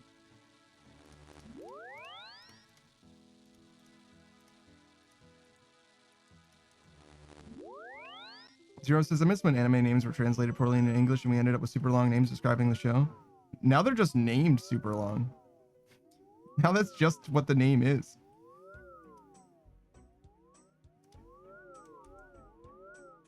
I don't know. The long name thing is like, it's weird. It's a weird thing to do. Like, I don't know why that's the thing that caught on, because it's not like long names made shows popular or whatever. And it's not like we don't abbreviate them anyway. Like, every anime that has a name that's literally more than like 5 syllables could very easily be abbreviated. You know what I mean? It often is. Zero says, I think the last time I watched Disney XD was when Gravity Falls had its finale. That makes sense. I haven't seen Disney XD probably since Super Robot Monkey Team Hyperforce Go was airing, to be honest. It's been a very, very long time for me. Chef says, my girlfriend cheated on me, so I got super buff, but I got hit by a truck, and now I'm in a fantasy world starting from level 1.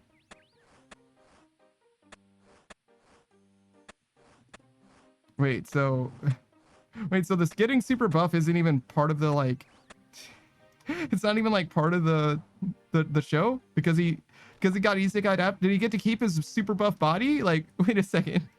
I feel like the getting super buff part isn't even relevant to the show anymore. I'm not even sure the girlfriend cheating on me is relevant to the show. Like, is he like, Dad heard about it? Damn, like, you have a whole new life, like literally an entirely whole new life ahead of you. Like, why are you still worried about her? She's literally not even around. You couldn't interact with her again if you wanted to. Chef says no, because he's at level 1 now. Yeah, but you could be at level 1 and like have a like high strength stat still, right? Zero says, it reminds me of the clickbait titles calling blank at 3 a.m. Spoiler, he answered, gone sexual. God, I wish I could call someone at 3 a.m. and it goes sexual.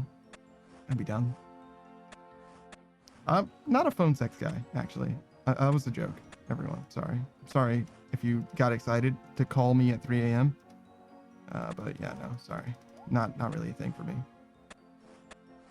I'm all about emotional connections, but like phone sex is like emotional sex, I feel like. And that's like I'm not at the level of emotional sex, I guess is what I'm trying to say in so many words. And Zero says, damn, there goes my plans tonight. Yeah, speaking of, I need to figure out dinner. I'm thinking chicken nuggets, maybe? Either chicken nuggets or fish sticks. It's basically got to be the one. Chef says, puts phone down. Yeah. Zero says, chicken nuggets and what? Probably like either like corn or peas or beets or carrots. And then probably a different, like a fruit as well. So like a fruit cocktail. I've got like cans of vegetables and cans of fruit. So probably 1 can of fruit and 1 can of vegetable. Just whatever I have. Maybe like stringed beans. Or peas. Something like that. Here's a nice little bowl of rice. Throw some corn, peas, and carrots. Have a nice little low-cal protein bowl. I don't know. Probably not rice.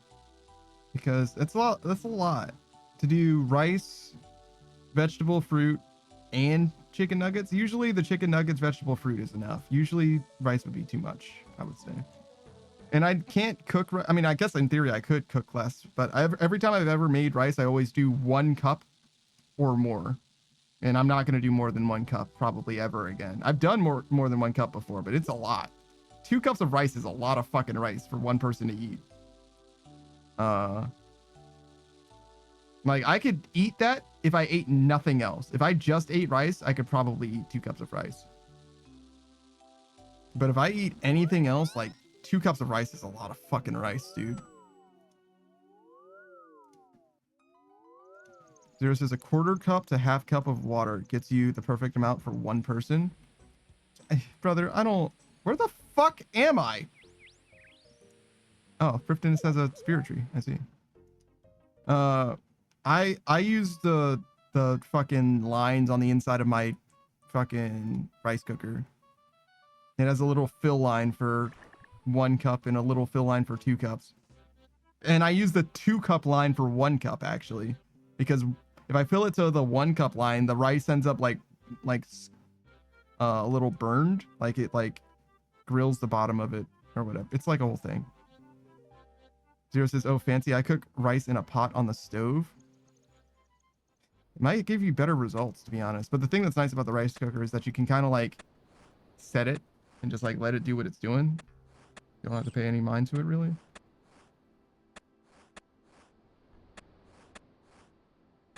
Zero says a 1/4 cup rice to 1/2 cup water. Yeah, I don't have any measuring devices. Well, I do have one measuring device. There's the rice cooker came with a cup, I guess. And I think it has a cup. I think it holds a cup in it. It doesn't have like a fill line, so I imagine that you just fill it to the rim and that's a cup of rice. So you'd think that I could use that to measure a cup of water as well. But I don't have that technology. Instead, I use the fill line. Because I think if I fill that cup with a cup of rice, and then I add a cup of rice to that, and then check it against the fill line, it isn't to the fill line. You see what I'm saying?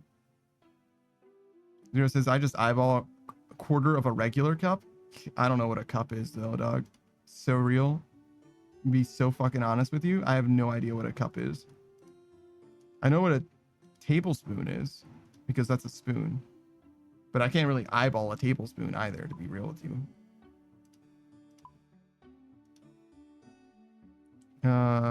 Give me my fucking max cape. God damn it. I earned this max cape and I deserve to wear it. Chef says, I do the same thing. We have a rice pot. You use a rice pot on the stove? That's crazy. Chef says, what's a measuring cup? People use them. I don't. Zero says, I don't even use measurements. I just know how much rice I have to put in to have double it in water. Like a regular sized coffee mug. No, that's not how big a cup is. What? You're telling me a coffee mug is a cup? No, that's like 2 cups. How much does a coffee mug hold? Like maybe even 4 cups. 8 to 12 fluid ounces. How many ounces is a cup? 8 fluid ounces. So it's the same.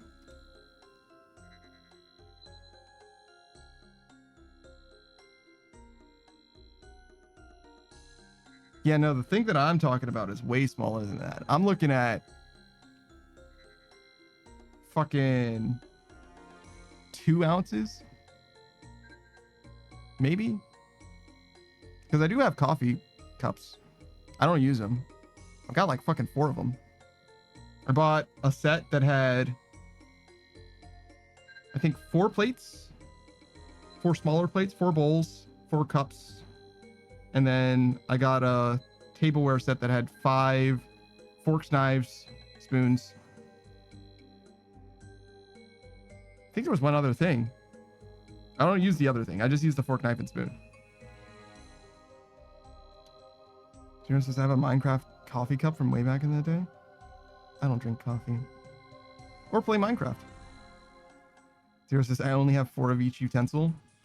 How do you have a house from your grandparents and they didn't leave you with fucking 47 of every kind of utensil and then none of them match each other? How did that happen to you? My house, I had to buy everything new, so that's why I have fucking limited things and they all match each other.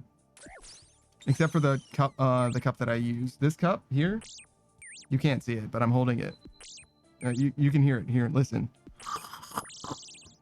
That cup that I slurped from is it's got whales on it, and it's the only cup that I drink from.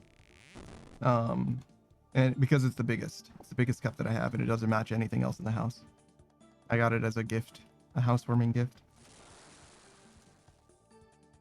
Zero says, because most of it got sold to pay for my grandpa's funeral. He had actual silverware. Ah, that makes a lot of sense.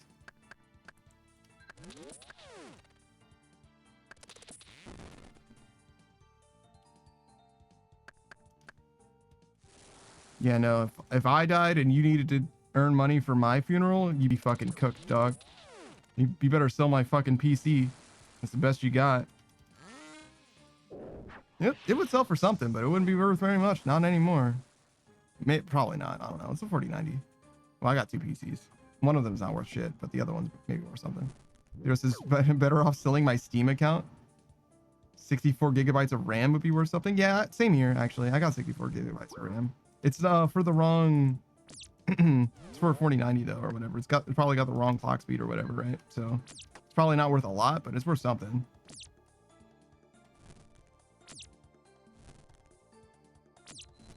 Probably, I would guess that if I sold this PC, I would get like 1K for it, would be my guess. And then the other PC is usable, but like not good. It's like definitely super outdated. I would imagine like maybe $100 would be my guess, to be honest. I don't think it's worth very much at all. You can do a lot with it. It would be a huge improvement for some of the homies who are struggling with regards to like their stream and all that. But, you know, it's also not worth very much. Like, that's the thing, is like buying the PC that I have, you know, buying versus selling, you know what I mean? Like the selling power that I have for it, it's like half at best. You know what I mean? All right. What are we doing? This?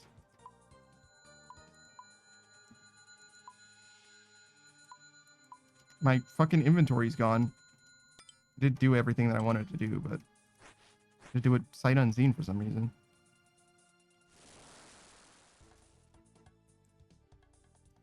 Did I find a dragon or anything? Oh, a dark beast. That's fine.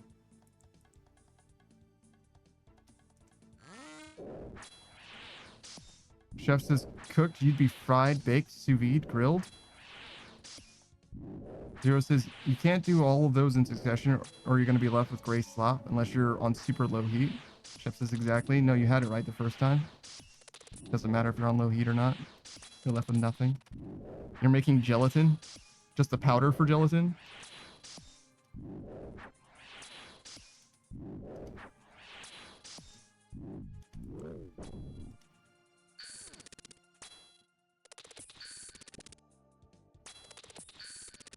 Okay. So we found a dark beast, but just a dark beast. Got some shards, which will help. Take this. I need to find water. And maybe I can get some fish going. We don't need this. I don't need me. Kill this. Just because we're here.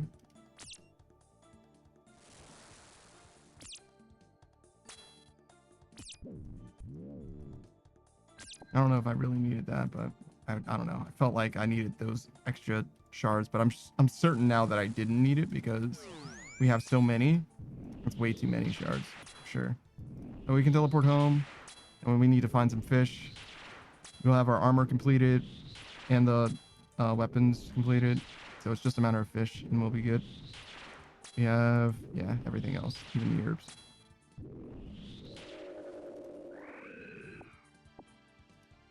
Zero says, I've always had the mindset of if I ever needed a machine, hook me up so I can keep living, take the cheapest pistol. I'm going out in the woods. Jesus. It's crazy. 4, 5, 3. That'll do. Water. We need to find some fish.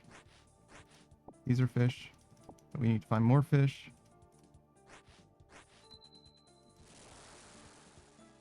This goes here. This goes here.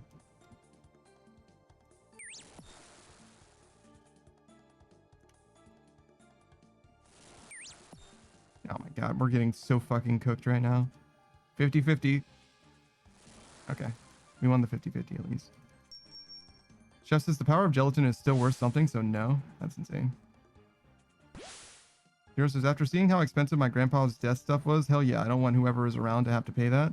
Yeah, no, death stuff is not cheap at all. It's fucked up.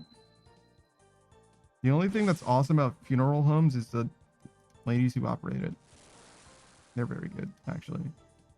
If you work for a funeral home and you don't mind dating a VTuber, let me know. Hit me up. Ladies. This is only a bit if you think it is. It's as serious as you want it to be. Just throwing that out there. Just saying.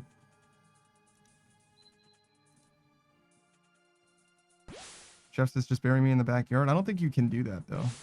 Technically, I don't think legally you can do that. I think like human remains are like not something that you can just dispose of any way you want to.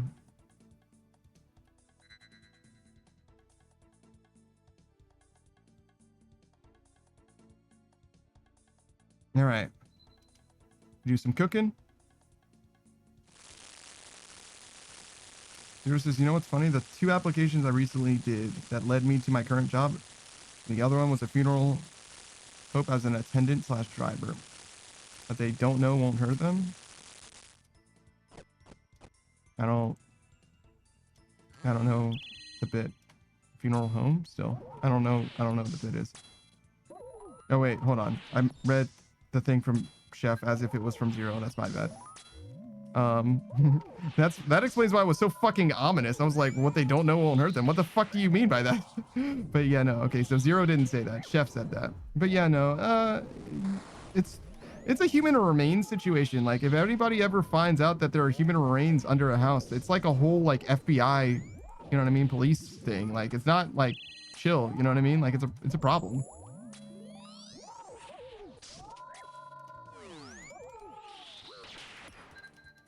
I mean, it's not a problem for you, but it was never a problem for you. You're fucking dead. You know what I mean? Like, it was never going to be your problem. It was always going to be someone else's problem.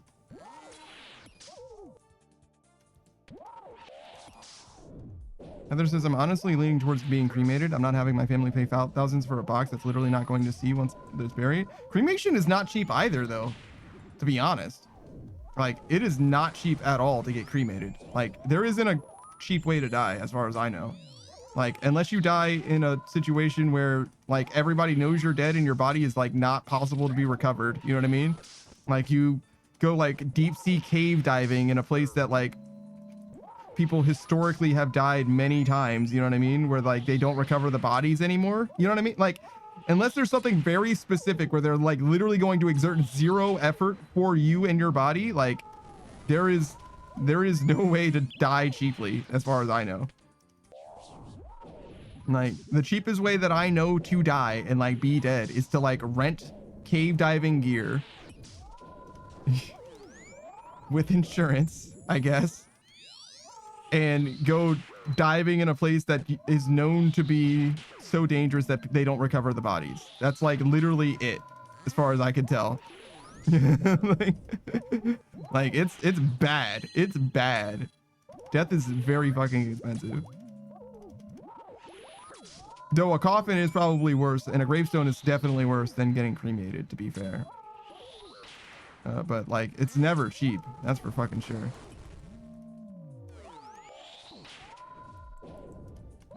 Heather says it's cheaper than the other unless that's changed. I don't know if it depends on the funeral home. Yeah, no. I get what you're saying. Relatively cheap, but that's still like fucking expensive. Like shit, I've got an oven, you know what I mean? Like fuck.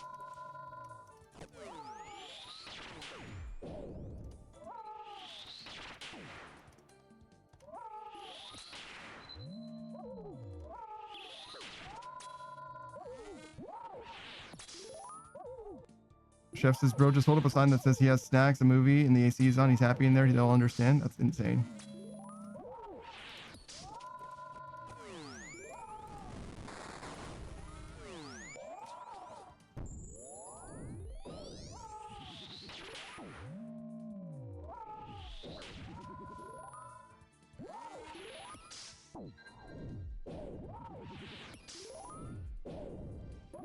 Dude, I feel like I'm attacking the wrong style, but I just missed every fucking shot. Literally every shot during that rotation. Insane. Hero says, all you gotta do is rent a boat and go to one of those islands. They'll get the job done for you. The Sentinelese. There's only the one, and you'd have to take at least a plane ticket there. There's not like a bunch of islands with people that are no contact. There's literally just the one of them, I think.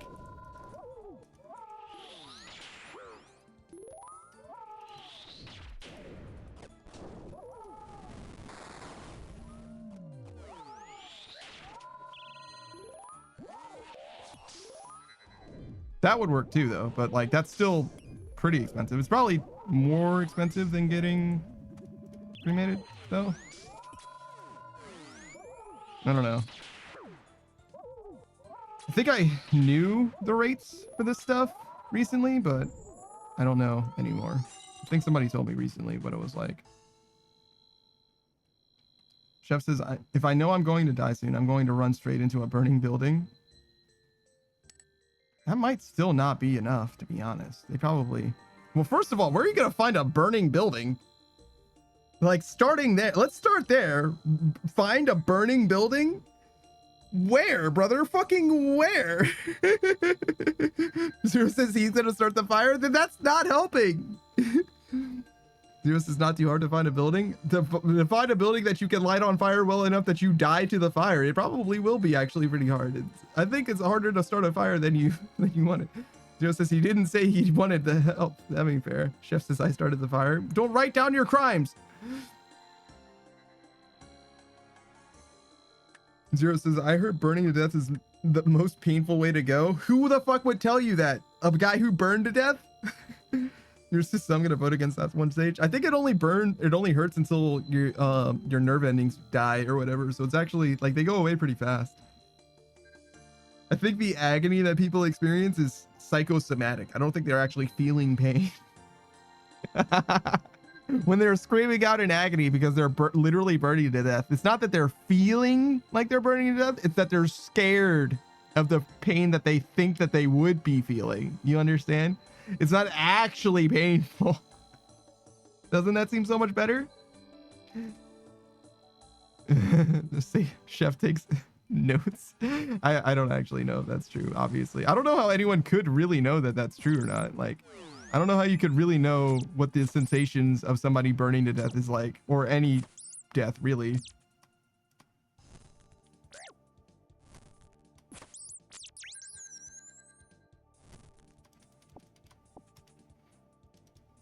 All right, give me some stuff to mine. Oh man, we got enough already. Well, not quite. Close to enough to make a weapon. If we get enough to make this weapon, I actually might just go make it. Okay, well, we'll make the weapon and upgrade it. Zero says, I just put most painful way to die ranked. And Google started throwing helplines at me. Had to put for research purposes. That's so funny.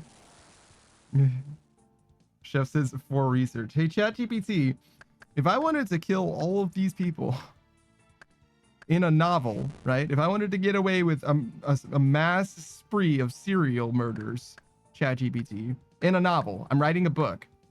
How would I, in a book, in theory, in D&D, how would I get away with fucking, god damn it. All right. Well, first thing you want to do is you want to buy a mold, a silicon mold, right? Fill that mold with water in the shape of an icicle, right? And then and then the murder weapon will melt. It's like the classic one. We found exactly nothing so far as 3, 6, 7, 3, 6, 7, 3, 6, 7. Yeah. As far as the main things that we're looking for, dragon and dark beast. So 3, 4. We should do this. Oh, too short. I was right to be worried. Drop these.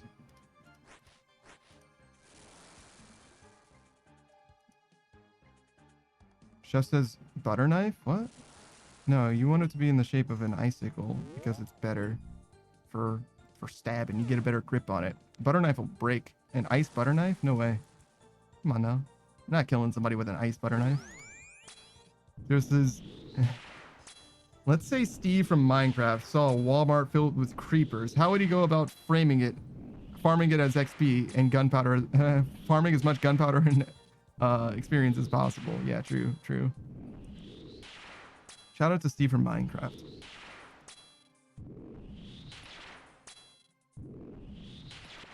He always knows how to do stuff efficiently. Do you think ChatGPT knows how to make an efficient farm in Minecraft? Or does it not know what the fuck it's talking about? If you fucking pull all streams of information available on the internet and take the median interpretation of Minecraft farm, would you end up with a Minecraft farm that functions? Or would the interpolation of data points be so shit that you don't even get to have a farm out of it? Means is I'll help with the execution if someone helps with cutting up these strawberries, brother. I would cut up with those strawberries for free. I would literally just make an afternoon out of cutting some fucking strawberries, man. Say less, bro. No problem. I don't mind working in the kitchen or cooking things literally at all. I don't mind cleaning either, actually, really. I just can't be fucking asked to do anything at all for myself. I don't care about me. Like, I do the bare fucking minimum for myself at all times, no matter what. I just don't care. I just don't care. If it's barely enough, then it's fine for me every single time. But I'll put my whole fucking heart into making something that's worth a shit for somebody else. Now, whether it's any good is a totally different thing. I don't necessarily have any talent, but I'll do it. No problem. Zero says, wait, I think I've lost the plot. What's this about? Strawberries? Oh, Copamine is making a... Remember the potluck? We mentioned a potluck ages ago. He's doing a potluck, and the straw that he drew happens to be strawberries, and I forget what the other thing was, but it was strawberries and something else that he's just providing for his work function for a fucking birthday baby shower. That's probably what it's called. Something like that. 4, 5, 3, 5. This. I don't have a weapon frame. That's so sad. But that's fully made. I need a weapon frame and I need to do some fishing. Cope means is honestly so valid. That's for me as well. Like, for myself, I hate doing chores for my own apartment, but if you need help with your chores, I'd be happy to help. Yeah. You get it. Copamine gets it. Yours says, I vaguely remember something about a potluck. Yeah, that's exactly what Copamine's thing is for. The strawberries are for that.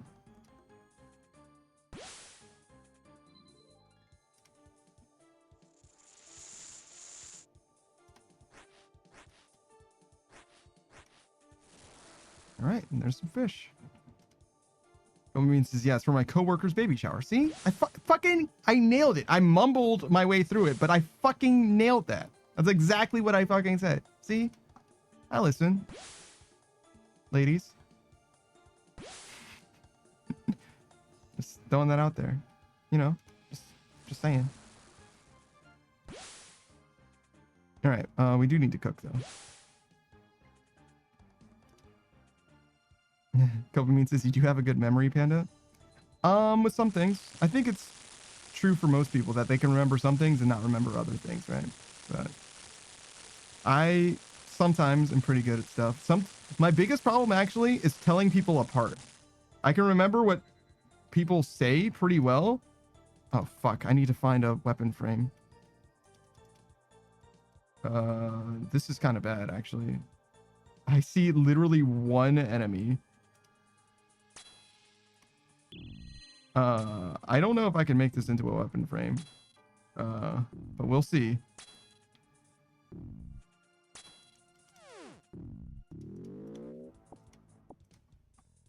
Drop this. Drop this. Drop this. Make this weapon frame. Okay, yeah, we're good. We have plenty of time.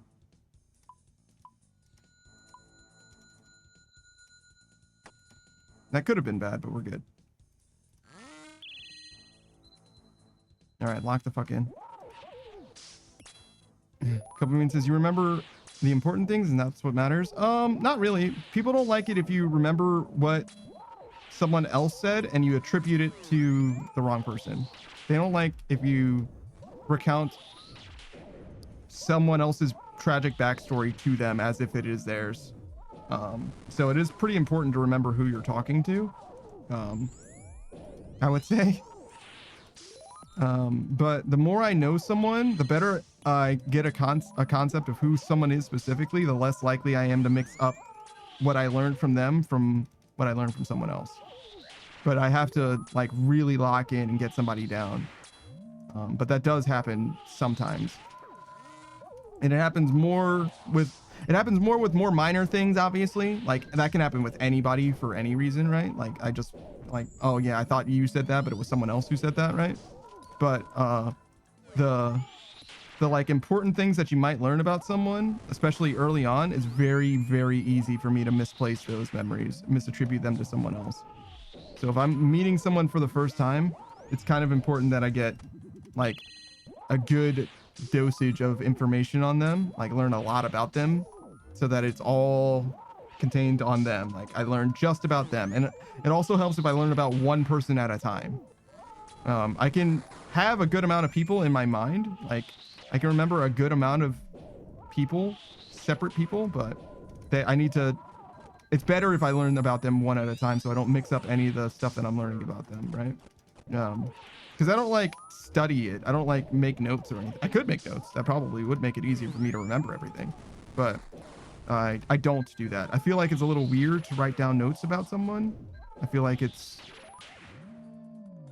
almost comes across as like, not like malicious, but almost like in a way, manipulative, because it's like I'm trying to prove that I know someone in a way that is like unnatural. But like, it's not that weird. It's not like they didn't tell me the thing. It's just, you know, to help me remember the thing, I wrote it down. But yeah, I don't really like it myself. I would rather not do that. I would rather commit harder to like remembering them actively. But it's very rare that I'm going to forget like a tragic backstory thing that I heard from someone, but it's a lot easier for me to forget who that tragic backstory thing goes to, right? Yeah. And that's probably pretty common too. Like it's easy to remember that somebody died tragically in a fire, but it's hard to know who specifically they were. You know what I mean? Like you're going to remember the story that you heard of somebody dying in a fire, but you're not going to remember who told you the story, right? It's easier to remember the story than it is the person who told it. That's all I'm saying.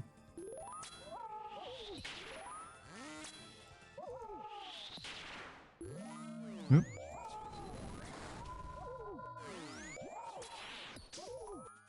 Kind of have to lock in. Whoa, it's supposed to be this. Switch weapons. Change places.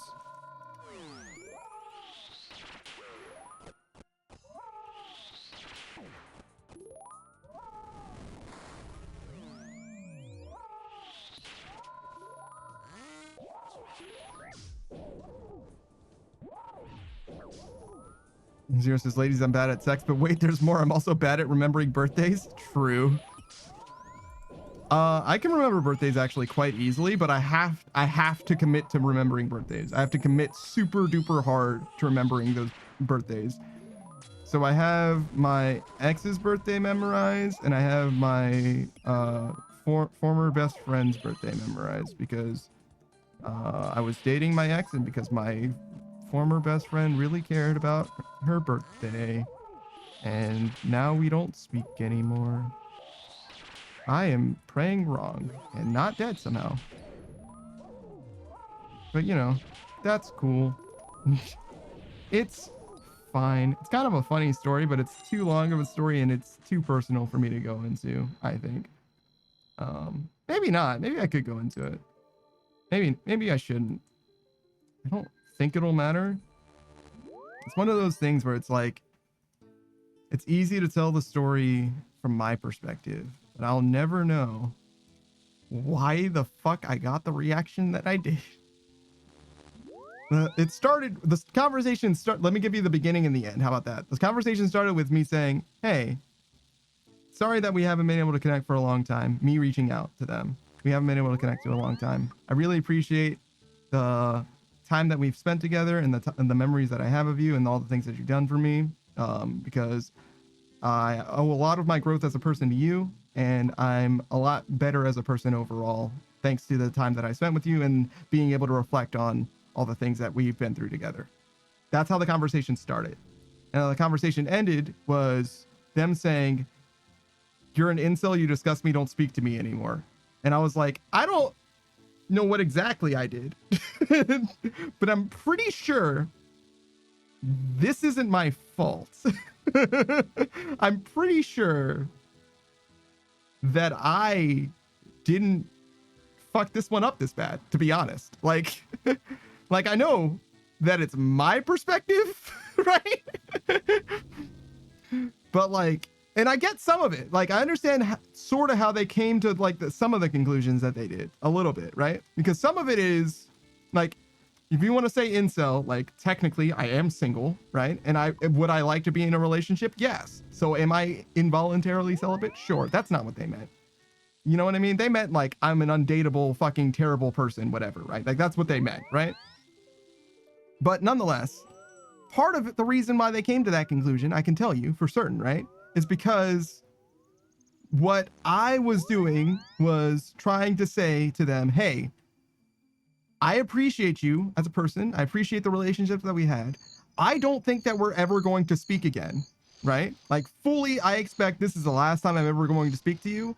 So I want to do with the time that I have remaining with you, I want to honor the time that we've had. That's what I want to accomplish, right? And what they interpreted me doing was, hey, I don't like that our relationship has gone sour. I am going to butter you up and schmooze you over as much as I possibly can so that you want to be around me again. That's what they interpreted from what I was doing. As far as I can tell, obviously, I'm guessing because I'm not in their fucking head, right? That's what I am guessing is going on there, because I don't know any other explanation for how poorly what I was saying was being received, unless they thought I was just straight up lying as well, which is totally possible as well. And that seems like a reasonable interpretation, except for the fact that, like, if anyone has ever spoken to me for any amount of time, like, I'm not that guy. You know what I mean? That's not the kind of person that I am. I'm not going to manipulate you emotionally like that. That's just not how I do shit. I don't operate that way.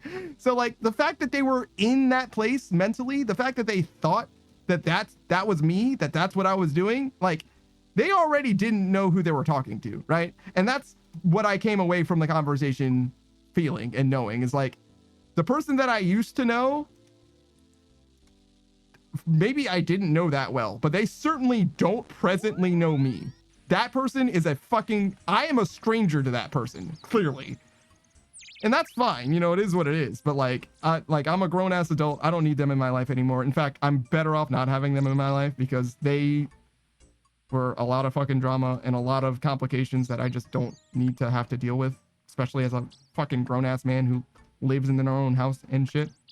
But like, nonetheless, I wanted to say, hey, thank you for the times that we shared and the experiences that you've helped me get through, because I did lean on them for some things. And I think that relationship does have a lot of significance to me, but like mostly because it's in the rear view. It's not something that I need to have at all anymore. And in some ways, I'm glad that it's not something that I have to deal with, like, at this point, because, like, holy shit, I've never had someone I know so well speak so poorly of me, ever. But you know, maybe I didn't know them as well as I thought I did, or whatever. But you know, it is what it is. We should do these next. A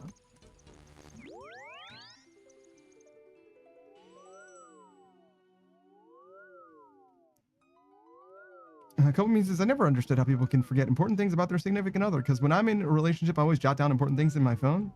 Yeah, I don't keep notes like that. Sometimes I just forget stuff. My ex went by their middle name, but they're kind of like in the so at the time they were like more on the fence, but now they are fully non-binary, right? So being that they're in that space, and also that the way that I operate, your chosen name is more important than your given name, right?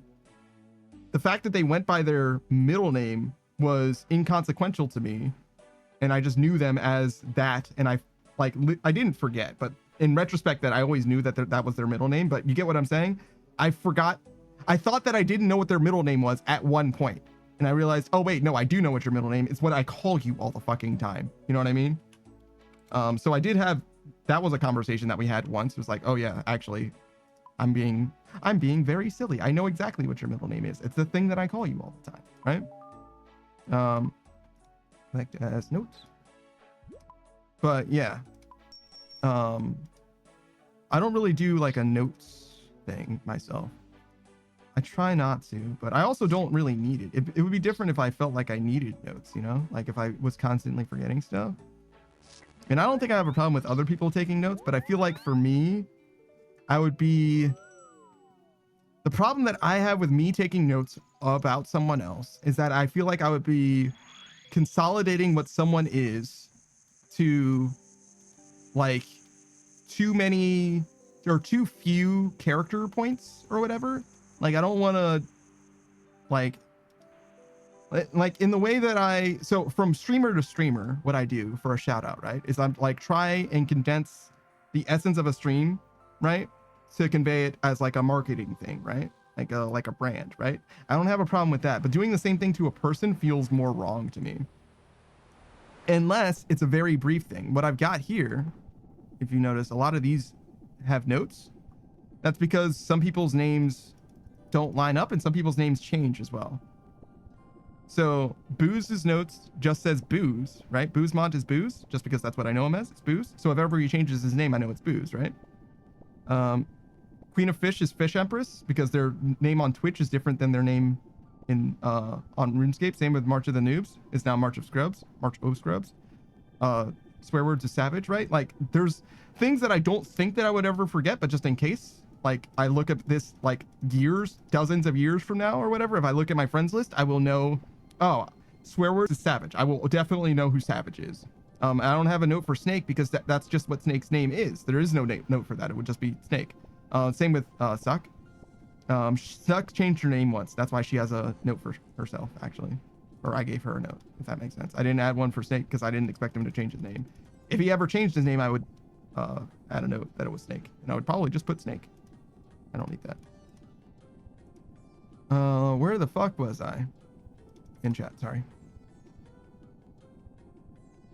Zero says ADHD. My memory filing system is a garbage can unless unless reminded. I'm just grabbing blindly. That's awesome. Modern 8 stages. I try to do that, but I have a shitty memory. If I don't write it down, I'll definitely forget it. And I know that people won't just don't like note taking. What Panda's saying. I just need to talk to you more often for me to remember things about you. Yeah. It depends. If you take notes on someone like discreetly, like in a journal or whatever, they probably won't care. But if you stop them from talking so that you can write down what it is that they're saying, you will definitely freak them out. You know what I mean? It depends on how you do it. Zero says, I had to think about how old I was the other day when I was asked at work. You had to do the math. It's like, okay, I was born in this year, so and it's 2026. So 2026 minus, you know what I mean? Doing the math is like legit because your birth year never changes, but your birthday your age, that's how it's called. That's what it's called. Your age changes every year, but your birth year never changes. Much easier that way. Chef says, like in the beginning of the relationship, we're getting to know you stage, I'm going to forget things, but the more we talk, and if you remind me, sometimes it'll click. Yeah, no, I got you. Chef says, I still have my ex's birthday in my phone's calendar. You should get that out of your phone. You should get that out of your phone right now. If I could forget my best friend's birthday, I would, but it's too closest to my ex's birthday. They happen to be born in the same month. And I learned them at the same time as well. I was like, I'm gonna learn my ex's birthday at the time we were dating, and while I'm learning that, I'm actually going to make sure I remember my best friend's birthday, so it seems fair to me that I would know both of them. It would be like, I could probably learn just my girlfriend's birthday, right, at the time, but it would make more sense to me, like the utility, I think, makes sense to have both of them down. All right, we go here. Where am I? Zero says, not for my own sanity. I remove all reminders of my exes. I only have the one ex, and they're fine. I talk to them now and then. They're still chilling. They're married, actually. They're doing great. Couple of me says, yeah, no, I would be confused if you started writing down notes of someone in front of them. That would be, it would be alarming. That's like cop behavior. You know what I mean? That's federal agent shit. Chef says, nah, I only keep the good ones. One of my exes tells me she's asexual now. Cool. Zero says, see, you satisfied her for the rest of her life. True. Chef says, I don't think that's what happened.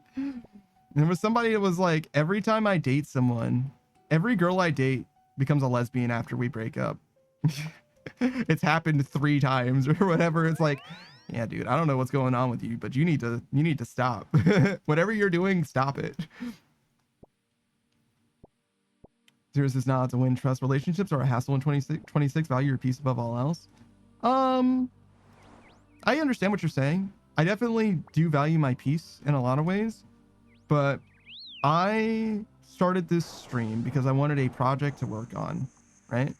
And I would love to build with someone else. I would love to add to someone's life and to someone's space, and for the things that I do to be valued by someone else, and for someone else to be the reason that I have to do my best in things that are not just for them, but also for me.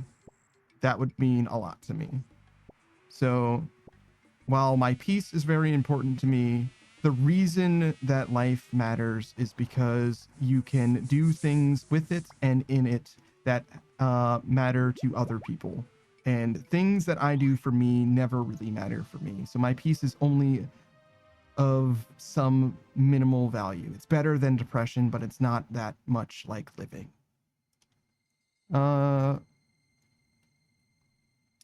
Chef says, maybe they thought they were talking to a different panda. Maybe that is what they thought. It's possible, I guess.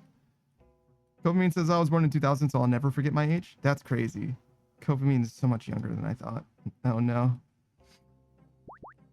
Well, good for you, Copamine, I guess. All right.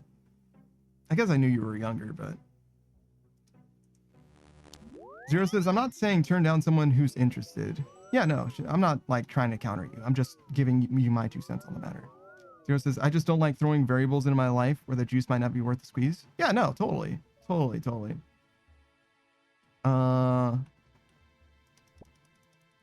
Turning down someone who might be interested.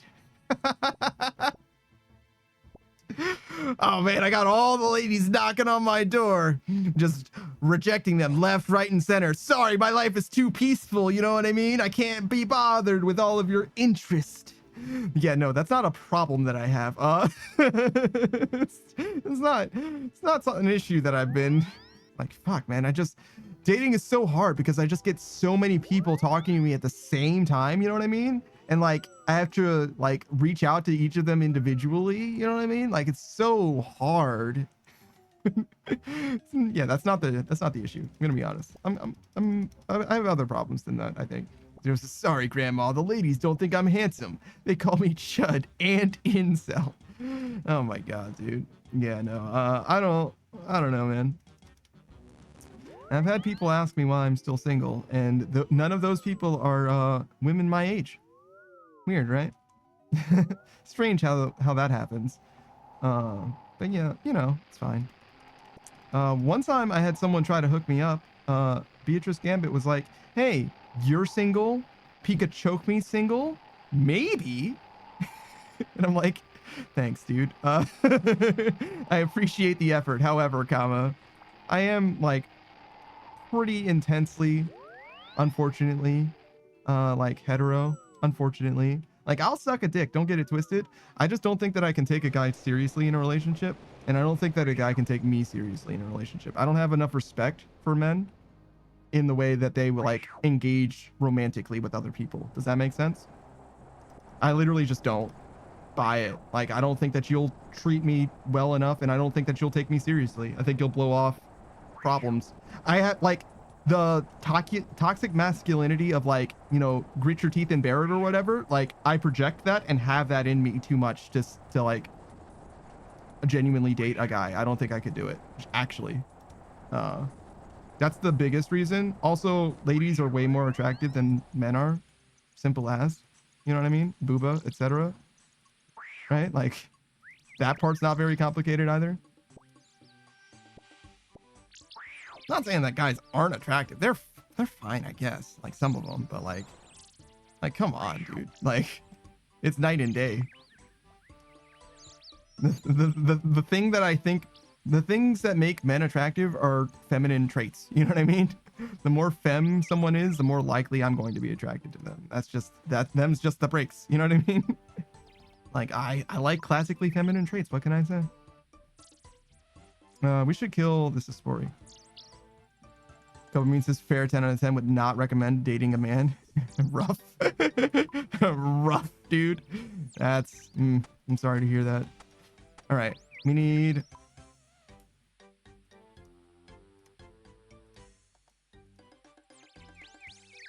all right. Lock in. This is my Spory killing gear, unfortunately.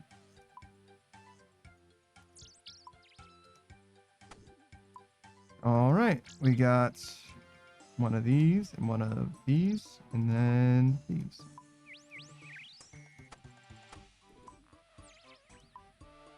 And then we just need a shovel, a Spory seed, and a little bit of food.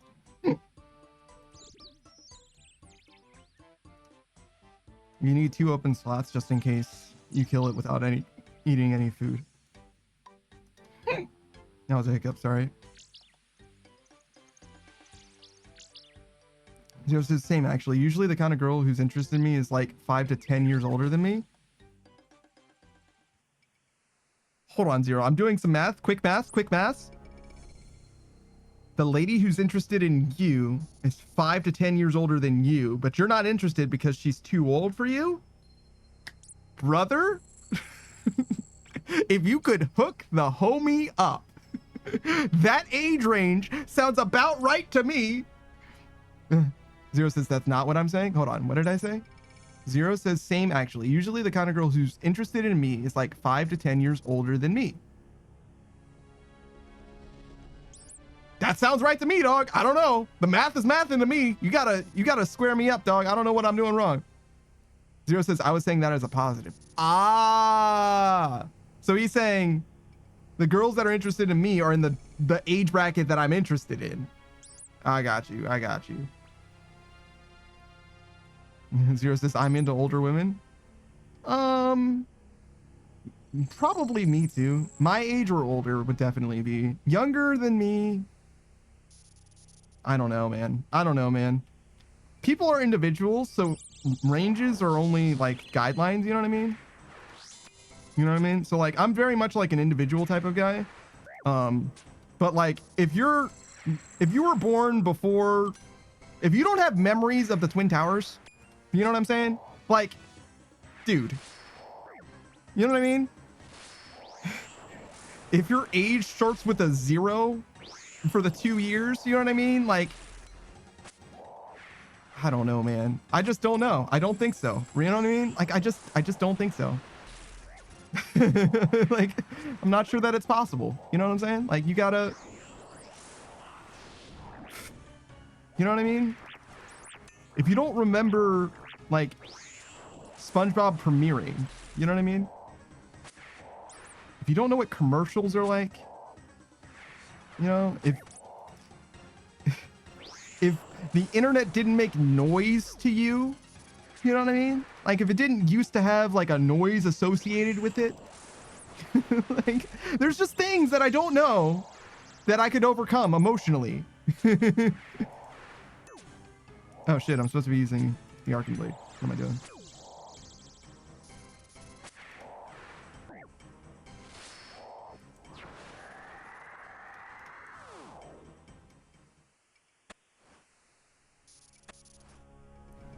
Okay, hold on. I'm reading. I'm catching up. I'm doing my best. I'm sorry. Chef says, bro, signals go over my head so easily. I think I'm too oblivious for my own good, and at the same time, I'm just like, I don't know. Yeah, no, you're bad. You're worse than I am, Chef. You're bad. You need to be better, I think. It's bad. It's like a problem. Like, I'm worried about the people who care about you type bad. Like, genuinely. Not even like from a dating perspective necessarily. Just like in general, it's like, dude, I don't know, man. Like, it's not good.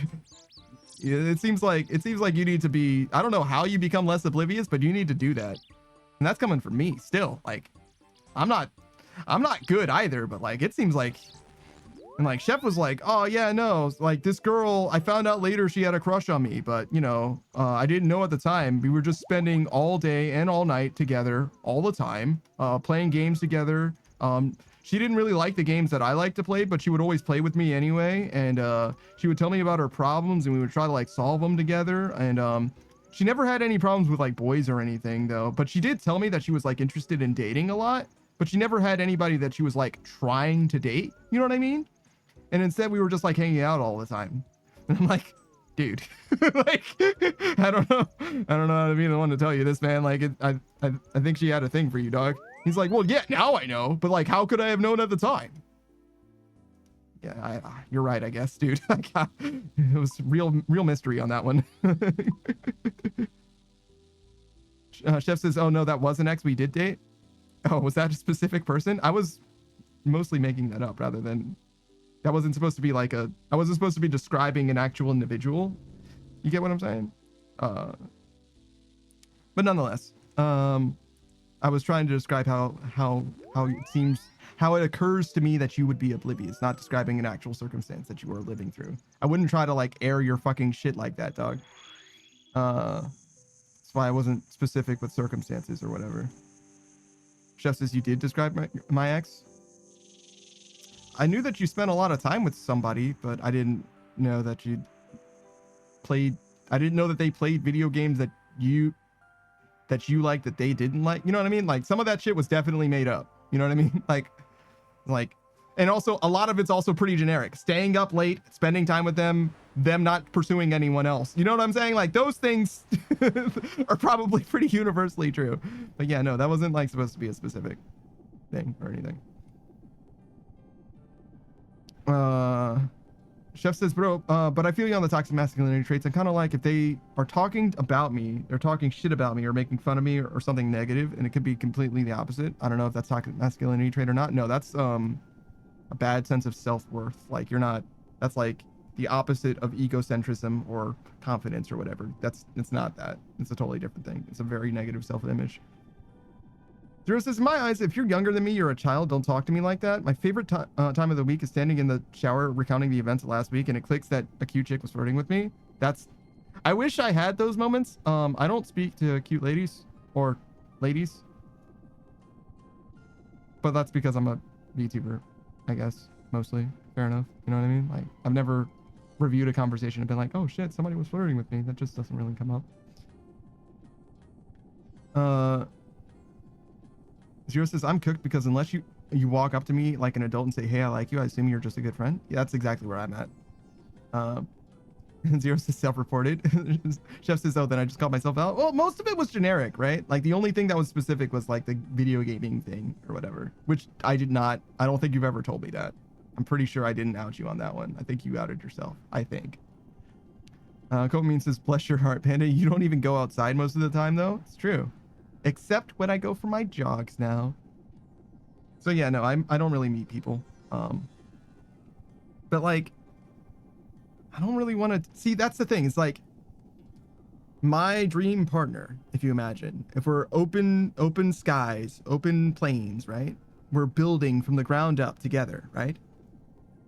They enjoy things that are inside and don't like to go outside. So if I wanted to find a person who enjoyed things that were inside and didn't like to go outside, you probably wouldn't find them outside. Do you see? Like, that's kind of where I'm at. Like, that's the cope at least, right? Like, if I'm going to meet someone who has similar sensibilities with regards to like indoorsiness and that kind of nature of that side, that aspect of life, it's like I'm gonna encounter them doing the things that even I have to do, which is like buy groceries. And we have Instacart now, you know what I mean? Like you could just order that shit. So like it's not even guaranteed. Like I kind of have to like knock door to door, really.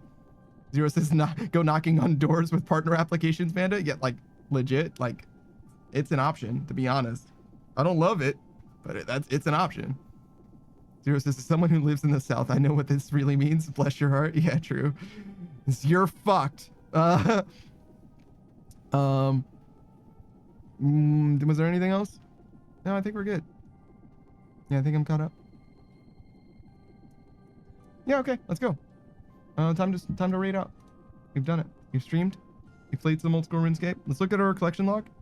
Obviously, we didn't get anything, but let's look at the Gauntlet. 184 KC, 3 weapon seeds, 2 armor seeds, 49 regular gauntlets, PB is the same, no pet, no enhanced crystal weapon seed. Zero says, another Panda stream for the history books, indeed. Cope said, thanks for the stream. I hope you have a good rest of your night and sleep well. Yeah, you stayed up too late. You're supposed to be in bed by now. What are you doing? We need to raid on out. Chef says, I literally had a neighbor who was a stripper, and they took me out to trivia night. They hooked me up with one of their friends. This girl is telling me to look at her ass, and I'm just polite, like, oh yeah, you got a nice ass, and then it led to nowhere else. Yeah, dude, I don't know what to tell you, big dog. And just said to look at your ass is like, yeah, no, you're good. And it's like, I don't know, he seemed like he wasn't interested. It's true. Zero says, I also have to be up by 6 a.m. Oh, yeah, you guys need to get your shit together. You guys need to figure that shit out. Live channels you think you like? Yeah, 2 of these people I'm following. I do like them. It's true. I like to think of them as friends. I'm not going to speak for how they think of me. Who is this person? Should we raid someone new? They're playing a game that Chef likes, I think. Oh, they have looked like a fucking gremlin.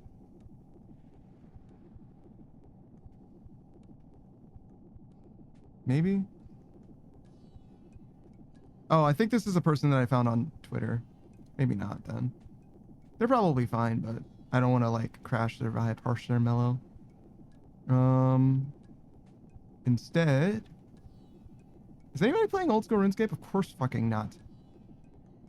We raided Suba pretty recently, actually, right?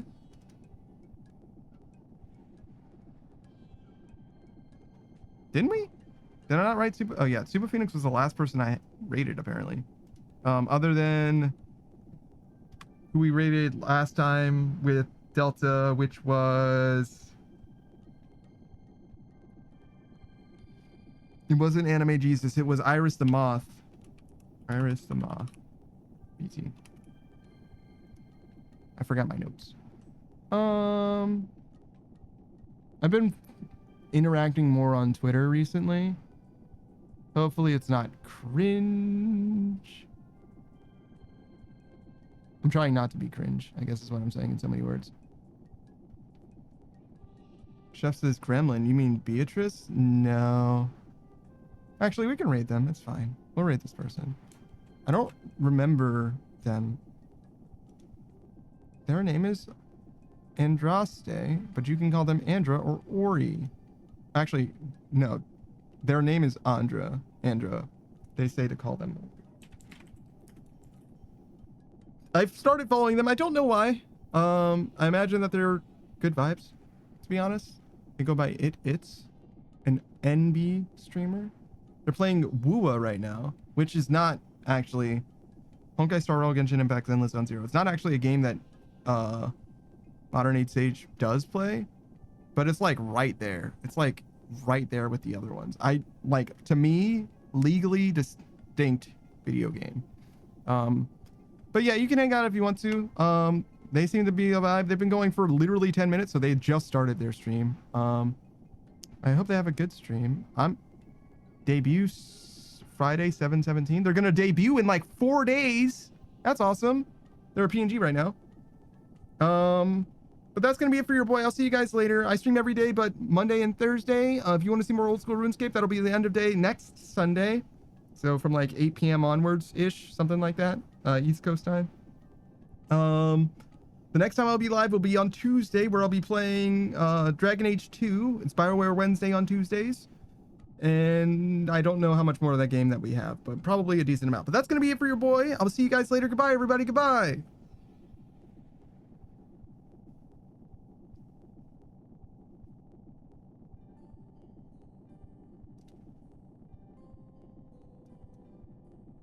Okay, and then in the VOD too.